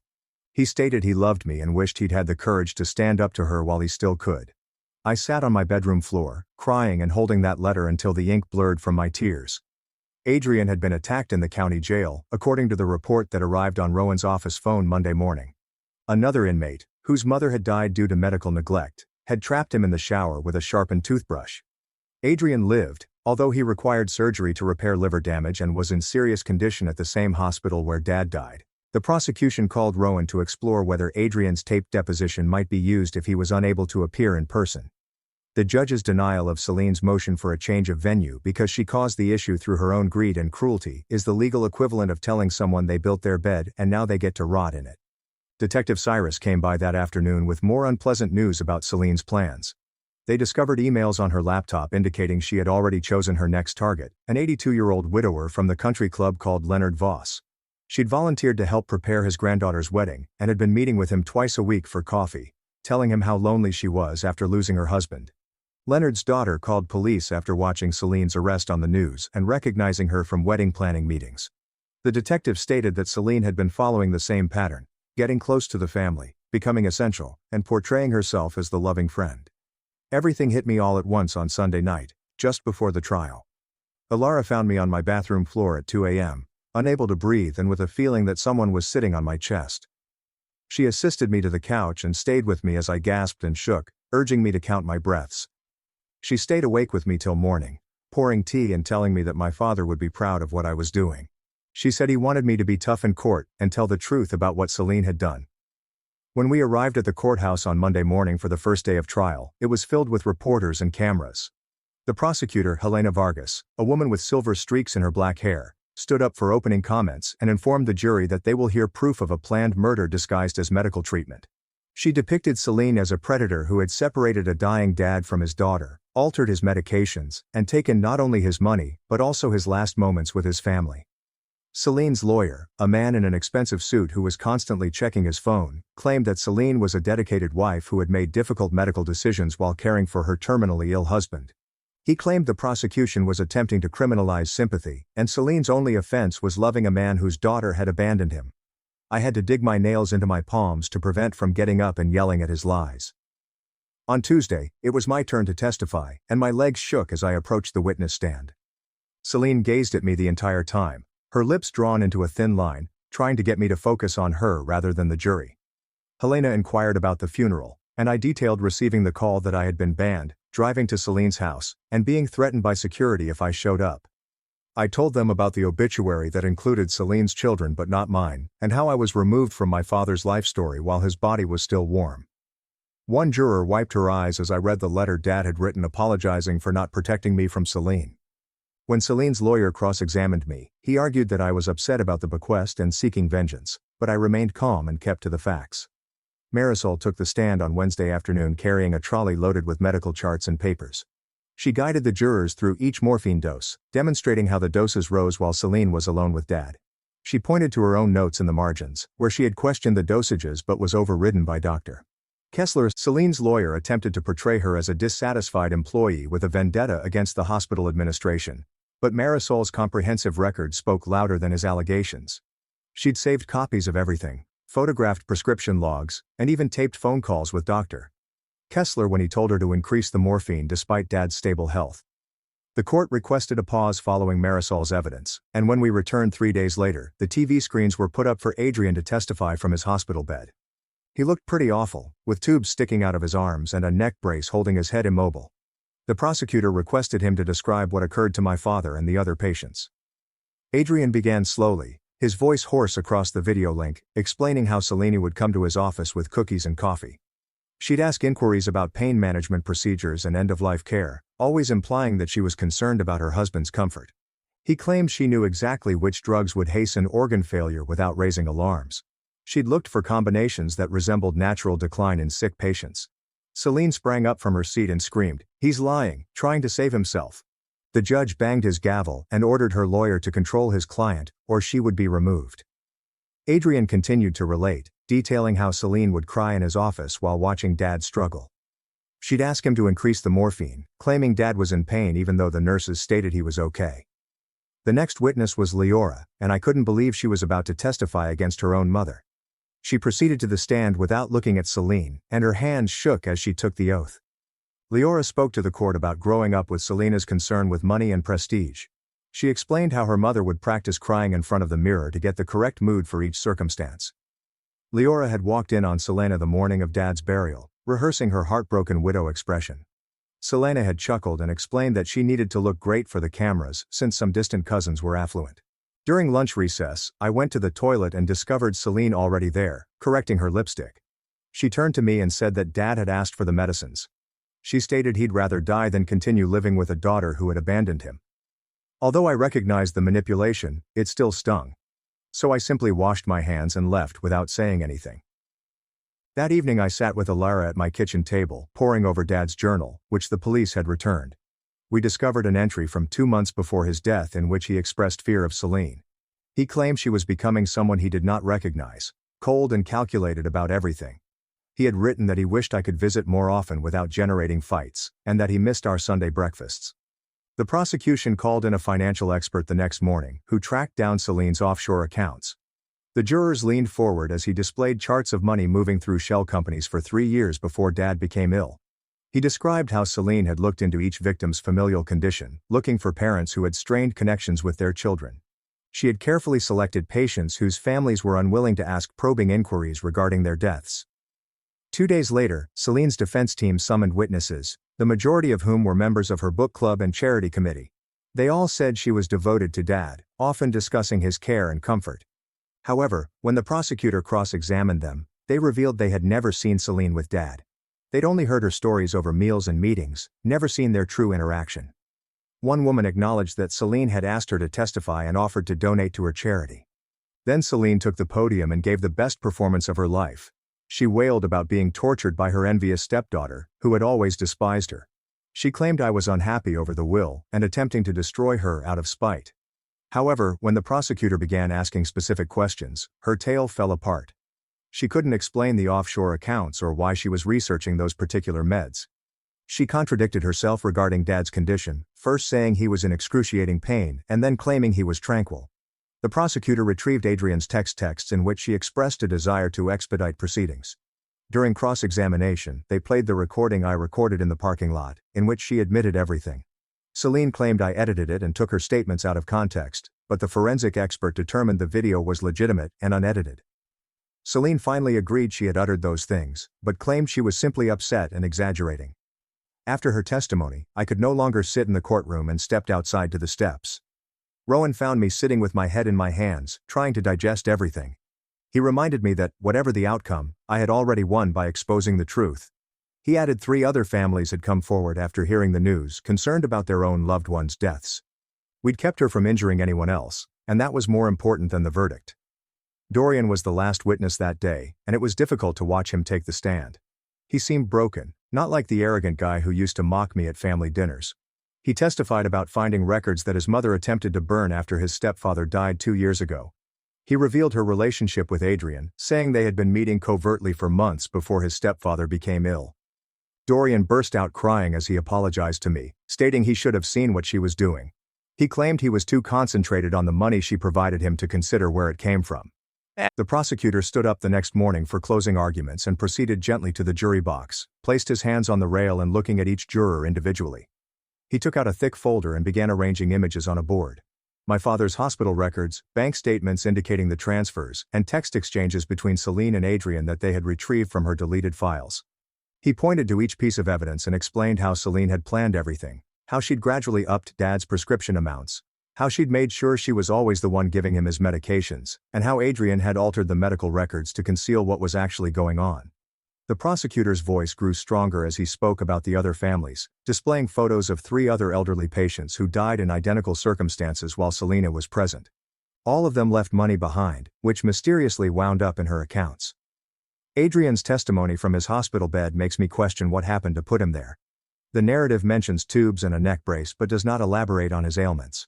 Celine's lawyer stood up next and fixed his tie before approaching the jury, arguing that the entire case was based on chance and that Celine was simply an easy target since people disliked her demeanor. He claimed Adrian was attempting to rescue himself by blaming Celine, that there was no concrete evidence she'd given anyone the improper prescription, and that being a lousy stepmother did not make someone a killer. The jury departed to deliberate, and I found myself in the courthouse waiting area, Ilara holding my hand and Rowan checking his phone every few minutes. Then Dorian and Leora came in and sat across from us. None of us spoke, but we were all waiting for the same thing. I couldn't remain still any longer, so I drove to the cemetery where Dad was buried, crouching at his gravestone and tracing my fingertips over his name inscribed in the granite. I told him about the trial, how I found the courage to fight Celine, and how I hoped he could see what was going on. The wind rose up and rustled through the oak trees above me, making me wonder if he was listening. 2 days passed with no word from the jury, until the bailiff summoned us back to the courtroom, my heart hammering so loud I felt everyone could hear it. The foreman stood up, his hands shaking, holding a piece of paper that read, "Guilty on all counts: murder, conspiracy to commit murder, financial fraud, elder abuse." Celine slumped in her chair, and her lawyer grasped her arm to keep her stable. The judge pounded his gavel and announced that Celine would be sentenced in 6 weeks, ordering her to be held without bail because she had been guilty of a felony. 2 officers approached with handcuffs, and she glared at me with hatred in her eyes but said nothing. Outside the courthouse, the families of the other victims surrounded me, with an elderly woman clutching my hands and thanking me through tears, and a middle-aged guy saying I had given his mother justice. Reporters threw microphones at me, but I simply shook my head and stated that the verdict spoke for itself. That night, I cooked pasta for Ilara, Marisol and Rowan at my house, and we raised our glasses of wine in honor of Dad's memory and the realization of justice. And for the first time since this nightmare began, I was able to take a deep breath without feeling as if my chest was being crushed. A week later, I sat in the same courtroom for Adrian's sentencing, watching as the judge sentenced him to 15 years in prison with a 7-year parole possibility, as well as orders to make compensation to all of the victims' families, which didn't feel like enough for what he'd done. But it was something. 6 weeks after the verdict, I stood at a podium in the packed courtroom for Celine's sentencing hearing, my hands grasping the edges as I gazed at her sitting there in an orange jumpsuit, her hands chained to the table. I talked about losing my father, being barred from attending his funeral, having my last chance to say goodbye taken away from me, the months of pain and grief exacerbated by her cruelty, and my voice breaking as I described discovering he'd been murdered by someone who was supposed to love him. The courtroom was dead silent except for those crying in the gallery, including Dorian, who had his head in his hands, and even the court reporter had to pause to wipe her eyes. When the next family stood up, an older man with trembling hands, he spoke of his wife dying alone while Celine collected insurance money she had taken out without his permission. Another woman reported finding morphine missing from her mother's hospice supplies. The same medications that killed her mother weeks before physicians expected. Family after family depicted the same picture. Loved ones died too quickly and too conveniently. Always with Celine as the beneficiary of new insurance plans or unexpected will modifications. Celine stayed motionless through it all, not blinking when a guy burst into tears over his brother's final days. The prosecution displayed bank records on the screen with deposits matching death dates for 14 victims over 8 years. When the judge finally spoke, his voice was as hard as steel. He described her crimes as the biggest violation of trust he has seen in 30 years on the bench. She claimed she had turned caring into a deliberate murder. Celine's face cracked, revealing her true terror for the first time. The judge issued the sentence: life without parole on all 14 counts, to be served consecutively. Essentially, she would die in prison even if she lived to be 200. Celine jumped up, yelling that I had ruined her life and that everything was my fault. But the bailiff seized her arms and took her outside while she screamed my name. The courtroom remained still for a long time after the doors closed behind her.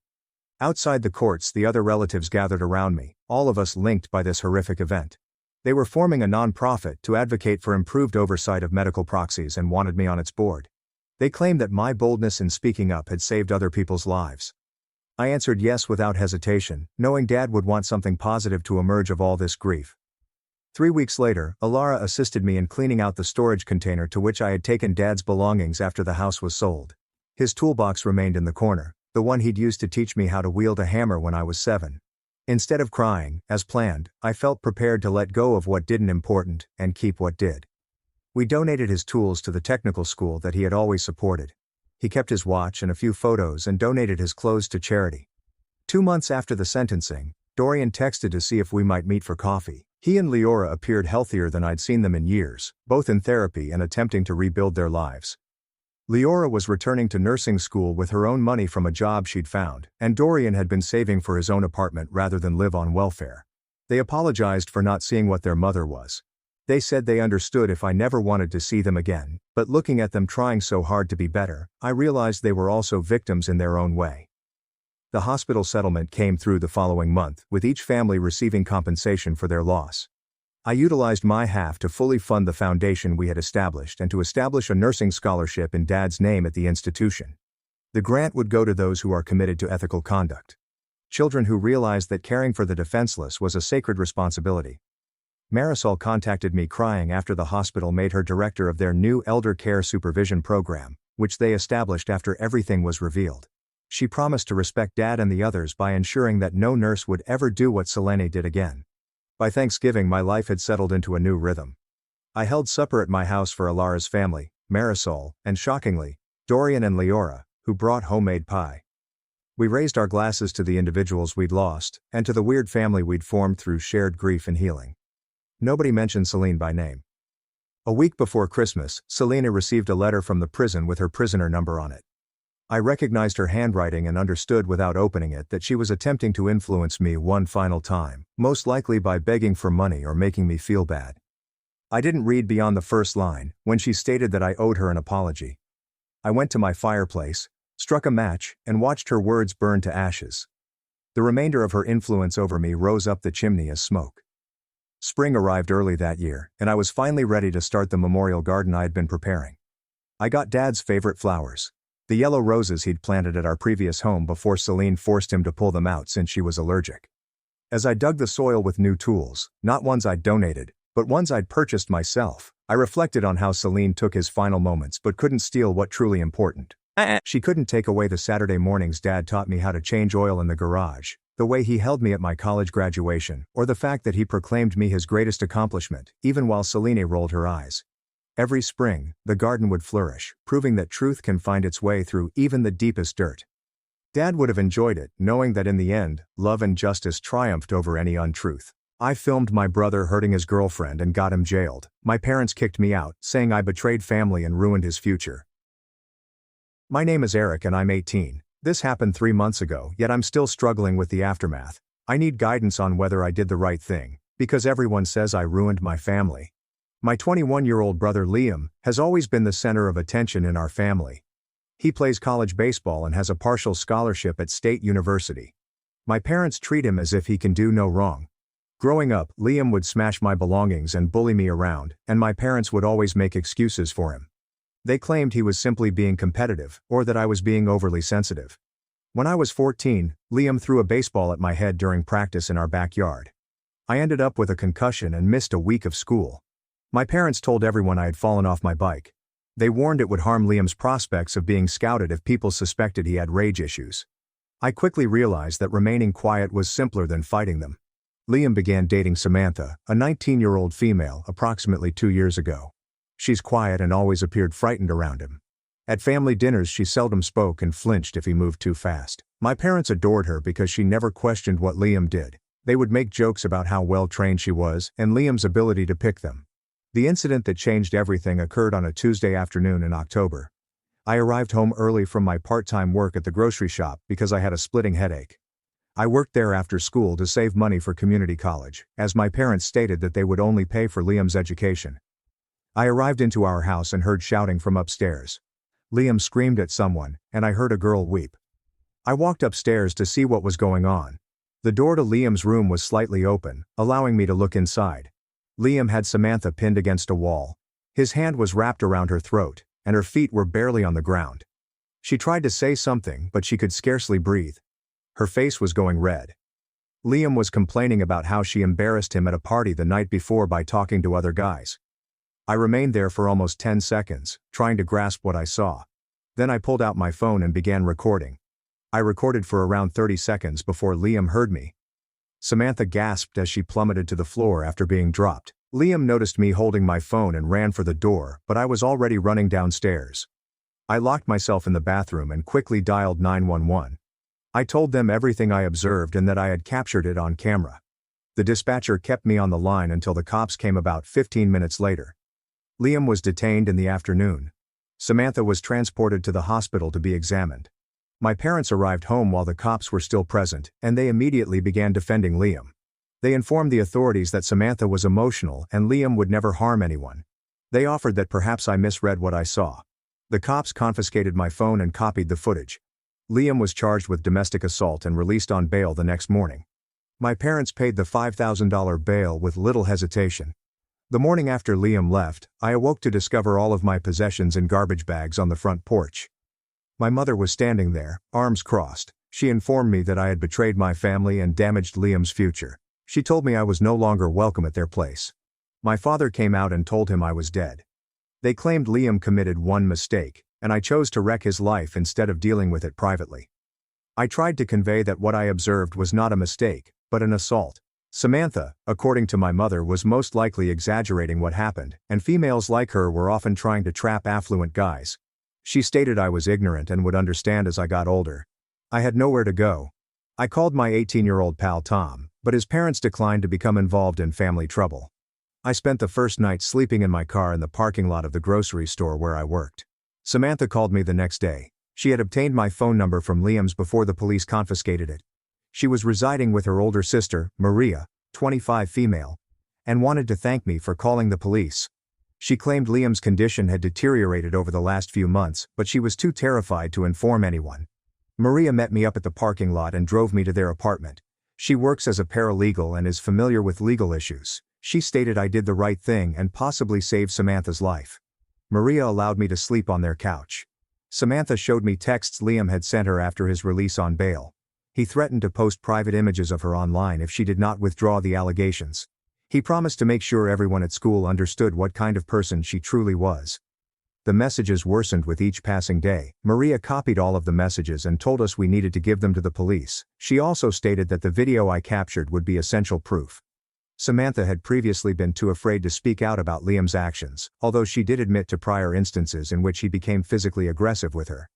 My parents called me thousands of times, but I did not answer.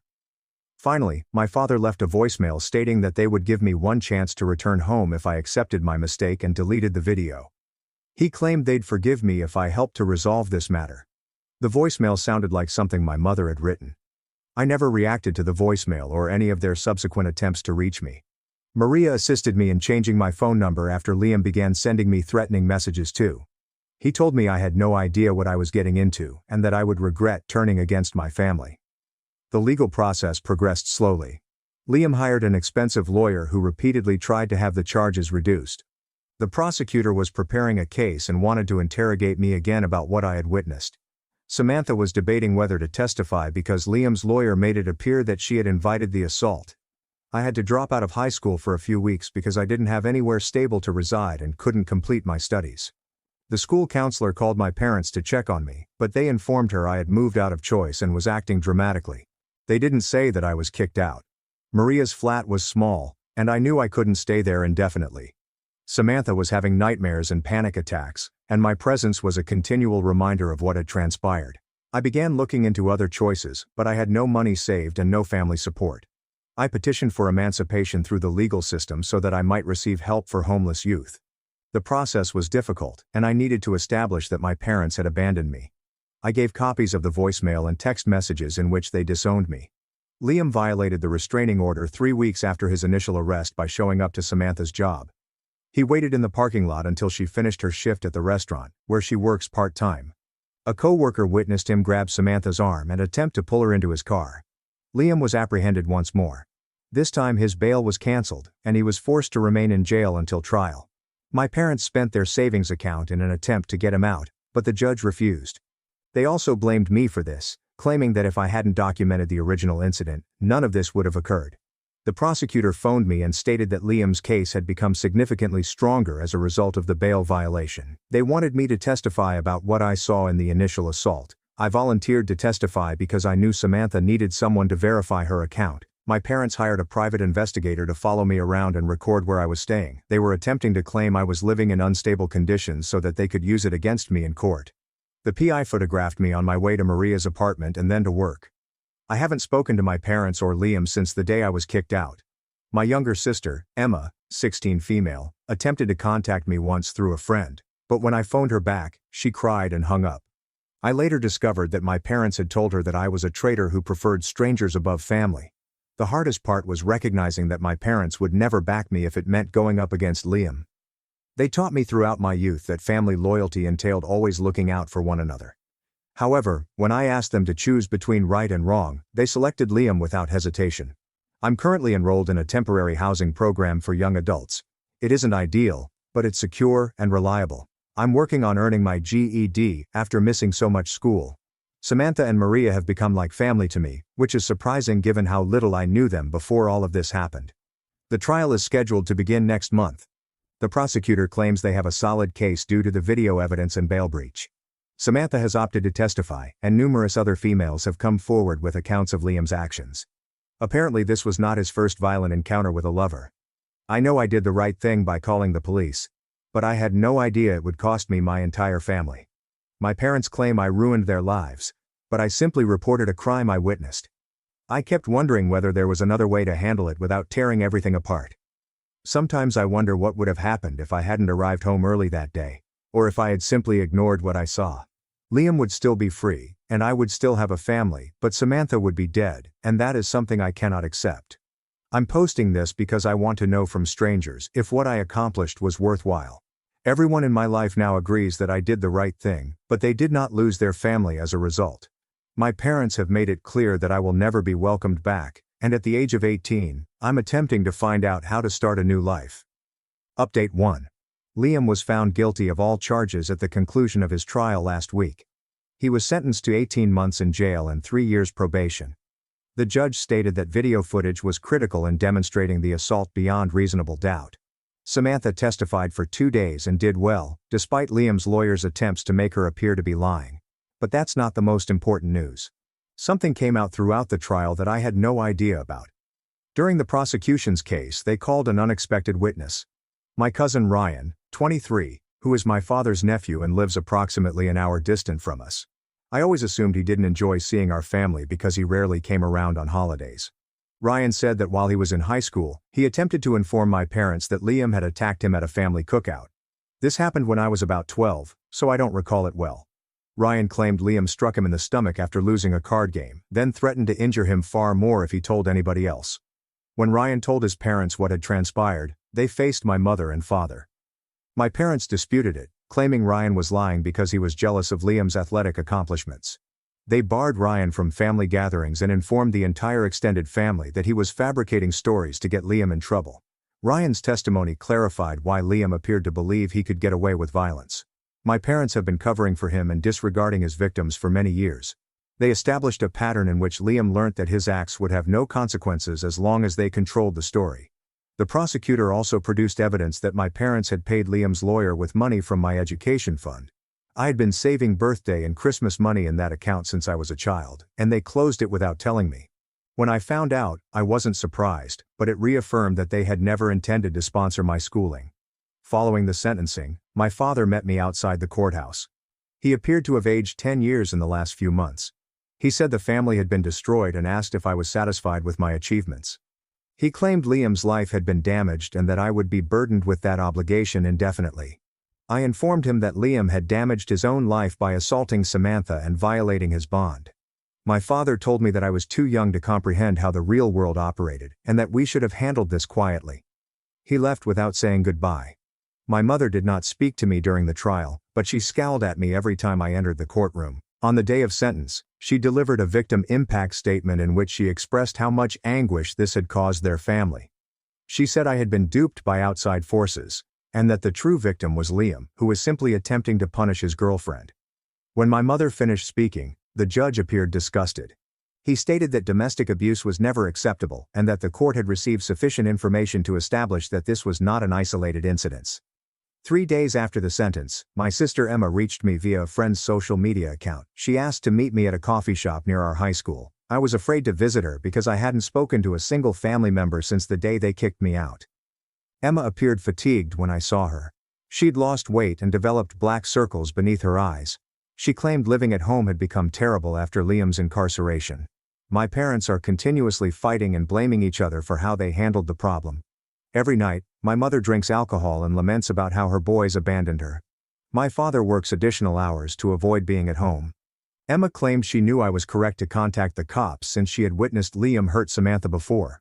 Liam grabbed Samantha's wrist so forcefully at a family dinner last year that she ended up with bruises when she reached for something without asking him. Emma noticed the marks later, while Samantha was working in the kitchen, but Samantha begged her not to say anything. Emma also informed me that Liam had been abusive with her. Nothing as bad as what he did to Samantha, but he would twist her arm or push her while my parents weren't watching. He always threatened her thereafter, claiming that no one would believe her if she complained. Emma stated that she was terrified of him but did not know how to tell anyone. Emma found the chat tough since she was divided between loyalty to our parents and knowing I had done the right thing. She claimed that my parents had barred her from contacting me and that she would be in trouble if they found out about our meeting. She also claimed that they had informed all of our relatives that I was doing drugs and had mental health issues, which is why I had turned against the family. Emma gave me some of my possessions that my parents had retained after they kicked me out. She had concealed them in her chamber before our parents could dispose of them. There were some photographs, books, and a watch that my grandfather had given me before his death. Seeing such things made me understand how much my parents had tried to exclude me from their lives. Emma mentioned before she left that she was counting down the days until she could graduate and leave home. She stated living with our parents alone was suffocating, and they watched everything she did because they were afraid of losing another kid. She wasn't permitted to invite people over or travel away without a lengthy explanation of where she would be. After meeting Emma, I recognized that my parents' concept of family devotion was a kind of control and cruelty. They had taught all of us to remain silent about Liam's actions. When I finally broke the quiet, they interpreted it as the ultimate betrayal. Samantha also told me that more girls from Liam's high school and college contacted the prosecutor after hearing about the trial. Liam had a reputation for being harsh with girlfriends, but no one had ever reported him because his family was well known in the neighborhood. The prosecution informed me that if I hadn't documented the assault and alerted the cops, Liam would have likely progressed to more severe violence. Samantha stated she had planned to end her relationship with him the week after I witnessed the assault, and she believes he would have hurt her seriously if she had tried to leave. I'm still living in transitional housing and studying for my GED. The program I'm in assists young adults who have been booted out or abandoned by their parents. I've met other people with similar situations, which has helped me realize that my position is not unique. Maria assisted me in applying for college financial aid as an independent student, as my parents are plainly not going to fund my education. The procedure is difficult, but if all goes well, I should be able to join community college next September. Samantha is feeling better now that Liam is in jail. She began counseling through a victim services program and is considering transferring to another school next year to seek a fresh start. She and Maria both stated I could contact them once I moved out of temporary housing. The strangest aspect of this is that I feel more stable today than I did when I lived with my parents. Even though I lost my family and had to start over from scratch, I don't have to tiptoe on eggshells or pretend Liam's behavior was typical. I do not have to cover up abuse or justify violence. My parents chose to protect Liam above his victims. I made my decision when I realized that doing the right thing was more essential than keeping my family together. Despite the fact that I lost everything I thought I knew about my family, I still believe I made the correct decision. Update 2. Liam was released from jail 2 weeks ago on work release, which means he can work during the day, but must return to spend the remainder of his term at night. His probation officer contacted me to inform me of his release date and to see if I felt comfortable. I told them I wasn't concerned because Liam had shown no interest in contacting me after the trial. I was mistaken about that. Liam showed up last Tuesday at the grocery shop where I work. I was stocking shelves in the produce section when I noticed him stroll in about 3 p.m. He was dressed for the construction job he had gotten as part of his release program. I immediately proceeded to see my manager and informed him of the restraining order. My manager contacted the cops, but Liam reached me before they came. He stood around 10 feet away, which was theoretically outside the restraining order distance, and began talking. He said he needed to tell me something vital concerning our parents that concerned Emma's safety. Liam claimed our parents had lied to everyone about why they kicked me out. According to him, they informed relatives and family acquaintances that I had stolen money from them and that I was doing drugs. They claimed they tried to help me but had to remove me from the house to protect Emma from my negative influence. He also claimed that our father had been drinking heavily since the trial and had gone into debt attempting to pay legal bills. Our mother was working 2 jobs to pay the mortgage, and they were thinking about selling the home. Liam stated that they blame me for damaging the family's reputation in the neighborhood. The police arrived as Liam was speaking. They examined his work release documents and established that he was supposed to be at his working site, not my workplace. The officer informed Liam that his presence violated the terms of his release and that he must leave immediately. Liam mentioned something else before the police escorted him out that I'm still thinking about. He claimed Emma had been questioning our parents about what truly happened with Samantha and the assault. According to Liam, Emma had been defending me and expressing her want to contact me again. Our parents had threatened to send her to live with our aunt in another state if she continued to bring up my name. After Liam left, I called Maria to tell her what had happened. She advised me to report the contact to both the police and Liam's probation officer, as showing up at my workplace may be deemed harassment. She also urged that I find a method to contact Emma and make sure she was okay. The following day, Liam's probation officer called to inform me that his work release had been terminated due to the incident at my job. Liam was back in jail, serving the balance of his sentence. According to the officer, Liam stated he was delivering an important family message, but any communication with me was prohibited for any reason. 2 days later, Emma called me. She was using a friend's phone because her parents had confiscated her cell phone as punishment for something. She sounded worried and stated that she needed to see me straight away. We decided to meet at the same coffee shop where we had met previously. Emma appeared worse than the previous time I saw her.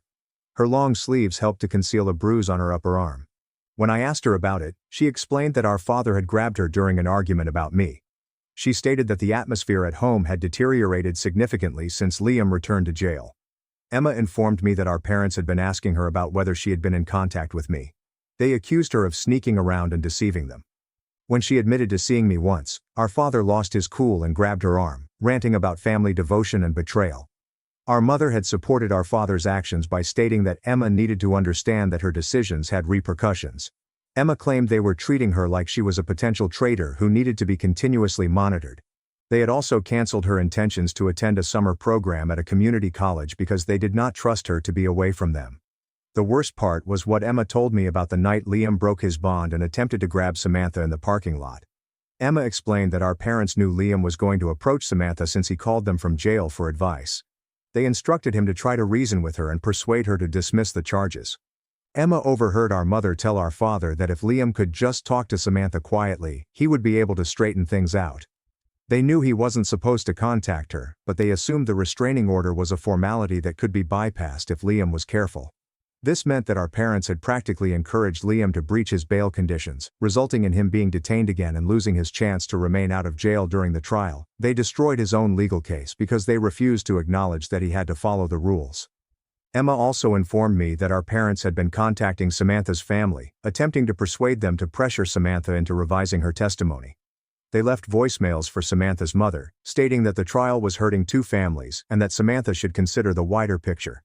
Samantha's family had to change their phone number to avoid harassment. After hearing all of this, I concluded that my parents would never cease attempting to control the situation. Even after Liam was convicted and jailed, they continued to try to control the narrative and blame others for the repercussions of his conduct. I told Emma that she needs to document the bruise on her arm and any other instances where our parents got physical with her. I also gave her my new phone number and told her she may call me if she felt unsafe. Emma expressed concern that contacting me might exacerbate the situation at home, but she also stated that she couldn't continue to pretend that our parents were wonderful people. Emma asked whether I thought she should report what our father had done to her arm. I told her that was her decision, but she deserved to feel comfortable in her own house. I also told her that what our father did was unacceptable, even if our parents attempted to rationalize it as discipline. Emma handed me a letter that had been mailed to our house and was addressed to me. It came from our grandmother on our mother's side. She lives in Florida and rarely communicates with our family, but she had seen information about Liam's trial online. In the letter, she stated that she was proud of me for doing the right thing, but that she had never trusted Liam because he reminded her of our grandfather, who had abused our grandmother when our mother was younger. Our grandmother's letter revealed a lot about why our mother was so determined to safeguard Liam. Apparently, our mother grew up hearing our grandma justify our grandfather's aggressive behavior. Our mother had learned that keeping the family together was more essential than dealing with abuse, and she was following the same pattern with Liam. The letter included a $500 check and our grandmother's phone number. She wrote that she hoped she could help me more, but her health prevented her from traveling. She explained that our mother had always chosen to protect the wrong people, and that she was sorry I had to pay the price for telling the truth.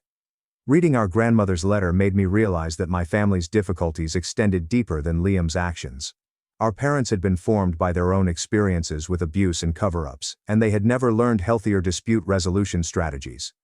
I'm still in transitional housing, but I'll be moving into my own apartment next month as part of a program for young adults aging out of the system. I'll be starting community college in the fall and working part-time to help support myself. It's not the life I had envisioned when I lived with my parents, but it's one I created by making my own decisions rather than following their instructions. Samantha is doing well and has decided to attend a school in another state for her senior year. She wants to leave the village, where everyone knows about the trial. Maria was promoted at her law company and has been assisting other victims of domestic violence navigate the judicial system. I had not heard personally from my parents since the day my father confronted me outside the courts. According to Emma, they still talk about me as if I were dead. They've informed folks that they only have 2 children and know no one named Eric. Final update: Emma fled her home 3 weeks ago. She's residing with our grandmother in Florida since our parents passed a limit that Emma couldn't ignore. It all began when Emma's high school guidance counselor called our parents to discuss Emma's college applications. Emma was worried and distant, and her grades were falling. During the appointment, the counselor asked Emma discreetly if everything was all right at home. Emma broke down and told the counselor about the injuries, the constant monitoring, and the threats of being kicked out if she uttered my name. The counselor was compelled to report any suspected abuse, so she phoned Child Protective Services. When CPS arrived to our home 2 days later, our parents were enraged. They accused Emma of lying and fabricating stories to gain attention. Our father claimed that Emma had been influenced by me and was attempting to destroy the family in the same way that I had done. Our mother explained that Emma was being dramatic and that typical family correction was not abuse. The CPS agent examined Emma at school and documented the fading mark on her arm. Emma also showed them text conversations in which our mother threatened to send her to boarding school if she continued to raise questions about me. The worker informed Emma that she had options if she did not feel comfortable at home. That night, our parents confronted Emma about speaking to CPS. According to Emma, our father screamed at her for hours about family devotion and how she, like me, had betrayed them. Our mother claimed they had given up everything for their children and that Emma was being ungrateful and selfish. The argument heated up when Emma stated that she wanted to contact me and that she did not believe I had done anything wrong. Our father grabbed Emma by the shoulders and shook her, saying that I was dead to the family and that she should forget I existed. Emma threatened to call CPS again, and our father told her she could pack her bags and leave if she didn't like how they managed their home. Emma called our grandmother at night. Our grandma promptly purchased Emma's plane ticket to Florida and instructed her to depart the house the following morning when our parents were at work. Emma packed one suitcase and wrote a note stating that she would live with our grandmother until she was 18. When our parents found the note, they called our grandma and requested that she return Emma. Our grandma informed them that Emma was welcome to stay for as long as she wanted and that she had seen enough of their parenting techniques. She stated that if they tried to compel Emma to return, she would hire a lawyer to assist Emma become legally emancipated. Our parents drove to Florida the following weekend to persuade Emma to return home. Emma declined to see them. Our grandmother informed them that Emma was terrified of them and that they had lost the right to call themselves her parents since they chose to protect Liam over their children. Emma contacted me from our grandmother's place and told me all of this. She sounded different than the previous time we spoke, less terrified and more determined. She stated, "Living with our grandmother was like stepping into a different world where people didn't have to walk on eggshells or make excuses for abuse." Emma informed me that our grandmother had been estranged from our mother for years due to disagreements over how our mother handled Liam's behavior. Our grandmother had recognized the warning signs early on and tried to persuade our parents to seek professional help for Liam, but they dismissed her concerns as interference. When Liam was in high school, our grandmother volunteered to help pay for family counseling, but our parents declined because they believed there was nothing wrong with her family that others could comprehend. Our grandmother recognized then that our parents would support Liam no matter what he did. Emma stated that our grandmother apologized for not doing enough to help us when we were younger. She had attempted to establish a relationship with our mother but eventually gave up because our parents refused to recognize that Liam was a problem. Our grandma regretted not being more present in our lives. 3 days after our parents' unsuccessful vacation to Florida, I received a call from our mother. It was the first time she had contacted me directly since the day I was kicked out. She sounded tired and desperate. She stated the family was falling apart and begged if I would come home to assist, persuade Emma to return. Our mother stated that she and our father acknowledged they had made mistakes in how they handled things. She claimed they were eager to talk about Liam and recognize he had problems. She promised that things would change if I returned and that we could work together to repair the family. I informed our mother that I was not interested in returning and that Emma had made her own decision about where she wanted to live.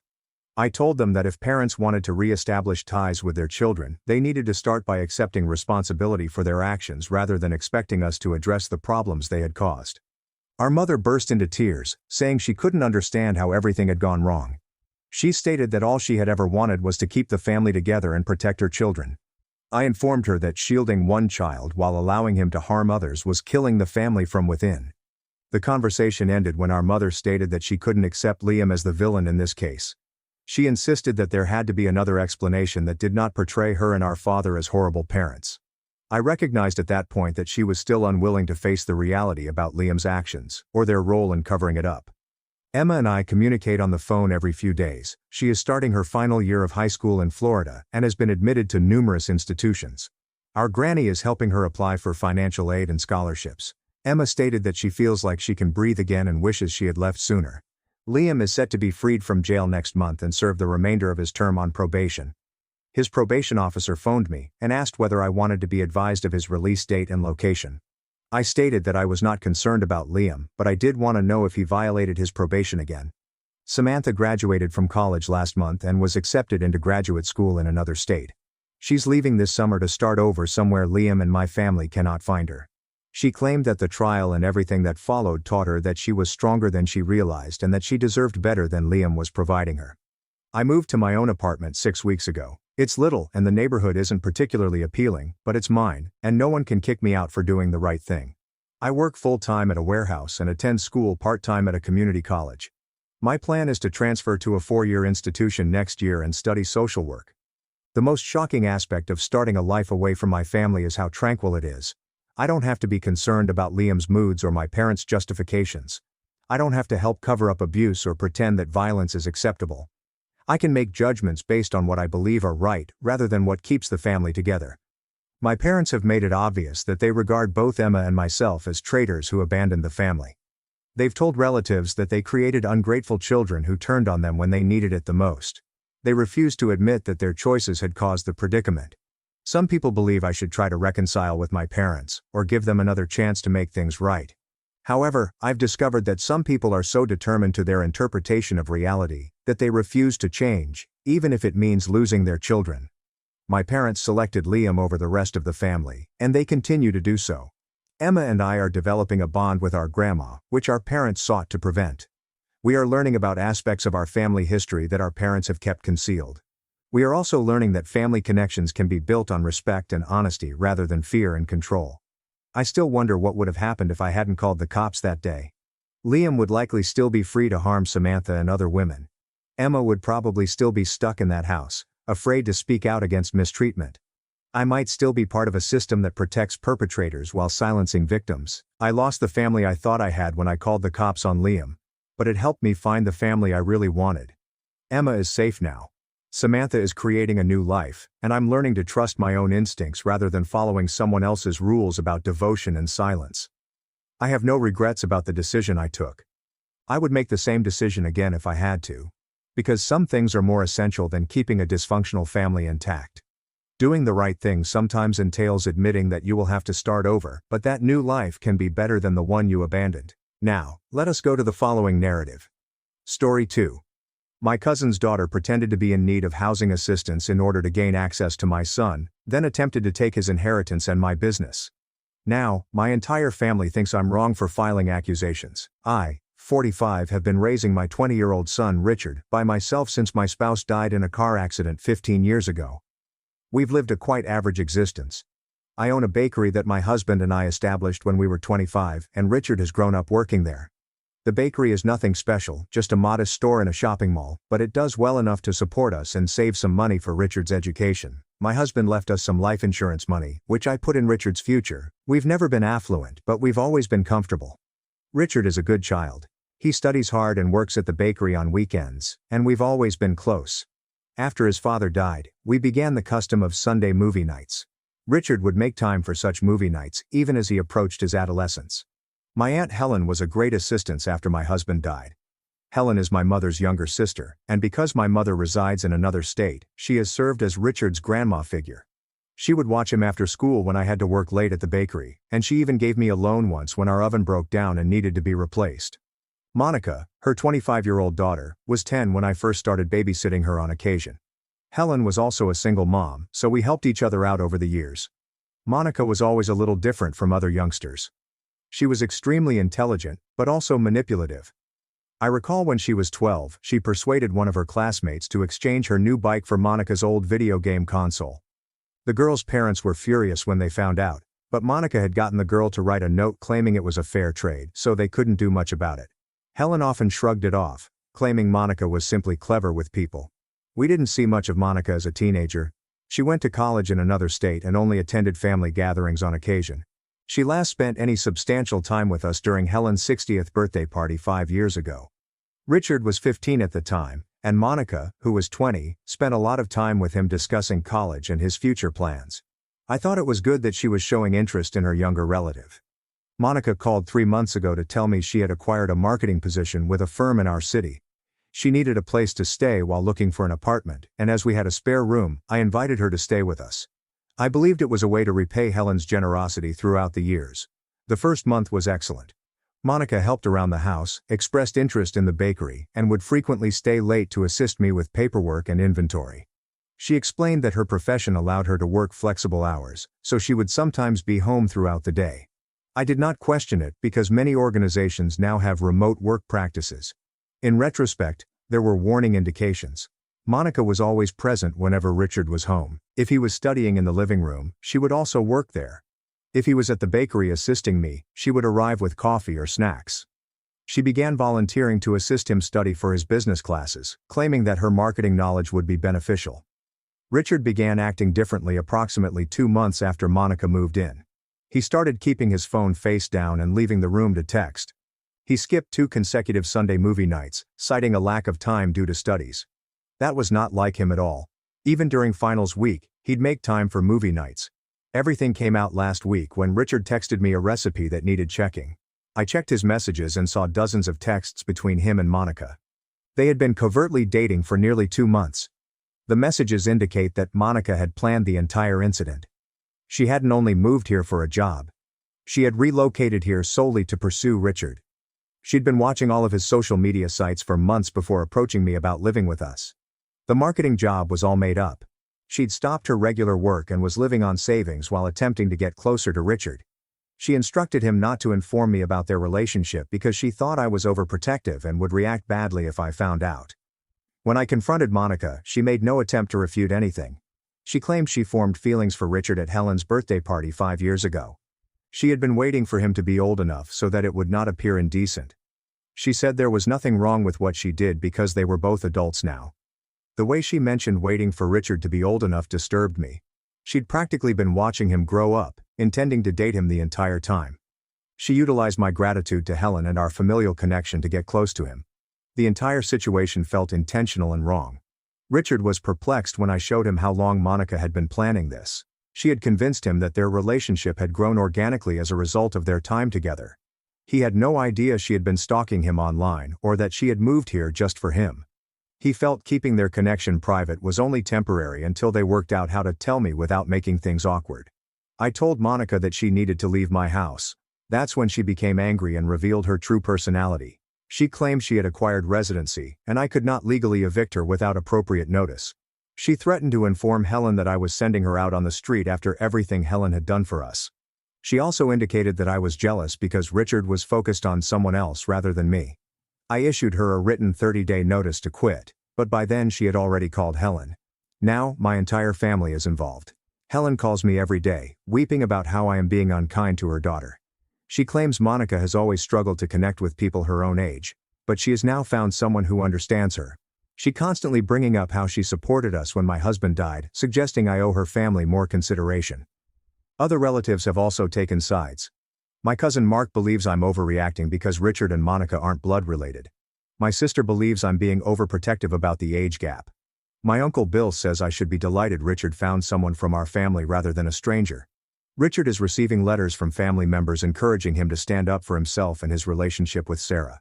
Some of them bring up Helen's role in raising him, implying that we both owe her family more allegiance. Some relatives even said that my reaction indicates that I have pathological attachment issues with Richard and should let him grow up. I will not back down on this. Monica tricked her way into our home and attempted to surreptitiously date my son. She lied about having a job, about why she relocated here, and even encouraged Richard to lie to me. That is not the type of person I want him to be engaged with, regardless of family connections. Update 1. Things have become significantly worse since my last update. Monica moved out yesterday, but the last 2 weeks have been dreadful. She began telling family people that she and Richard had been sleeping together since she moved in, saying that I was attempting to separate them because I couldn't tolerate Richard having another woman in his life. When Helen reiterated these accusations to me, Richard became enraged and showed me all of their communications to verify that nothing physical had ever occurred. Their connection had primarily consisted of messaging and a few discreet rendezvous for coffee or lunch. The communications showed Monica consistently pressing for more, while Richard was hesitant to go too quickly and hide secrets from me. After Monica moved out, I discovered proof that made everything much more serious. I discovered a notebook in the guest room that included extensive financial information. She had jotted down our bank account numbers, information on the bakery's earnings, and, most worrying, exact facts regarding Richard's inheritance from his father. When she stayed late to help with paperwork, the bakery's surveillance camera captured her looking through my office files. She had been photographing documents and logging into our computer system with my password, which she had apparently remembered while watching me work. She had copied information on our suppliers, costs, and daily sales numbers. I also discovered a spreadsheet on the laptop she forgot to take with her when she moved out. It had a planned plan to persuade Richard to use his inheritance money to build a competitive bakery. She had researched nearby locations, calculated startup costs using information from my suppliers, and even created company financing applications based on our financial data. When I investigated her laptop's internet history, I discovered she had been investigating how inheritance money is handled in marriages and dividing assets after divorce. She had also looked into moving business ownership among family members and forced buyouts of family enterprises. Looking through Richard's phone indicated that she had been working on his psychology. She would casually imply that his business lessons had made him more competent to run a bakery than me. She remarked that working for his mother indefinitely was not ambitious enough for someone with his talent. She had been attempting to divide us by making comments about how I was using the bakery to exert control over his life. When I told Helen what we had discovered, she continued to defend Monica. She said that Monica was simply being thorough and planning a future with Richard, and that inquiring into family money was fair if they were getting married. She accused me of invading Monica's privacy by peeking at her laptop, and she said that I was painting Monica as a criminal in order to prevent Richard from becoming independent. The family is currently divided into 3 parts. Some people are appalled by Monica's conduct and have apologized for doubting me. Others believe I'm exaggerating things to damage Monica's reputation because I don't want Richard to grow up. Several people, including Helen, continue to defend Monica and claim she did nothing wrong. My sister, who first backed Monica, now recognizes that the situation appears predatory, but believes I should handle it quietly to prevent harming Monica's reputation. She claims Monica is young and has made errors, but she does not deserve to have her life ruined because of this. She continues bringing up how this could influence Helen's status within the family. Update 2. The matter has escalated beyond ordinary family drama.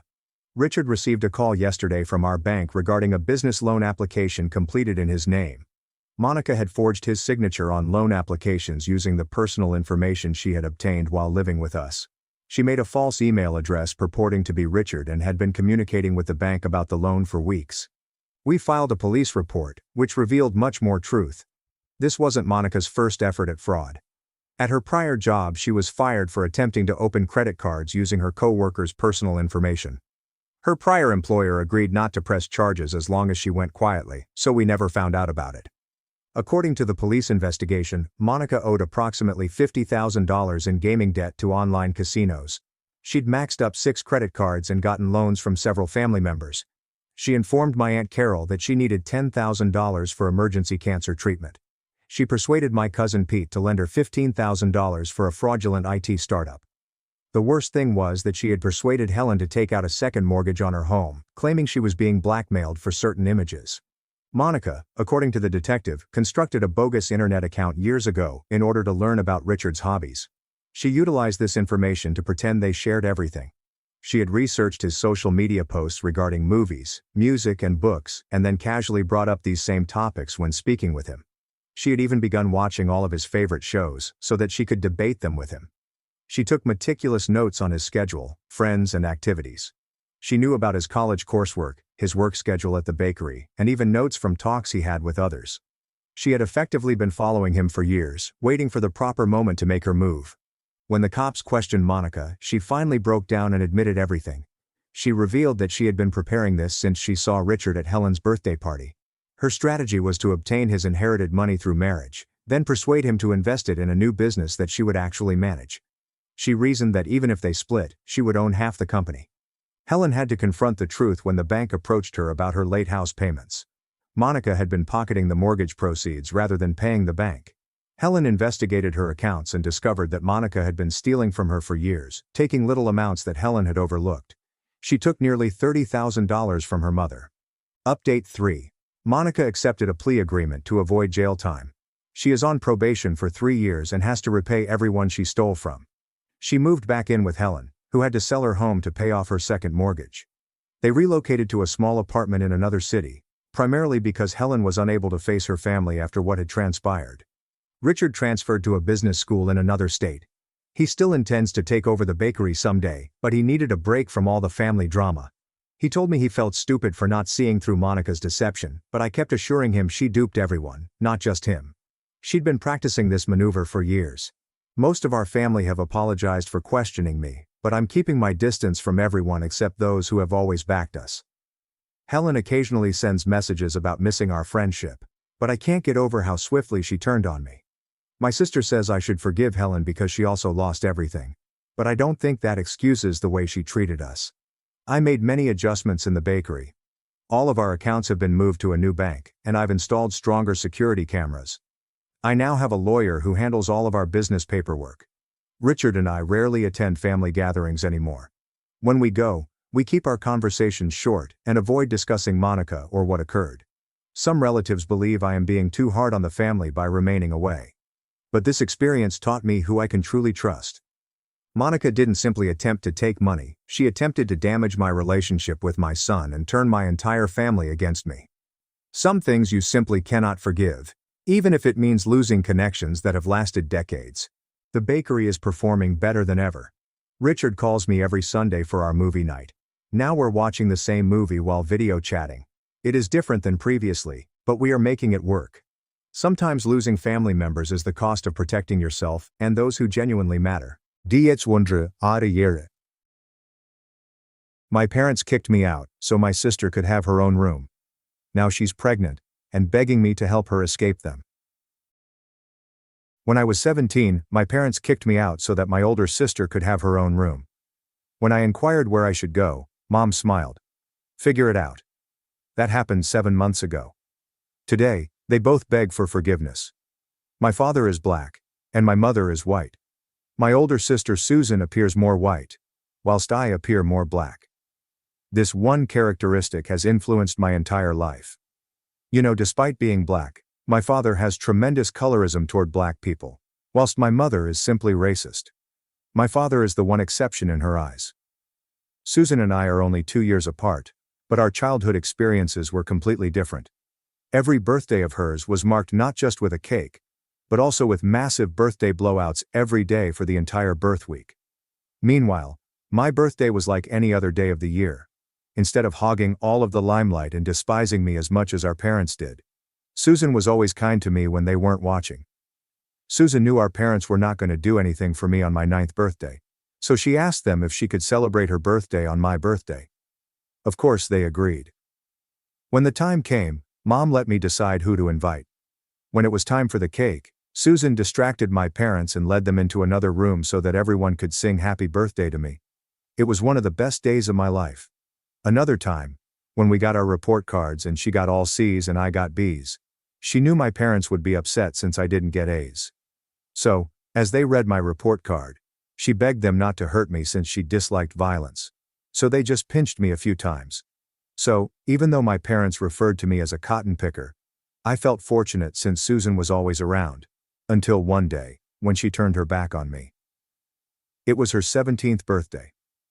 I awoke to the sound of my entire family, not just my mother and father, tossing all of my stuff into boxes. Your sister said all she wants for her birthday is her own room. Sorry, my father remarked when I questioned what was going on. My eyes widened, and I questioned where I should go, because there were no other rooms in the home. My mother offered an answer. I don't know. You have phone numbers of friends and family. Figure it out, darky.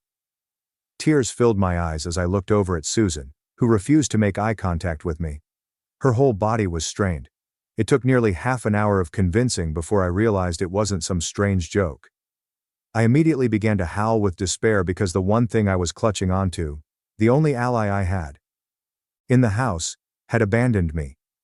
And even when I curled up into a ball and began to rock back and forth with the loneliness that I can't put into words, they disregarded me and continued packing.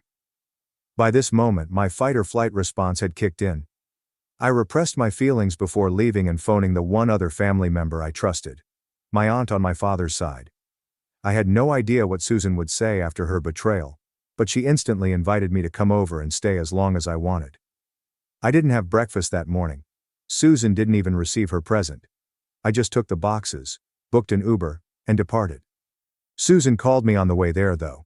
I was overwhelmed with rage when I saw her name appear on the screen, but I picked up nonetheless. I'm so sorry, please don't hate me. My brow wrinkled, and I became utterly silent. Are you alone right now? She inquired. I told her yes. Susan said nothing else. She had just turned on FaceTime and showed me a pregnancy test with 2 pink lines. This was hers. I gave a gasp. Lily, I'm pregnant. I don't want to tell Mom and Dad yet because, well, you know how they can be. But I don't want you to be home when they find out. I remembered when Susan came home with a hickey. My parents yelled at me for about an hour, telling me how awful of an influence I was and how everything was my responsibility. So I understand. Susan, what can I do to help? I inquired. She advised me to seek assistance from our Aunt Katie. Suddenly, I heard my folks walking up the stairs and singing happy birthday. So I hung up. My mind was whirling. A part of me felt relieved that Susan was still my best friend. But mostly, I was worried. Very concerned. When I arrived at Aunt Katie's, my stomach twisted into a pretzel knot because she opened the door, smiled warmly, and hugged me tightly. "I'm so happy you visited." I never informed her what had happened, and my parents obviously didn't either. We were in the middle of polite, introductory small conversation when I suddenly blurted it out. "My parents are racist, and my sister is pregnant." She laughed the second I said it, believing it was a joke. And that's when I started crying my eyes out. We had already brought in the boxes at this time, so we stepped inside, and she listened as I spoke. I asked her not to tell my parents, and she said she would not. I spent the next hour absolutely unloading everything: prejudice, favoritism, and being kicked out. She assured me that I would be safe with her and held me as I wept myself to sleep. Aunt Katie was ready to make my parents pay, and I didn't realize it. My and Susan's lives were about to alter forever. When I woke up the next morning on Aunt Katie's couch, I had a brief period of uncertainty, in which I had no idea where I was. Then it all came pouring back. Being kicked out, Susan's pregnancy, everything. My eyes were swollen from sobbing, and my back ached from sleeping in an unusual position. I checked my phone. Susan missed 3 calls, but none from my parents. Not surprising, but it still hurts. I could hear Aunt Katie in the kitchen preparing breakfast. The fragrance of bacon and eggs permeated the flat. My stomach rumbled loudly. I had not eaten since noon the day before. "Good morning, sleepyhead," Aunt Katie remarked as I walked into the kitchen. She seems to have been awake for several hours already. "I made you some breakfast. Eat up, we've got a lot to talk about." I sat down at her small kitchen table and began eating. The cuisine was excellent. Or maybe I was simply starving. Either way, I virtually inhaled it while Aunt Katie sipped her coffee across from me. "I've been thinking about everything you told me," she remarked after I had finished roughly half my meal. "And I need to ask you something important. Has your dad ever hit you?" I nearly choked on my orange juice. No one had ever asked me that explicitly before. "Not like they punched me or anything," I muttered. "Just some slaps, pinches, that kind of stuff." Aunt Katie's face clouded. "That's still abuse, Lily. And the emotional stuff, the way they treat you differently from Susan, that's abuse too." I simply stared at my plate. When someone speaks it aloud, it impacts you differently. I'd always known there was something wrong with how my parents treated me, but seeing someone name it abuse made me feel both vindicated and strangely humiliated. "I'm calling your parents after breakfast," she said. "First, to tell them you're staying with me for now. Second, to let them know I'm aware of how they've been treating you." My heart began racing. "But what about Susan? If you tell them you know everything, they'll realize I told you about the pregnancy." "I won't mention the pregnancy," my Aunt Katie told me. "That's Susan's news to share when she's ready. But the rest, they need to hear it." After breakfast, I called Susan back while Aunt Katie was cleaning up. Susan responded immediately, sounding completely agitated. "Are you okay? Where are you? Did Aunt Katie let you stay?" The queries came in rapid succession. I told her I was okay, and would be staying at Aunt Katie's apartment. She sounded relieved yet still concerned. I inquired as to her well-being, and whether our parents had any suspicions. "They don't suspect a thing," Susan explained. "They're too busy redecorating my room now that it's all mine." She sounded guilty while saying it. "Lily, I'm so sorry. I should have found another way."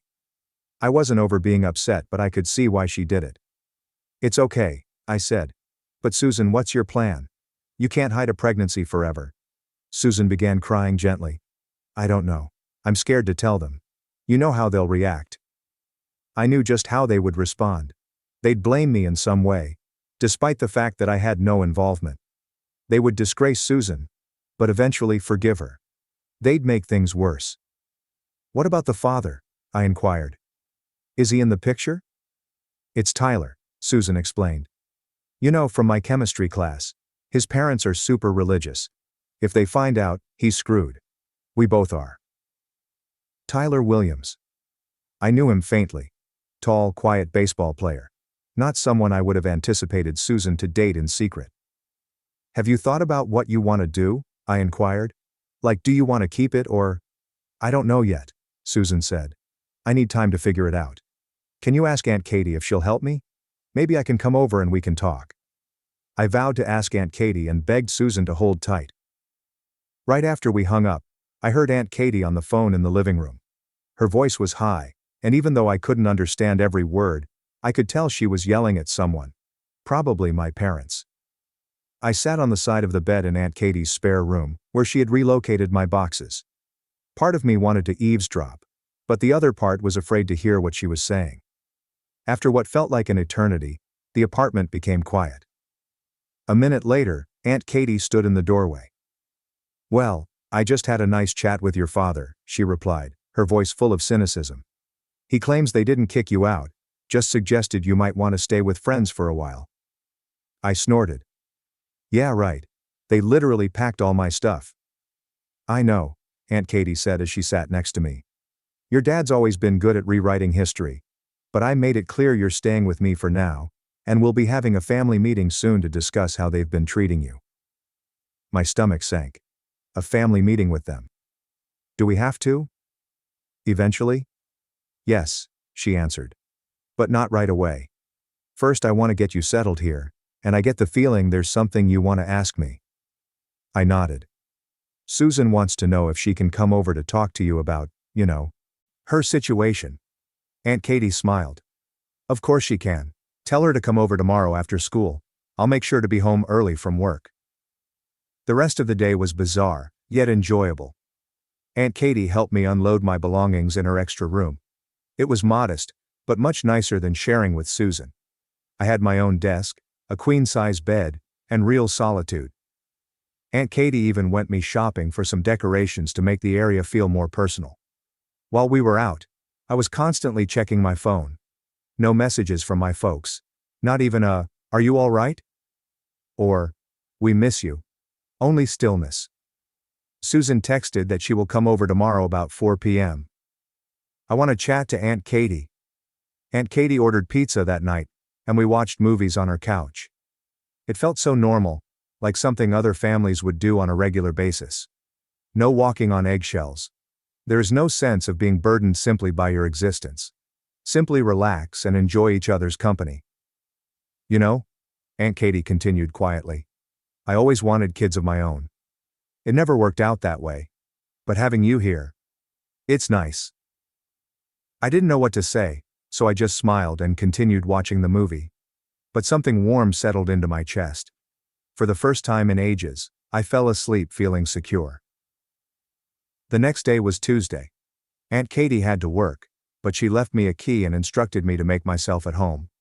I spent the morning exploring her place and the afternoon completing some schoolwork I had brought with me. At 3:30 I became concerned about Susan's visit. Susan arrived promptly at 4 o'clock, appearing worried yet relieved to see me. We hugged for a long time in the doorway before I brought her inside. "This place is nice," she commented, gazing around. "Aunt Katie's not home yet. She should be here any minute," I said. "Want some water or something?" Susan nodded, and followed me into the kitchen. She appeared pale and exhausted, as if she had not slept properly. We sat at the kitchen table in awkward silence for a few minutes until she spoke. "Mom and Dad think I'm at debate team practice," she told me. "They don't suspect anything yet, but Mom made a comment about me gaining weight this morning. I almost had a panic attack." Before I could react, we heard keys in the door. Aunt Katie strolled in wearing her work clothes and holding a bag of groceries. Her face lit up when she saw Susan.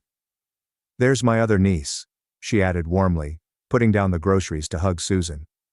Susan burst into sobs the instant Aunt Katie wrapped her arms around her. The following hour was intense. Susan told Aunt Katie everything, about Tyler, being 8 weeks pregnant, and being frightened that our parents would discover it. Aunt Katie listened carefully, asking clarifying questions but never passing judgment. "Have you decided what you want to do?" Aunt Katie said gently. Susan shakes her head. "I don't know. I'm only 16. I'm supposed to go to college next year, but I also don't know if I could go through with an abortion." She began crying again. "And adoption? I don't know." "You have options," Aunt Katie explained. "And time to decide. But first, you need to see a doctor. Make sure everything's okay. I can take you if you want." Susan nodded graciously. "Could you? I'm scared to go alone and I can't ask Mom." "Of course. Aunt Katie replied. And Susan, whatever you decide, I'll support you. Even if your parents don't. Susan stared at me, her eyes still wet from crying. I'm so sorry about what happened, Lily. I just panicked. I thought if they found out while you were still there. It's okay, I responded, this time with sincerity. I get it. And honestly, it's better here anyway. After Susan left, promising to text us about scheduling a doctor's appointment, I assisted Aunt Katie in preparing dinner. My mind was racing with everything going on: Susan's pregnancy, my new living arrangement, and Aunt Katie's impending showdown with my parents. Aunt Katie, I asked as we sliced vegetables, what will happen when my parents learn about Susan? She exhaled. I don't know, honey, but we'll face it together. All three of us. My mind was racing with everything going on: Susan's pregnancy, my new living arrangement, and Aunt Katie's impending showdown with my parents. Aunt Katie, I asked as we sliced vegetables, what will happen when my parents learn about Susan? She exhaled. I don't know, honey, but we'll face it together, all three of us. The following week was unexpectedly calm. I got into a rhythm at Aunt Katie's apartment. She'd wake me up for school, drop me off on her way to work, and then pick me up later. We would cook supper together, watch TV, and speak. She questioned me about my interests, friends, and classes, all the things that parents are supposed to care about, but mine never did. Susan came over several times after school, ostensibly for debate team research. Aunt Katie accompanied her to the doctor, who confirmed she was approximately 9 weeks pregnant. Susan was still unsure what to do, but at least she was receiving excellent prenatal care in the interim. My parents? The radio is silent. I did not receive a single call or text inquiring how I was. Susan said they seldom discussed me at home, like if I didn't exist. It hurt. But it also reinforced what I'd always suspected. They didn't love me the way parents should. Then, on Friday evening, everything exploded. Susan called me in a panic. Mom found my prenatal vitamins, she explained, her voice trembling. She put it together with me gaining weight. She knows, Lily, she knows I'm pregnant. My heart fell. What happened? What did she say? She went ballistic, Susan sobbed. Started screaming about how I'd ruined my life, how no decent college would accept me now, how I'd brought shame on the family. Dad arrived home in the middle of it and lost his wits as well. I turned Susan on speaker so Aunt Katie could hear. Are you safe? Aunt Katie inquired instantly. I'm in my room with the door locked, Susan explained. But they keep pounding on the door, demanding I come out and face the consequences of my actions. I'm scared. Aunt Katie grabbed her car keys. We're coming to get you. Pack a bag with essentials. You can stay here too. The drive to my folks' house was tense. Aunt Katie drove like a lady on a mission, with white knuckles on the steering wheel. I sat in the passenger seat texting Susan about our whereabouts. She stopped replying, which increased my concern. When we got to the house, I felt ill to my stomach. I hadn't returned since the day they kicked me out. The porch light was turned on, and both of my parents' automobiles were in the driveway. Stay in the car, Aunt Katie said as she put the car into park. No way, I replied. Susan's my sister. I'm coming with you. Aunt Katie seemed to want to fight, but instead nodded. We walked up to the front door jointly, and she pressed the doorbell. The sound of shouting from inside abruptly stopped. A moment later, my father wrenched the door open. When he met Aunt Katie, his expression shifted quickly from rage to surprise, to a false smile. Katie, what a surprise, he remarked, ignoring my presence beside her. What brought you so late?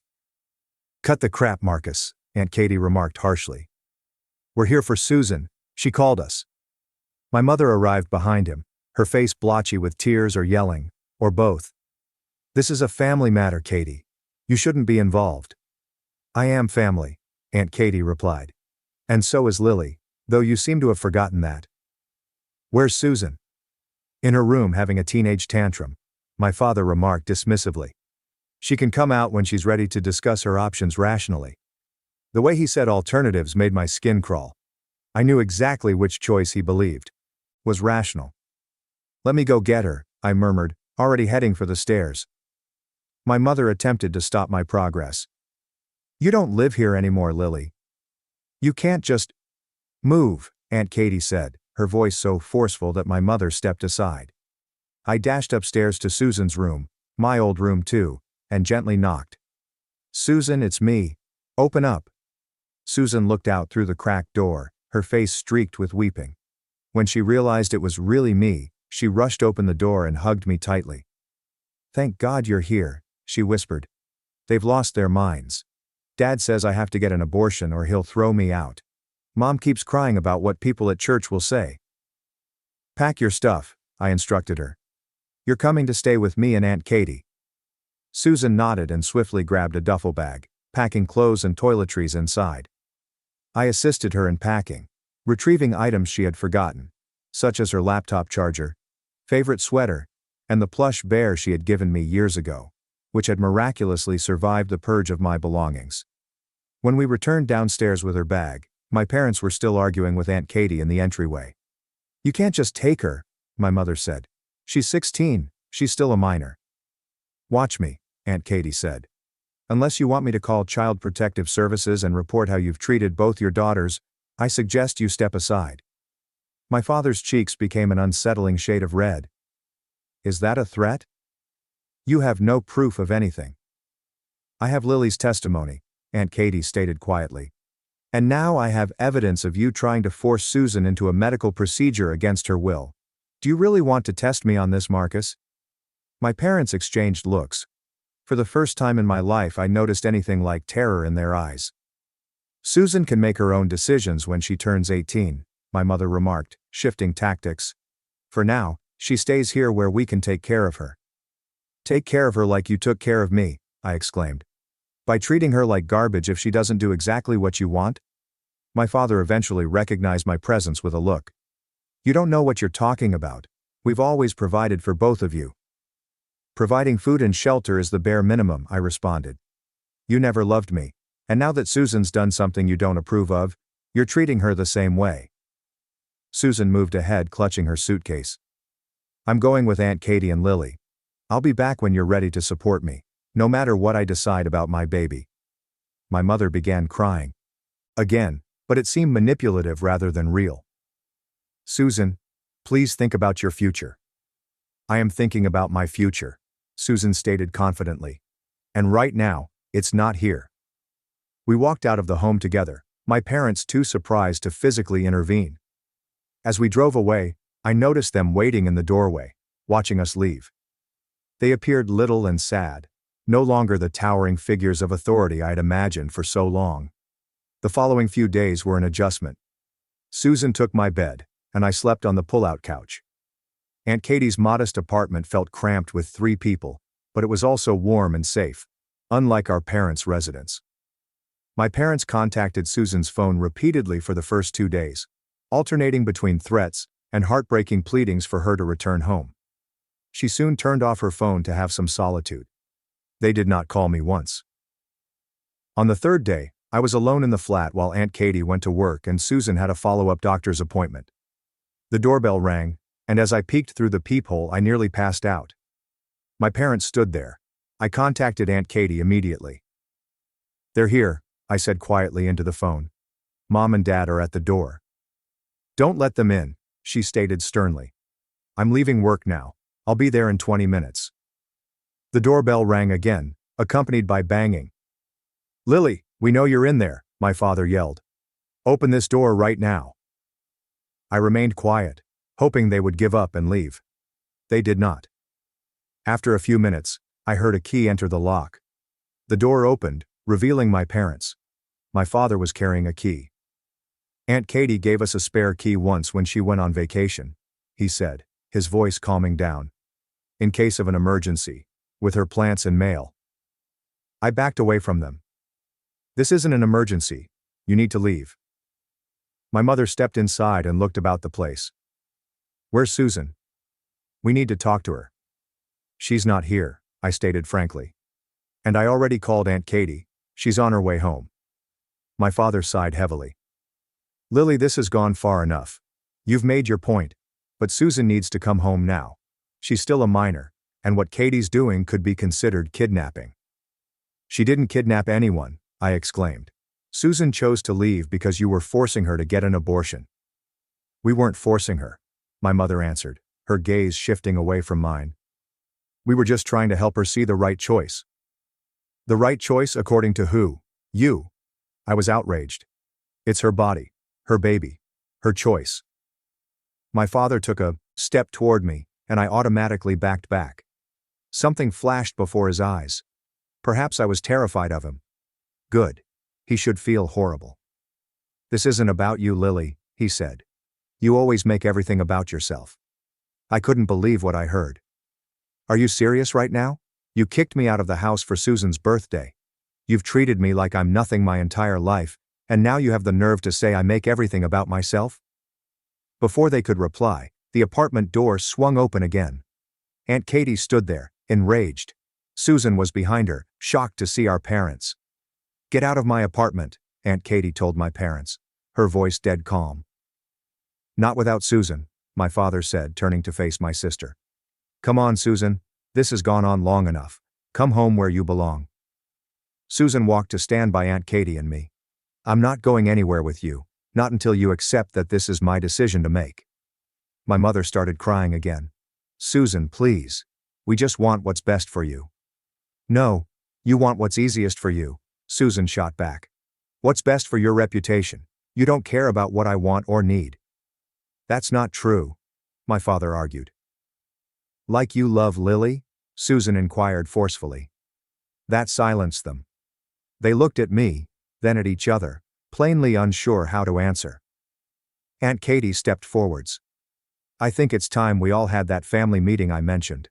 Sit down, both of you. She motioned toward the couch. Surprisingly, my parents were seated. Perhaps they were taken aback by Aunt Katie's power. Or perhaps they finally recognized the gravity of the issue. We talked for the next 2 hours. Really chatted. Susan recounted how afraid she was when she discovered she was pregnant, and how she feared our parents would react negatively. I explained how their treatment had affected me throughout my life. Birthdays, report cards, and a persistent sense of inferiority. Aunt Katie gave her perspective as an outsider, who had observed their behavior for years, without speaking up. Something she now regretted. My parents largely listened, occasionally attempting to defend themselves but being immediately shut down. By the conclusion, my mother was truly crying, rather than the manipulative tears she had previously shed. My father looked like he had aged 10 years in one afternoon. I didn't realize, he said finally. His voice sounded harsh. I didn't see what we were doing. Bull, Aunt Katie stated simply. You saw. You just didn't care. The question is whether you care now. My mother glanced at me through tears. Lily, I'm so sorry. We've been terrible parents to you. It was the first sincere apology I had ever received from her. I wasn't sure what to do with it. Part of me wanted to accept it right away. To have the loving parents I'd always craved. Another part wants to tell them to go to hell. Sorry doesn't fix 16 years, I eventually said. But it's a start. The subject went to Susan's pregnancy. Our parents were still visibly upset, but they stopped asking for an abortion. Instead, they listened as Susan discussed her options, keeping the baby, adoption, or termination, and her concerns about each one. When they departed, nothing had been settled, but something had changed. They agreed to respect Susan's decision about her pregnancy. They welcomed both of us to come home, but they also understood if we wanted to stay with Aunt Katie for the time being. Aunt Katie closed the door behind them, and the three of us sank onto the couch, emotionally weary. Do you think they meant it? Susan inquired calmly, backing her decision. I don't know, Aunt Katie admitted. People don't change overnight, but they might be starting to see the damage they've done. I was not convinced. One conversation, no matter how heated, could not reverse a lifetime of behavior. But for the first time, I felt as if things could be different. That night, while I lay on the pull-out couch, staring at the ceiling, I reflected on all that had happened. In less than 2 weeks, my whole existence had been turned upside down. I'd lost my house, found an ally in Aunt Katie, and ended myself in an odd new relationship with my parents. Susan stepped out of the bedroom and sat on the edge of my makeshift bed. Can't sleep? I inquired. She shakes her head. Too much going on here? She asked, tapping her temple. Lily, Do you think I should give them another chance? I sat upright. That's your call. They're still our parents for better or worse. I'm scared they'll go back to how they were before, she admitted. That they'll pressure me about the baby, or treat you badly again. Probably, I responded. Honestly, people don't change that easily. But now we have Aunt Katie. And we have each other. Susan grinned slightly. We've always had each other. She hesitated and said, I think I want to keep the baby. Is that crazy? I stretched out to squeeze her hand. Not crazy. Scary. Sure. But you'll be an amazing mom. Better than ours at least, Susan remarked with a sour laugh. As we sat there in the darkness, I realized something significant. Susan and I would be fine regardless of what happened to our parents, whether they actually changed or pretended to. We had made it this far. We'd keep surviving together. The path ahead would be exacerbated by Susan's pregnancy, my uncertain living position, and our strained relationship with our parents. But for the first time, I felt like we weren't going through it alone. The next morning, I awoke with a strange mix of hope and doubt. Susan was curled up next to me on the pull-out couch, having fallen asleep after our late-night conversation. For once, she appeared calm, one palm resting protectively on her still flat stomach. I cautiously got up without waking her, and discovered Aunt Katie in the kitchen making pancakes. Good morning, she murmured, placing a stack onto a plate for me. How did you sleep? Okay, I guess, I answered, sprinkling the pancakes with syrup. Susan told me she wants to keep the baby. Aunt Katie nodded without astonishment. I figured she might. That girl's got a nurturing spirit. Always has. She sat across from me. How do you feel about becoming an aunt? I hadn't really considered it that way. Weird. Good weird though. We ate in peaceful calm until Susan shuffled in, her hair sticking up in all directions. Aunt Katie silently brought her a plate of pancakes, which she happily accepted. So, what happens now? I inquired after we'd finished eating. Aunt Katie said, now we figure out a game plan. Susan needs to finish school. You both need stability. And your parents need to prove they're serious about changing. Susan gazed down at her empty plate. I should probably talk to Tyler too. He deserves to know what I'm deciding. That conversation happened later in the day. Tyler approached, afraid, like if Aunt Katie was about to tear him apart.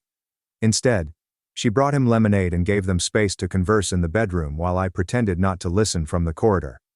I couldn't hear everything, but Tyler's response astonished me.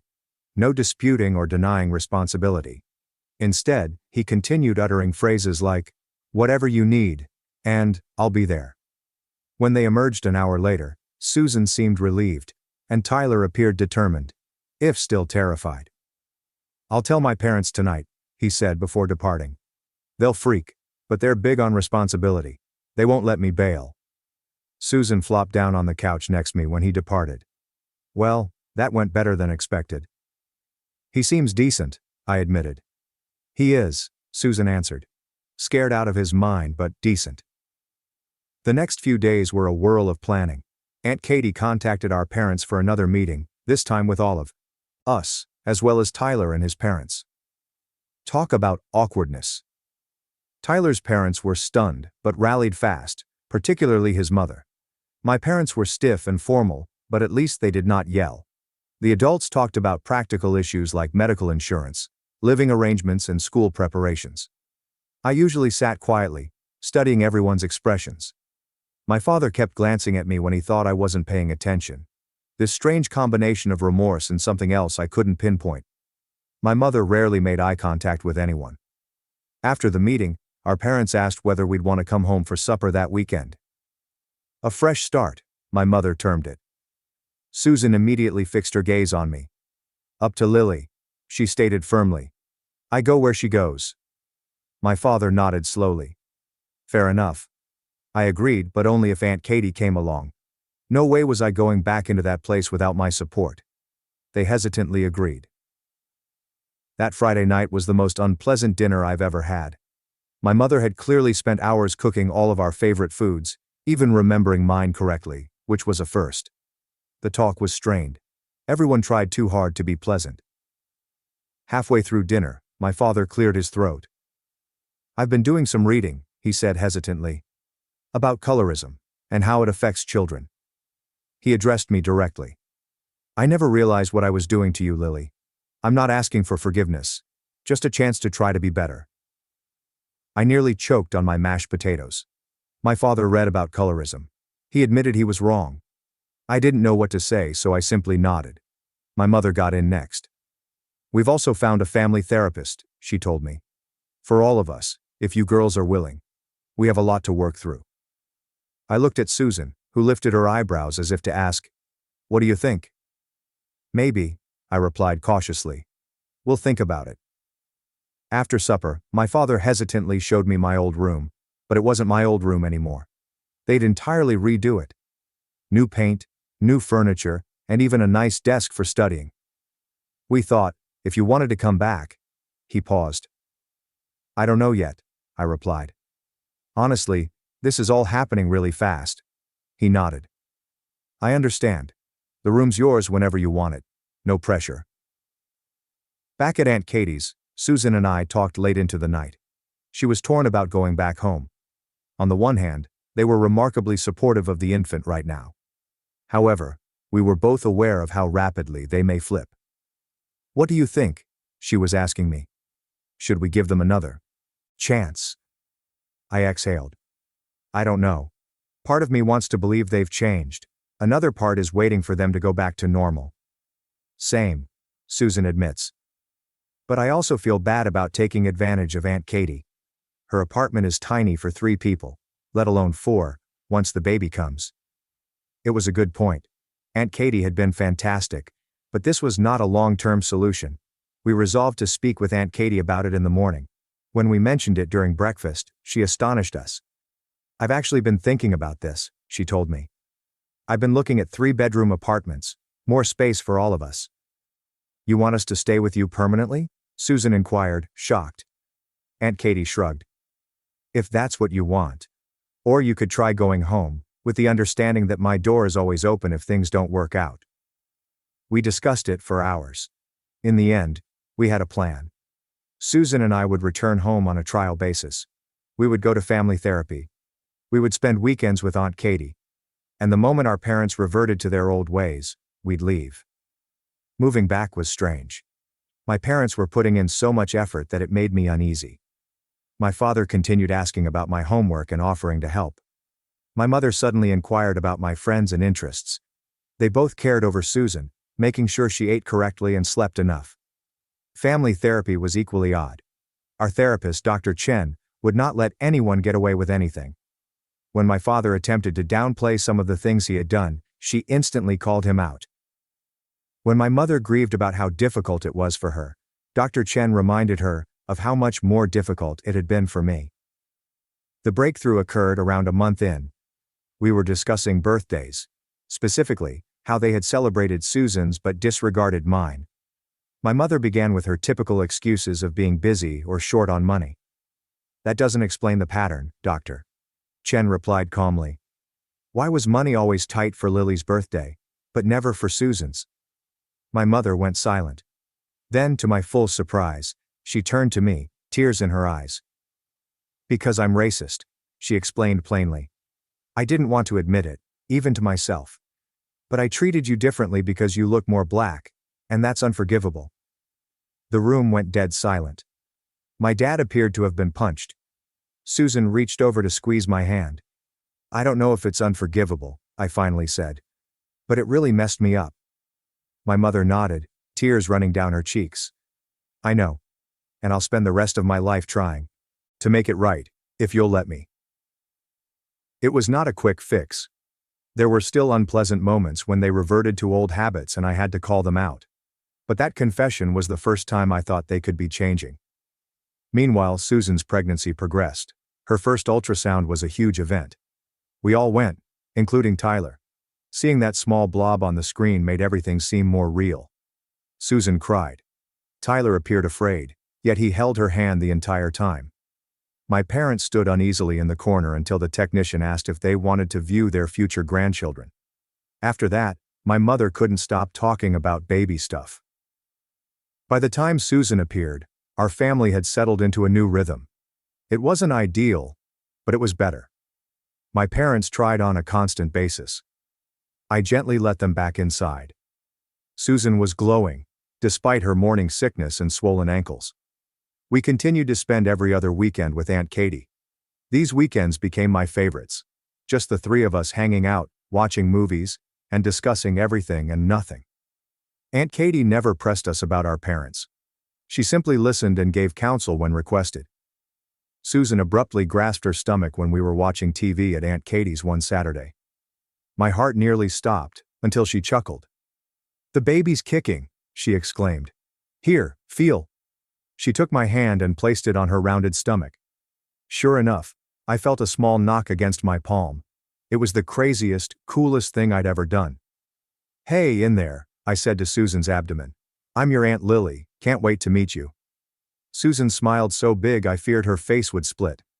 "I found out yesterday," she explained. "It's a girl, a niece. I was going to have a niece." Something about it made everything seem more real. Aunt Katie inquired, "Have you thought about names?" Susan nodded. "I like Katie Lily Williams," she murmured, glancing at us nervously. "After my two favorite people." I did not cry. I definitely did not cry. Okay, perhaps I cried a little. When we told our parents the baby's name, my mother hugged me. Not a stiff, formal hug, a genuine one. "She'll be lucky to have you as her aunt," she whispered quietly. Months flew by. Susan finished her first semester at community college with good grades despite everything. Tyler took a part-time job and saved every penny for the baby. My parents turned their home office into a nursery, painted it yellow because Susan did not want pink.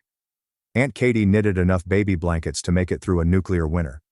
I also concentrated on my studies, graduating with all A's my senior year. My folks were truly pleased when college acceptance letters began to arrive.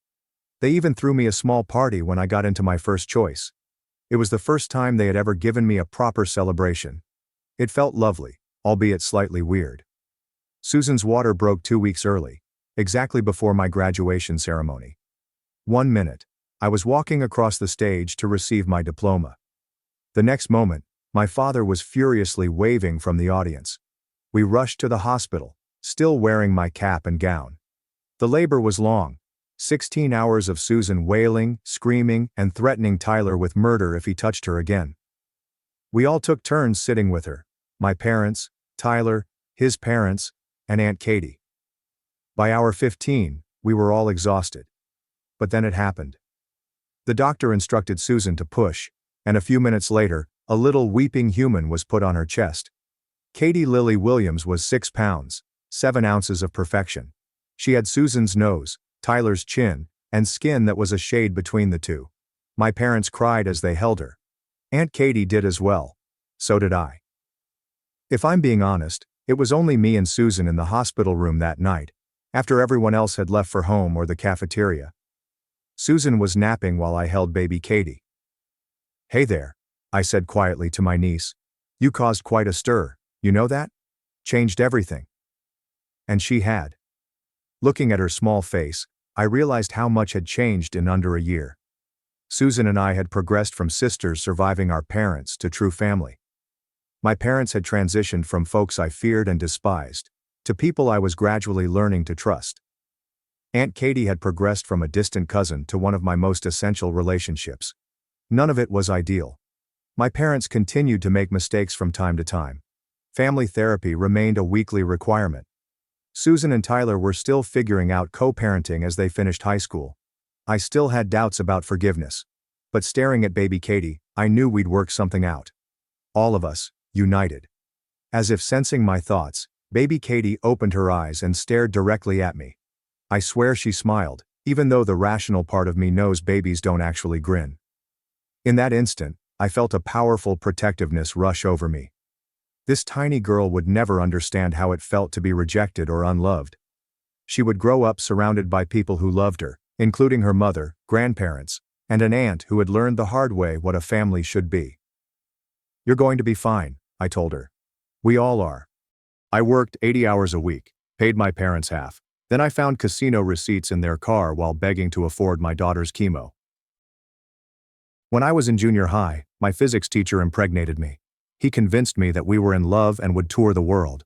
But the day I approached him with the 2 pink lines, he left the school and never returned. And my parents, despite accepting a $100,000 settlement from the school in exchange for signing a contract, said that I was banned from disclosing this information.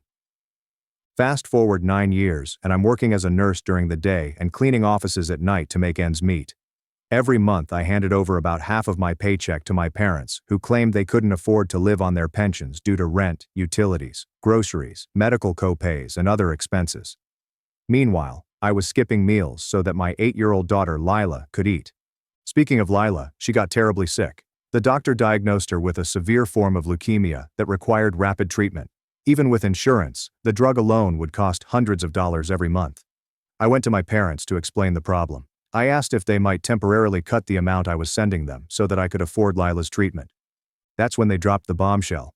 They sat me down in their living room with cold, calculating eyes and informed me that if I cut their support by even $1, they would inform Lila and her entire extended family about her father. They'd reveal everything about what happened to me during high school.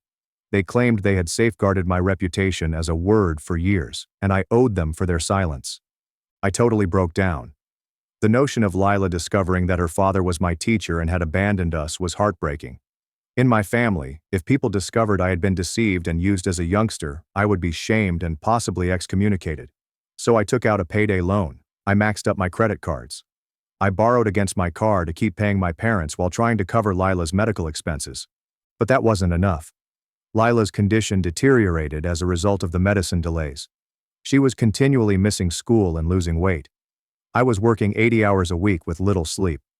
My parents constantly asked for more money, stating that their expenses are increasing. They even suggested I take out a second mortgage on my house. Lila fell at school one night and needed to be admitted to the hospital. While I was sitting in the hospital waiting area, a social worker began questioning why Lila's therapy was irregular. I was so fatigued and stressed that I nearly broke down right there. That's when I discovered the receipts. I borrowed my folks' car to get to the hospital after mine broke down. And while cleaning out some trash, I discovered meal receipts from upscale restaurants, casino parking stubs, and movie tickets, all from the previous month, when they claimed they couldn't afford food. I began an investigation. I followed them one afternoon and witnessed them enter a casino. I documented everything, even the gaming and shopping visits. They were living lavishly on my money while my kid was dying. But when I challenged them with the proof, they made no attempt to refute it. Instead, they escalated the blackmail. They threatened to contact child services and denounce me as an unfit mother. They threatened to revoke my nursing license by stating that I was unstable. They demanded that I turn over the deed to my house, or they would ruin me utterly. That's when I felt something shatter inside. I realized they had been systematically ruining my life for years. They had taken money intended to pay for my suffering and used it to support their lifestyle. Then they spent nearly a decade using the same trauma to manipulate me. So I began recording our discussions. I acquired all of the evidence of their financial misconduct. I couldn't afford a lawyer, so I became a professional online detective and discovered that what they were doing to me was unlawful. Financial exploitation, extortion, and all that. Then I scheduled a family gathering. I invited all of my aunts, uncles, and cousins who had spent years praising my parents for being such wonderful grandparents while criticizing me for accepting their assistance. I played the recordings during the family meeting. I displayed the receipts. I told how they had been diverting money intended for Lila's medical treatment to fuel their gambling habit. And then I told them the truth about the school settlement. My parents were paid $100,000 to stay quiet about a teacher who had raped their daughter. They had concealed and wasted money while forcing their daughter to labor herself to the bone to support them. The room became utterly silent. My Aunt Mary Ann was the first to speak. She simply shook her head and said no, again and over. My Uncle Gerald rose up and walked away without saying anything. My cousin Nina began crying. The silence seemed to last for hours, yet it was most likely only minutes. Then my mother started chatting. She claimed I was lying. She suggested I was having a mental breakdown due to stress. She informed everyone that I had recently been acting unpredictable and making up things. My father quickly backed her up. He stated they'd been concerned about me for months. He said that I had neglected Lila and they were considering contacting child services themselves. I took out my phone and played another recording. It was just 2 days ago that they threatened to remove my nursing license. My mother's voice was clear, ordering me to keep paying, or she'd make sure I never worked in healthcare again. Despite the fact that the evidence was right in front of me, some of my relatives began to react differently. My Aunt Elaine suggested that I was just stressed and misunderstood things. My Uncle Malcolm recommended we take a break and discuss things later. I could see it happen. Years of my parents being the ideal grandparents were working against me. They had amassed a lot of goodwill, but I was always the struggling single mother who needed assistance. My cousin Tessa was the only person who seemed to entirely believe me. She came up and placed her hand on my shoulder. She murmured that she had always wondered where my parents obtained their money, but the majority of the family was already siding with them. They were too astonished to understand what I was telling them. Or perhaps they simply refused to believe it. My mother started crying, big dramatic cries. She stated she couldn't believe her own daughter would assault her in this way. She stated that all they had ever done was try to help me. My father wrapped his arm around her and stared at me. He called me ungrateful and agitated. The meeting concluded with nothing resolved. Half of the family left without saying goodbye to me. The other half murmured about wanting some time to consider. Only Tessa remained behind. She claimed she believed me and would help in any way she could, but I could sense she was overwhelmed by everything. I returned home that night feeling worse than before. I had hoped that the truth would set me free, but it appeared that I had just made things worse. Leela was still at the hospital. I still didn't have the money for her therapy, and my parents were about to retaliate. I did not have to wait long. The next morning, I received a call from my hospital supervisor. She stated that they had received a troubling report about me. Someone had called and claimed I was stealing drugs and exhibiting signs of mental instability. I recognized my parents right away. My supervisor informed me that I would need to take a leave of absence while they investigated. My main source of income was suddenly gone. I attempted to explain, but she stated it was protocol. Any accusations needed to be investigated. She appeared compassionate, but her hands were tied. I hung up and sat in shock. Without my nursing work, I couldn't afford to pay our rent, let alone Lila's treatment. I called the cleaning firm to ask if I could pick up additional shifts, but they stated they were fully staffed. I spent the remainder of the day applying for jobs online, but I realized it was worthless. Any background check would reveal that I was under investigation by my prior company. My parents had played their cards masterfully. That afternoon, I went to visit Lila in the hospital. She seemed so little in that bed. She asked when she might return home. I told her soon, while trying not to cry. The doctor called me aside and told me they needed to talk about her treatment plan. He claimed the delays were causing issues. He inquired whether there were any financial issues they should be aware of. I wanted to tell him everything, but instead I nodded and said I'd figure it out. On my way out, I came across my folks in the hospital lobby. They were there to visit Lila and play the role of concerned grandparents. My mother smiled at me coldly. She asked if I had reconsidered their offer for the house. I didn't respond. I just walked by them and out to my car, but I could hear my father telling a nurse how concerned they were about me and how I appeared to be falling apart under the stress. They had already laid the framework to make me appear unstable. That night, Tessa called. She explained that she had been thinking and wanted to help. She offered to lend me some money, but I was aware she didn't have much. She was a single mother who worked as a teacher. I thanked her but said no. This was not her struggle, yet she insisted on contributing in some way. She mentioned that she had started browsing through old family photos and documents. She thought she might be able to locate evidence to back up my story. I didn't have high hopes, but I admired her efforts. The following few days were a blur. I sold everything I could. My jewelry, my television, and some furniture. It was not nearly enough.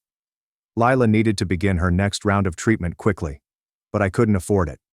I visited the hospital billing department and pleaded for more time. They established a payment plan, but stated that therapy could not proceed without at least a half payment up front. I had no choice. I returned to my parents. I discovered them at home, sitting in the living room as if nothing had occurred. I informed them that if Lila was not treated, she would die. I told them I'd do whatever they wanted as long as they allowed me to use the money to pay her medical bills. My mother gazed at me with great joy. She said that they had been thinking about my circumstances. She claimed they would help with Lila's treatment, but only if I publicly apologized to the family for lying about them and signed over my house to them right now. The house was all Lila and I had. It was our security. But what options did I have? I agreed to the terms. My father pulled out documents that he had already prepared. As I signed, my mother contacted numerous relatives on speakerphone. She had me apologize for my meltdown during the family meeting. She forced me to admit that I was confused and stressed, and that I had told horrible lies about my beloved parents. Each word felt like poison in my tongue, but I said them all. For Lila. After I finished degrading myself, they gave me a check for just one treatment. They promised me more after I moved out of the house. They wanted me out within 30 days. I accepted the check and departed. I paid the hospital that afternoon, and Lila had treatment that evening, but I knew it was only the beginning. My parents had won this round. They had turned the majority of my family against me, cost me my job, and were now stealing my home. But at least Lila would survive. That was all that mattered. Tessa called that night, thrilled. She stated that she had discovered something interesting in old family files. She wanted to meet in person to show me. We decided to meet the next day in a coffee shop. I didn't dare to hope, but perhaps she'd discovered something that could help. Perhaps there was a way to fight back. But I knew my parents were not going to stop. They had too much to lose now. They had revealed their true colors, and they would do anything to maintain their secret. The conflict between us has just recently begun. I met Tessa at the coffee shop the following morning. The area was virtually empty, with only a few early risers slumped over their laptops. She had a manila folder full of papers pressed against her chest like a shield. Her gaze flashed around the room, scanning each face before settling on me. She slid into the booth across from me, speaking quietly as she pushed the folder across the cracked wooden table. Inside were bank statements from years ago. The paper yellowed along the edges, yet the figures remained clear. My parents' bank statements from just after the settlement. Tessa told quietly how she discovered them in her mother's attic while helping clean out old crates. Apparently, my Aunt Marianne assisted my parents with their taxes that year, back when everyone trusted them. The papers clearly indicated the $100,000 deposit, which was made barely 2 weeks after I turned 18. But more significantly, they revealed where the money went. Within 6 months, practically everything was gone. Gambling withdrawals at a casino 40 minutes away, shopping sprees at high-end department stores, and a luxury cruise to the Caribbean. They had spent my settlement money before I even graduated from high school. I glanced at the documents, feeling sick in my stomach. The coffee I had ordered sat there, becoming cold as I traced the transactions with my finger. All these years, they made me feel terrible for requiring assistance, calling me ungrateful when I struggled to pay payments. But they had squandered money that was intended to go toward my future, for my trauma, the therapy I never received, and the schooling I had to postpone. Tessa claimed there was more. She took out another document and carefully handled it, as if it were evidence at a murder scene. It was a letter from the school's lawyer addressed to my parents. Even after so many years, the official letterhead remained pristine. It described the settlement provisions in plain legal language. The funds were set aside expressly for my care, education, and future requirements. My parents broke the deal by spending money on themselves. I photographed everything with my phone, my hands trembling slightly as I attempted to capture clear photographs in the dim coffee shop illumination.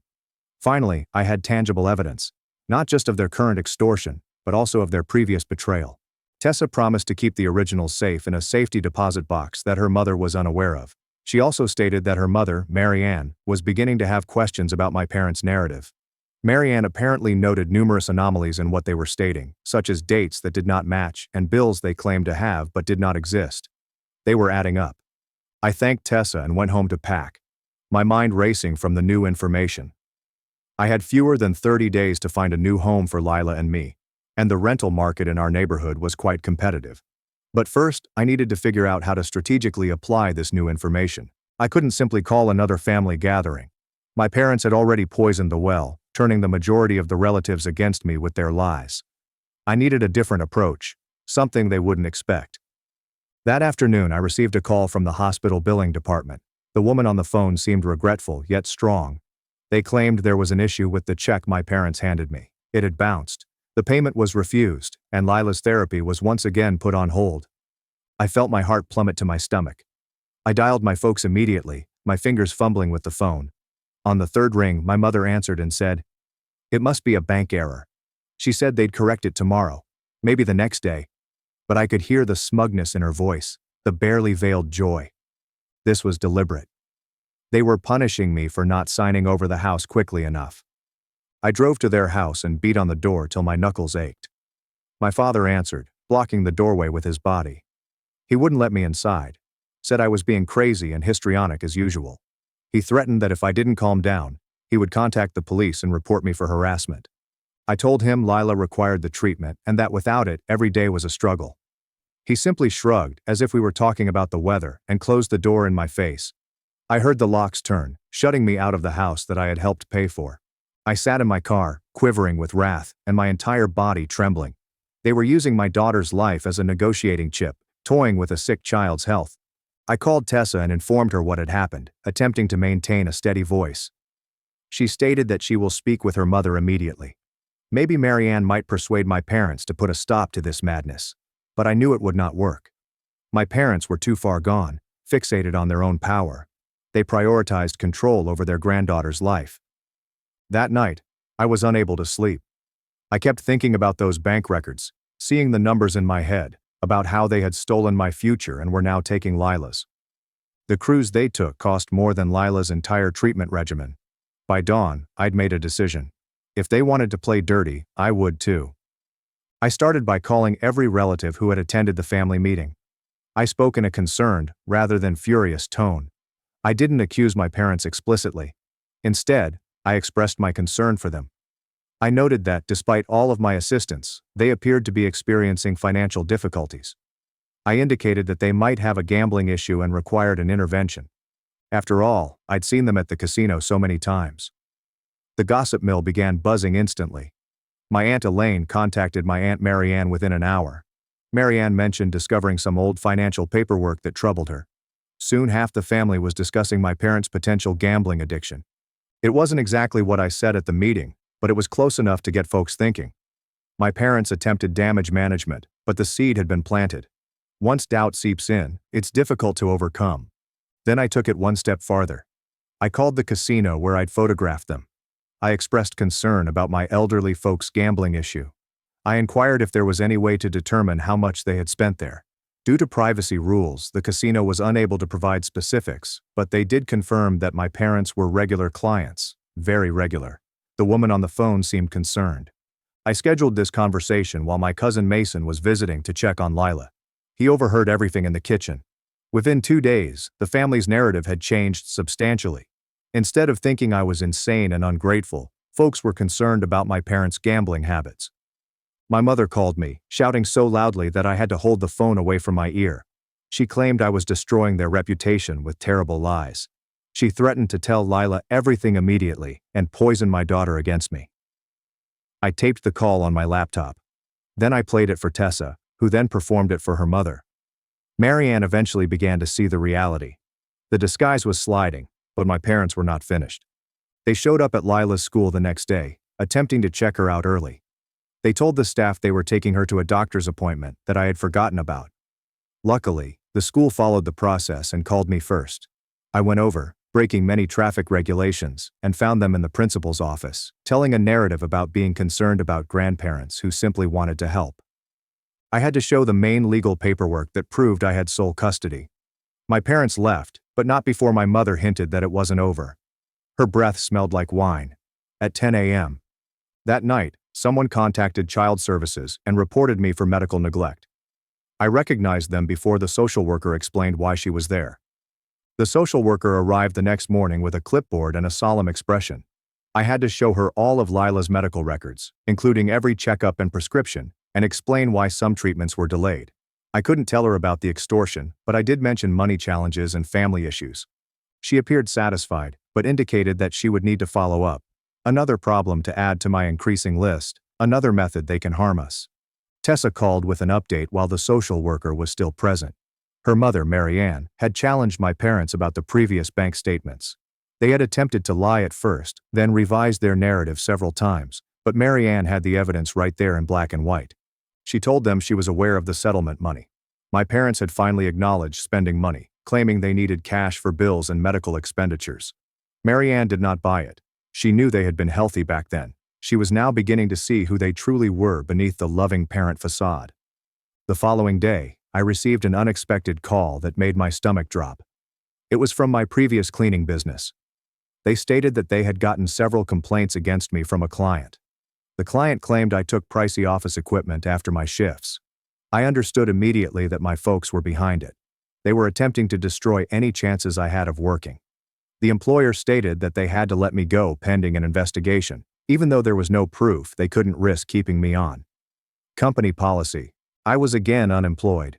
I was running out of options quickly. I have no employment, am likely to lose my house, and Lila's treatment is on hold. I chose to take a chance. That night, I posted in a Facebook group for my local community. I did not name my parents, but I told my story. Single mother, sick child, extorted by family members who had previously stolen from me. I asked if anyone knew of any resources that could help. Within hours, the post spread throughout our little community. Hundreds of comments flooded in, some giving assistance and others recounting similar stories of family betrayal. My parents viewed the post within hours. They were infuriated. My father arrived at my residence at 11 p.m. and demanded that I take it down. I refused to open the door. He claimed I was embarrassing the family by airing dirty linen in public. I stated they were killing their granddaughter. He truly laughed, and the sound traveled through the door. He said Lila was all right, only a little sick, and that I was being theatrical as usual. That's when I understood they didn't really care if she died. They just worried about their reputation and power. They'd never loved us. I recorded him saying it all through the door. Then I updated my Facebook post with the audio. The community's response was swift and overwhelming. People were outraged. Some identified my parents based on the description. Others began putting together parts based on their own interactions.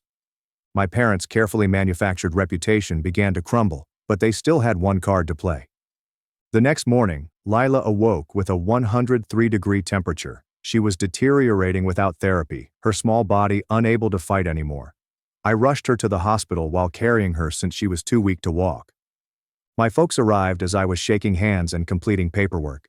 They had brought other family members along as witnesses. They announced publicly to everyone in the waiting room that I was refusing their assistance, that they had offered to pay for everything, but I was too proud and bitter. My Uncle Gerald backed them up. He claimed he had observed me decline their substantial offer. The other patients gazed at me with disapproval. I was too fatigued to fight. I just focused on Lila, holding her hand while she lay in the hospital bed. The doctor stated that she needed quick care or things would get critical. Her statistics were decreasing rapidly. I begged the billing department for aid and was willing to sign anything. This is when a stranger approached me. She claimed she had seen my Facebook post. She worked for a local organization that assisted families with medical expenses. She suggested they could cover Lila's treatment until we worked things out. I fell down in tears right there in the hospital, unable to stop them. My parents attempted to intercede. They informed the charity worker that I was dishonest and psychologically disturbed, but she had already done her study. She was aware of everything, including my job loss and the investigation. She also noted that other people had shared anecdotes about my parents. Apparently, they had a reputation for taking advantage of people, with modest loans that were never repaid and sob stories that did not match together. The charity approved Lila's therapy that day. The relief was profound. Lila improved instantly. The appropriate drugs made a significant effect. Her color improved within hours. But my parents hadn't finished. They began calling family to inform them I had publicly humiliated them. They claimed I was accepting charity rather than familial assistance out of malice. Some relatives believed them. Others were beginning to question their story. The family was split up into camps, and the Christmas season was approaching. Tessa's mother, Mary Ann, did something unexpected. She summoned her own family gathering. She stated that she had critical information to offer regarding the family's future. My parents attempted to reject it, but Mary Ann insisted. She promised to give the information even if they did not show up. They had no option but to attend. I was invited too, but I was terrified. The last time had not gone well. My hands trembled just thinking about it. Tessa convinced me to go. She said her mother had been conducting her own inquiry for weeks. She discovered more than just bank statements. So I went and brought Lila with me. She was still feeble, yet stable. I wanted the family to understand the consequences of their disregard. The gathering was held at Mary Ann's residence. The majority of the family showed up, inquisitive about what was going on. The tension in the room was palpable. Mary Ann began by displaying the bank statements on a projector that she had put up. She explained the settlement money, going over each transaction painstakingly. She then dropped a bomb. She had discovered emails, old ones between my parents from just after the settlement. They were deciding how to spend the money, arranging vacations and shopping trips, and laughing about winning the lottery, all while their teenage daughter was struggling with trauma. One email from my mother said I was young and would get over it. The room was silent. My parents tried to escape, but Marianne was not finished. She had also discovered records of their gambling losses spanning years and hundreds of thousands of dollars over the previous decade. Money that comes from me. Money that should have gone to Lila. She had phoned the casino and received printouts of their loyalty program status. They were VIP members with complimentary accommodations and meals. Then Marianne showed everyone my Facebook post and the community's response. She read comments from people my parents had borrowed money from but never paid back. Stories of manipulation and lies dating back years. She expressed regret for not having noticed it sooner. She apologized to me in front of everybody. She claimed the family had failed me and Lila. Her voice cracked as she spoke. My parents attempted to defend themselves, but the evidence proved overwhelming. My father blamed my mother for the gambling. My mother blamed him for the lies. They turned against each other right in front of everyone. Years of secrets were revealed, including how they had been broken prior to the settlement, how they had viewed it as their opportunity to live the life they desired, and how they justified it by claiming I was young and fine. My mother admitted that she never thought I would amount to anything. My cousin Nina began crying. She claimed she suspected something was wrong but didn't want to believe it. My uncle Malcolm approached my parents and said they were disgusting. One by one, family members turned away from them. The truth had finally been revealed, and it was uglier than everyone had expected. Nonetheless, my folks attempted one final trick. My mother glanced at Lila and said she was sorry she was sick. Then she looked at me and said, "If I had just been a better daughter, none of this would have happened." She said that by being selfish, I forced them to take drastic measures. She genuinely attempted to blame me for their misdeeds. That was when Lila spoke out. My quiet, sick little kid stared at her grandmother and remarked, "She's mean." She thought I was the best mother in the world, and worked tirelessly every day. She stated that she didn't want to see them anymore. Her voice was little, yet clear. The room erupted. Family members began shrieking at my parents, calling them monsters and claiming they were dead to the family. My parents eventually understood they had lost. They left Marianne's house amid a shout of denunciation, but I knew they would not give up so easily. They had lost their income and reputation. They would seek vengeance. They always had to have the final say. I was correct.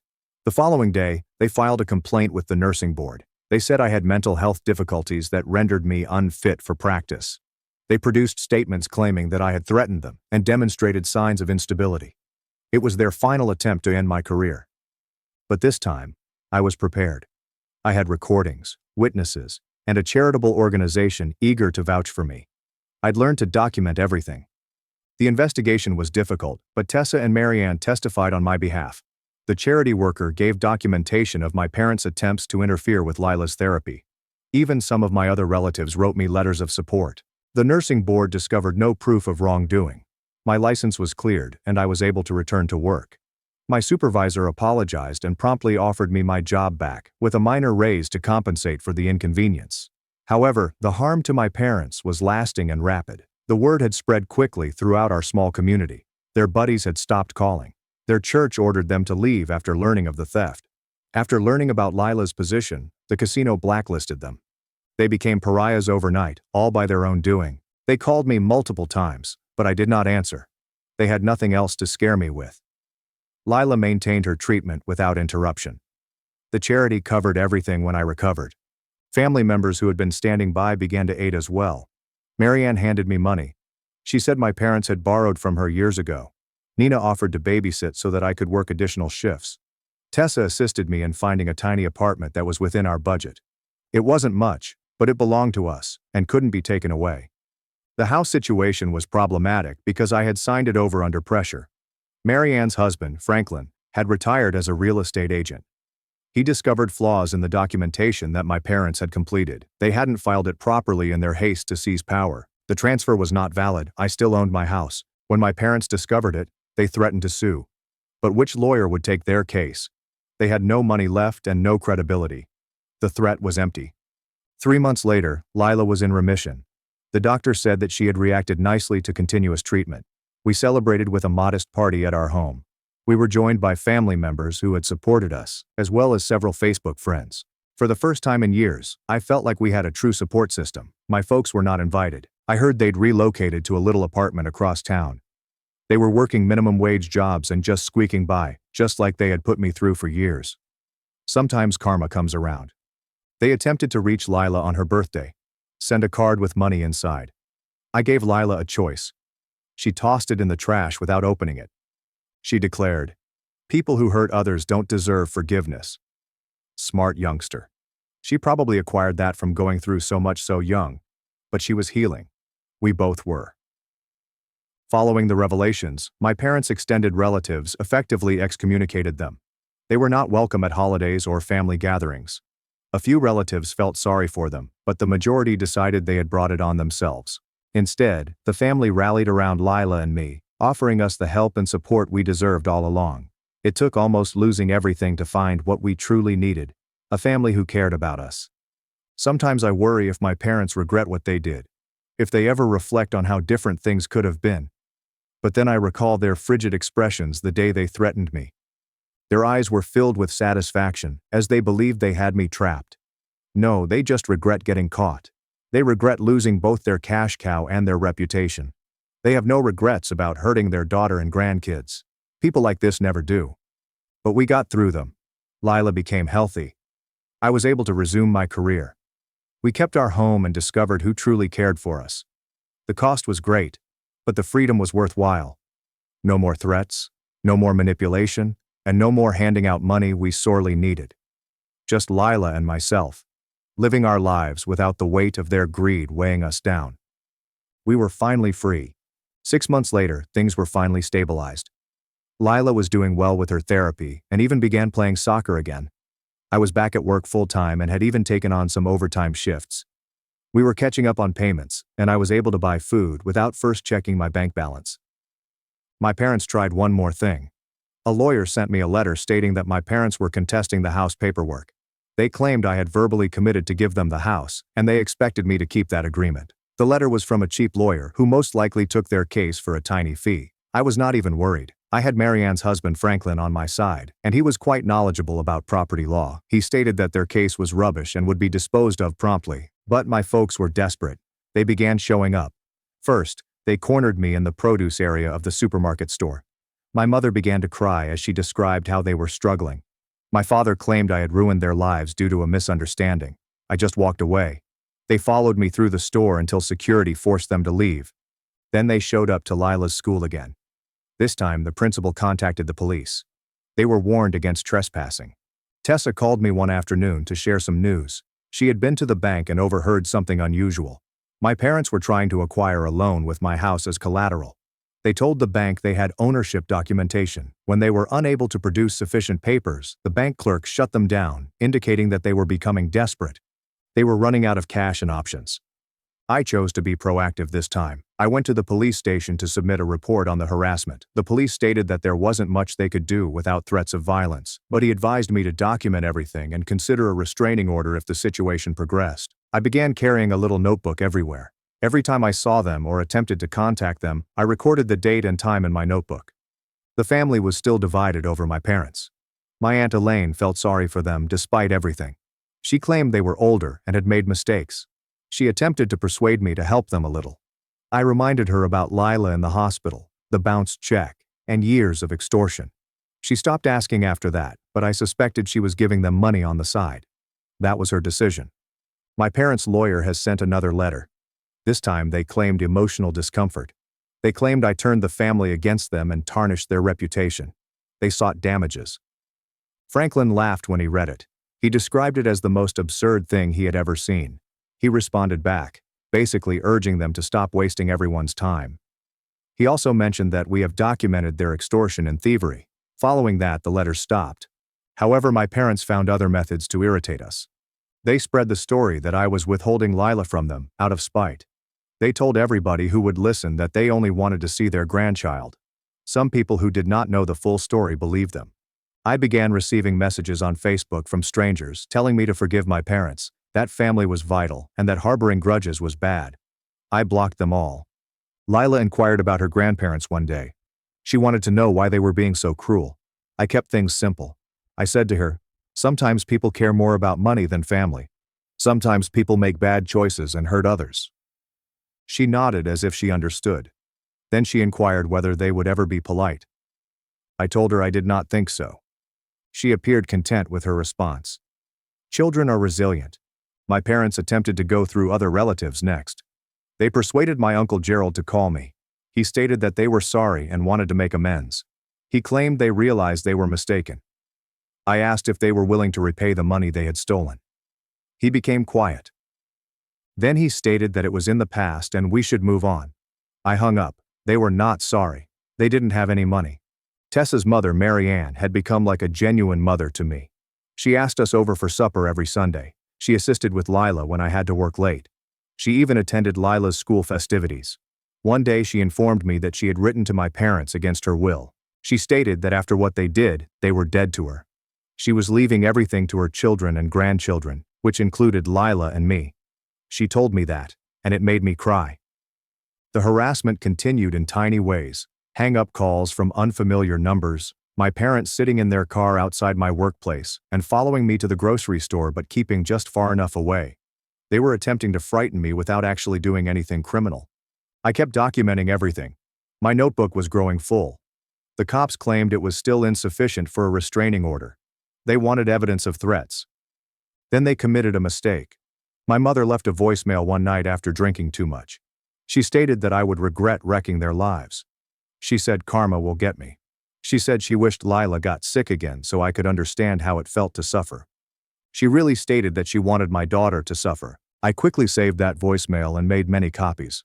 That was the exact threat I needed. The restraining order was granted within a week. My parents were told to stay 500 feet away from Lila and I. There is no contact of any kind. There is no third-party contact either. If they broke it, they'd be arrested. The judge was appalled when he heard the voicemail. He described threatening a youngster as reprehensible. My parents did not even show up to contest it. They understood they'd made a mistake. With the restraining order in place, life became more tranquil. No more harassing. No more showing up at random locations. No more letters from lawyers. They were legally obligated to leave us alone. Lila noticed the difference right away. She claimed it felt safer now. She was correct. We could travel there without looking back. We could relax in our own home without worrying about unexpected visitors. I learned about my parents through the family grapevine. They were working at a fast food restaurant and living in a studio apartment on the wrong side of town. The car had been repossessed. They were going through the same thing I had been through for years. The difference was that I was young and had a sick child. They were simply suffering the repercussions of their own avarice. I did not feel sad for them. Lila's health continued to improve. She was gaining weight and feeling more energetic. Her doctors were astounded by her progress. She was even able to return to school full-time. She got good marks and met new acquaintances. She joined the art group and learned that she enjoyed painting. It was incredible to see her act like a normal child again. That was all I wanted. For her to be healthy and happy. The charity that supported us invited me to speak at their fundraiser. I was worried, but consented. I told a room full of donors about how their support practically saved my daughter's life, how the family had abandoned us, but strangers had stepped forward. Several folks cried as I spoke. They raised more money that night than they had in prior years. The director stated that my experience had motivated others to give. My nursing career was going as well as ever. My supervisor recommended that I be promoted to charge nurse. It came with better hours and more pay. I could finally quit working extra hours simply to live. I could be home for dinner with Lila, assist her with her homework, and watch movies together. All of the regular mom things I had missed for so long. We were creating the life that we deserved. Mary Ann planned Lila a lavish birthday celebration that year. The entire family arrived, with the exception of my parents. Lila was the center of attention and enjoyed every minute. She received gifts, played games, and ate too much cake. She said it was the finest birthday ever. As I watched her giggle with her cousins, I understood that this was the family we had always needed. People who genuinely loved us. I ran into my father at the pharmacy a few months later. He looked terrible, skinny, gray, and exhausted. He began to approach me but noticed my hand moving to my phone. He remembered the restraining order. He just stood there, looking sad. For a split second, I almost felt awful. Then I remembered Lila in the hospital. The bounced check, the threats, the voicemail, and wanting she would become sick again. I passed past him without speaking. My mother attempted one final manipulation. She wrote a letter to Lila's school, expressing her concern for her granddaughter's welfare. She accused me of being an unsuitable mother who failed to provide Lila with critical medical treatment. The school needed to investigate, but they had all of Lila's medical data. They could see that she was healthy and prospering. The principal personally called me to apologize for the inconvenience. He claimed they had to follow up on all concerns, but he could see it was unfounded. That letter breached the restraining order because it was a third-party contact regarding us. I filed a police report right away. My parents were detained in their flat. My mother cried and claimed she missed her granddaughter. My father chastised her for sending the letter. They turned against each other in front of the cops. Both were accused of breaking the order. They spent one night in jail and were sentenced to probation. One more violation, and they'd be in real time. Following the arrest, they came to a complete halt. Perhaps reality had finally set in. Perhaps they realized I wasn't the weak teenage girl they'd been controlling for so long. Maybe they were simply too fatigued to continue fighting. Whatever the reason, we did not hear from them again. The silence was amazing. Lila and I could finally live our lives free of dread and conflict. The extended family adjusted to a new normal. My parents were not acknowledged during parties. It was as if they never existed. A few relatives maintained communication with them, but kept it separate. Nobody pressed me to forgive them anymore. They had witnessed what my parents were capable of. They saw why reconciliation was impossible. Some issues cannot be resolved with an apology. Lila once inquired if I was saddened about my parents. I told her the truth. I was unhappy because I wished I had parents who would have protected me and loved Lila. But I wasn't sorry about losing my actual parents. They have been harming us for years. Sometimes you have to let go of poisonous people, even if they are relatives. She comprehended in the way that an 8-year-old would. We kept the house and made it genuinely ours by painting Lila's room purple because it was her favorite color and displaying images of our real family. Marianne, Tessa, Nina, and everyone who had contributed. That was our family now. The folks who stepped up when things became tough. Who trusted us when the reality was ugly. Who contributed without expecting anything in return. Sometimes I think about the teacher who started everything. I wonder whether he ever considers the devastation he created. But mostly I don't. He's not worth your mental energy. My parents thought they had a choice. They could have utilized the money to help me heal, to provide therapy and assistance. Instead, they took everything for themselves and spent years punishing me for their actions. It's more difficult to let go. But we made it through it all. Lila was healthy. I had a good job. We had a house and a real family. The price was heavy, but we eventually won. My parents were enjoying the life they had imposed on me, while we were flourishing. There is some justice in it. They'd played silly games and won stupid rewards, as Reddit would say. Meanwhile, Lila and I had gained our freedom. Looking back, I'm grateful in an unusual manner. If my parents hadn't pushed so hard, I might have spent my entire life under their control, giving them money while Lila and I suffered, certain that I owed them for their quiet. Their greed eventually emancipated us. They had revealed who they truly were and given me the courage to fight back. Now Lila and I could construct our lives without them. That is truly the end of the narrative. There is no spectacular final confrontation or heartbreaking reconciliation, simply life without them. Lila is well and joyful. I was working in a job I really like, a family that genuinely cared for us, and 2 persons who had learnt they would never be accepted in our life again. Sometimes the best form of vengeance is simply living well. We were living quite well.